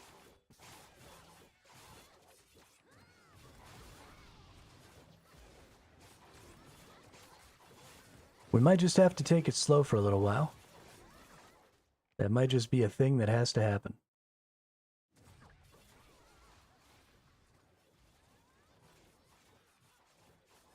I don't want it to be a thing that has to happen. But it's possible that it's gonna be.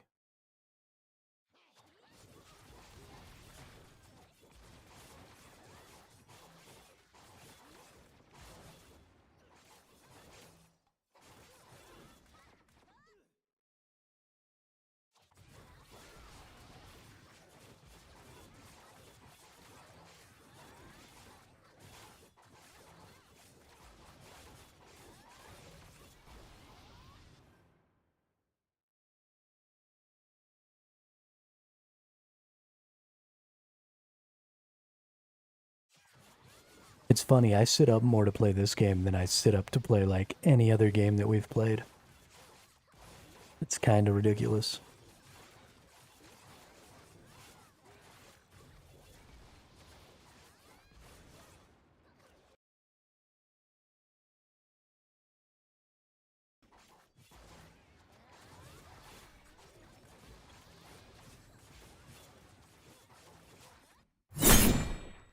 Who's in the chat?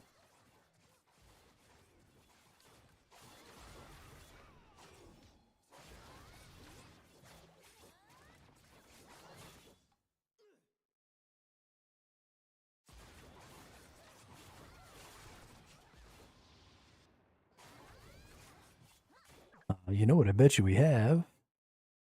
I bet you we have a couple of arena attacks. Here we go. Don't want you. Instead we want you. Oh, you only get 10. Okay, whatever. We'll let it auto-select. That's fine.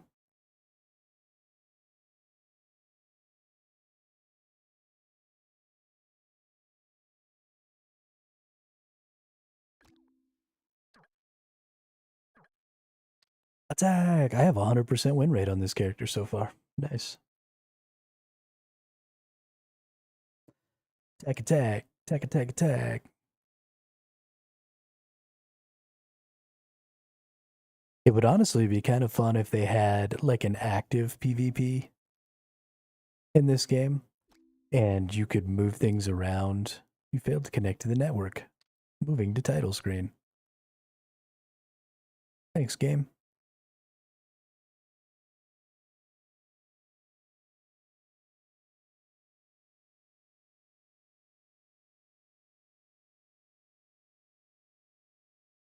Oh, game. You're so silly.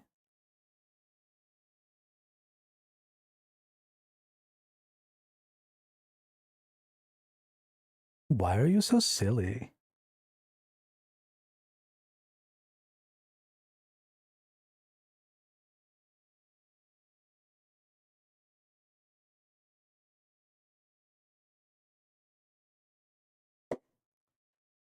Bum pa bum pa bum bum bum. Bum pa bum pa bum bum.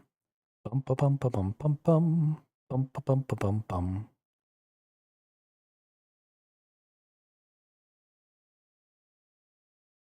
They call me Cuban Pete, king of the ramba beat. When I play the maracas, they go chick chicky boom, chick chicky boom.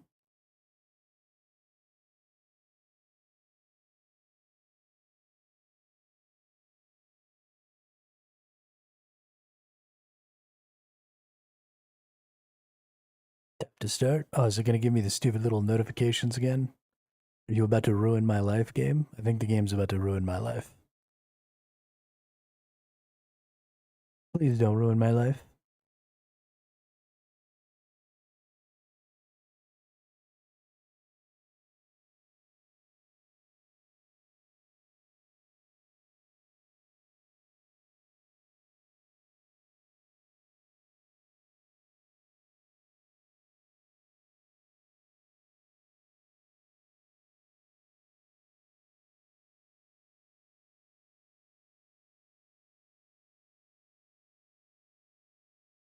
And you could get married in it, and you could get better stats from it. Well, that's interesting. There's a lot of marriage mechanics in a lot of tactical RPGs. See, so this is what happens a lot of times. And I don't know precisely what the problem is, but these stupid fucking things pop up, and then you can't close them, so you can't move forward. So I'm gonna have to put y'all on the old be back soon screen.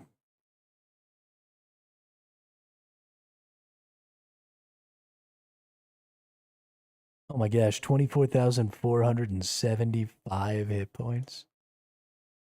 You absolute psychopaths. And then we're gonna close the game real quick. Let me go ahead and turn off the audio too.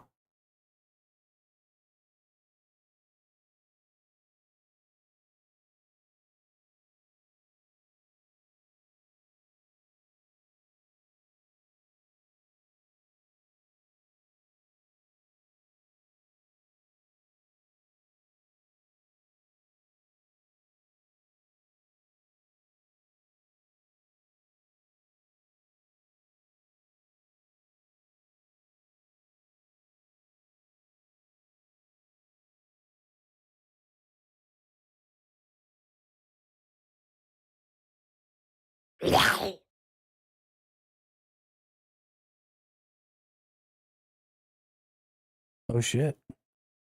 The boss's timer finally counted down and did its auto attack.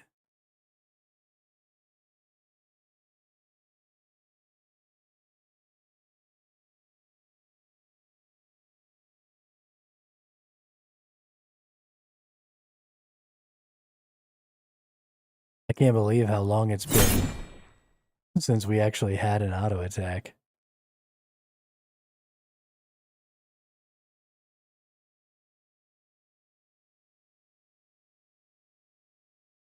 That's funny. Even though he's dead, it's still counting down.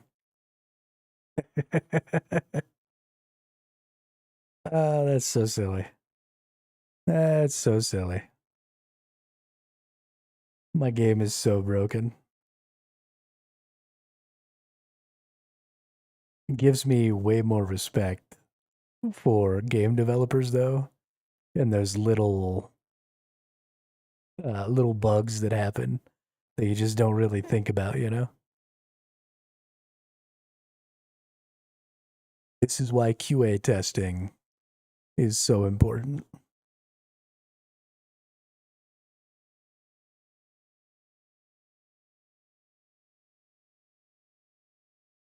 I always putting little, like, angry, stabby rodents on my screen, Gravy. What's with the angry, stabby rodents?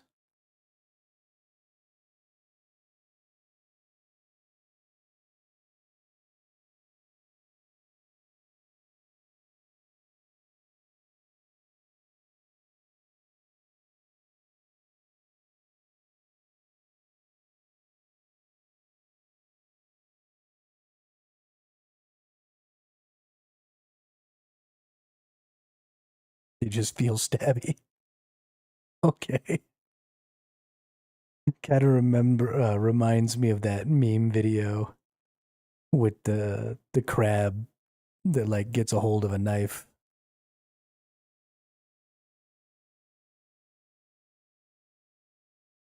The game does not appear to want to be launching again. Oh, never mind. Maybe it's gonna go now. Just had to complain about it a little bit.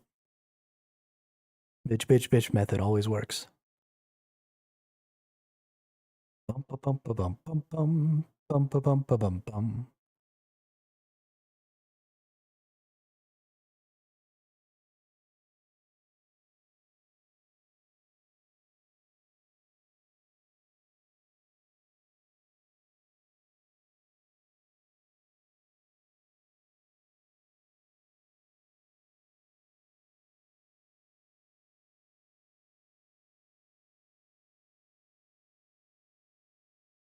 Yeah, my computer is struggling right now. I'm kind of hoping that when this game comes out on Steam, it ends up on NVIDIA GeForce Now, but I don't think it's going to because none of their other games are on there. My poor computer is not enjoying this. The problem is I don't think the game was ported to PC. I think it's running on an emulator for like the Android operating system or the Android game system or whatever.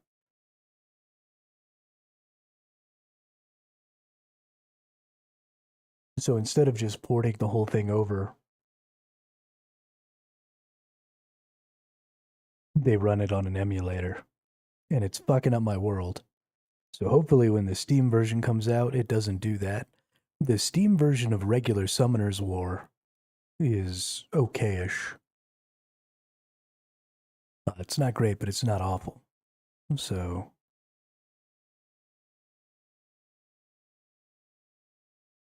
I'm hopeful. You get you some dinner, Gravy. Make you some peanut butter and jelly tacos. Because that's what a man does.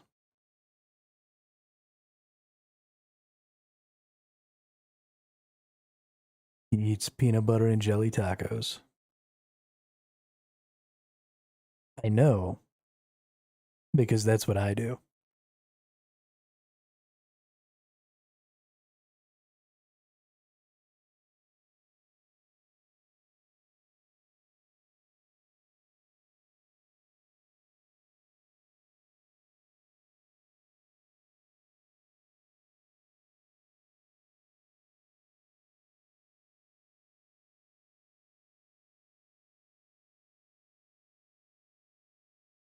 I mean, eating peanut butter and jelly tacos is not the only thing a man does. So I think it's still totally possible to be a man and not eat peanut butter and jelly tacos. But it is one of the paths to mandom.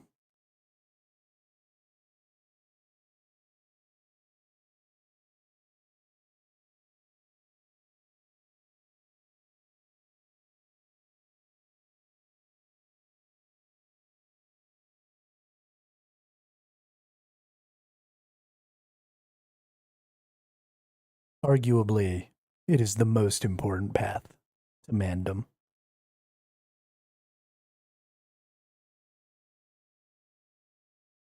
I mean, considering how much food I put away, I am absolutely a bigger man. Yes.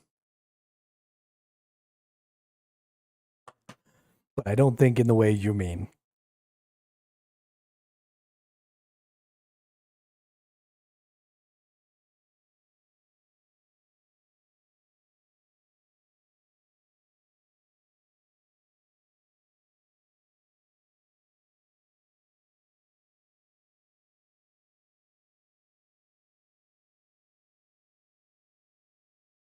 Oh, the countdown is double timing now. What's going on?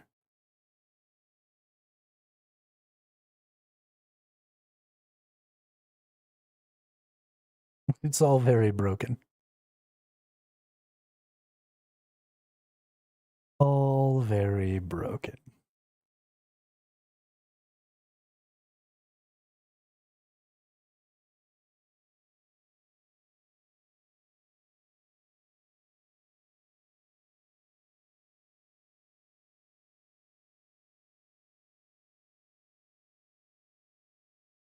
I didn't break it, you broke it.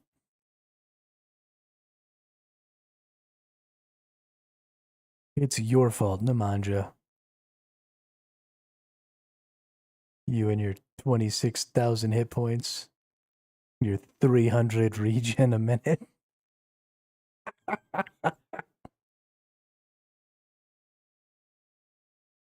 Oh my god, that's hilarious. 300 regen.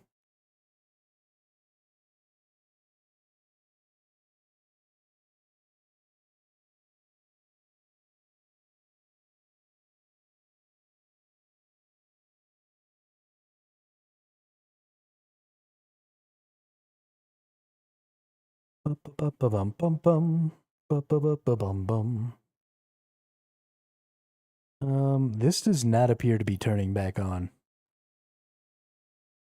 I think my computer is officially under protest.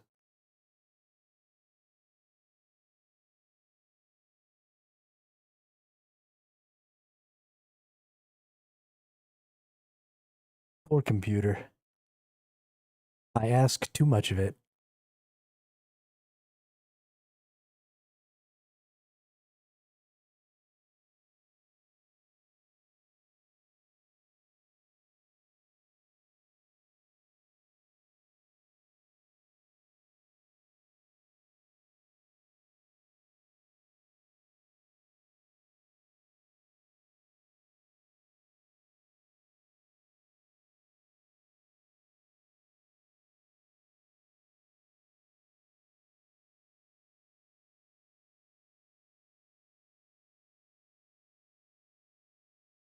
That definitely wasn't you. It was definitely my fault for playing this game.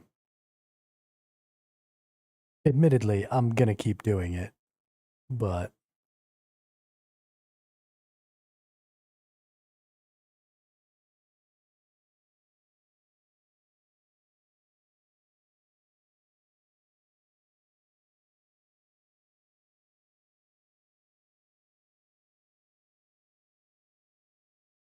dun dun dun dun dun dun dun dun dun dun dun.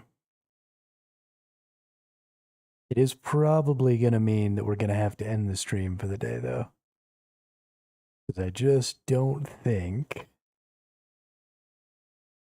that my computer is going to be able to continue to operate.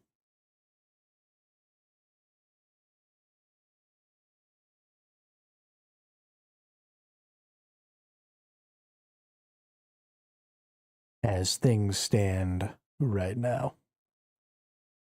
Which is unfortunate, because it's only like a 4.5 hour stream.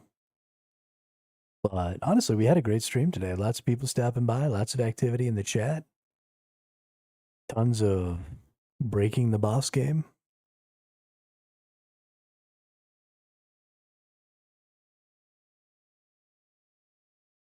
I mean, all your hit points will still be here, and I'll be back tomorrow.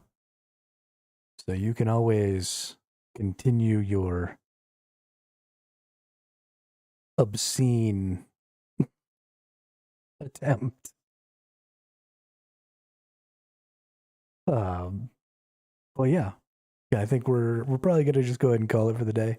We're probably still, even though it's probably gonna blow up my computer at some point, I'm gonna keep playing this game because I'm enjoying it and I wanna.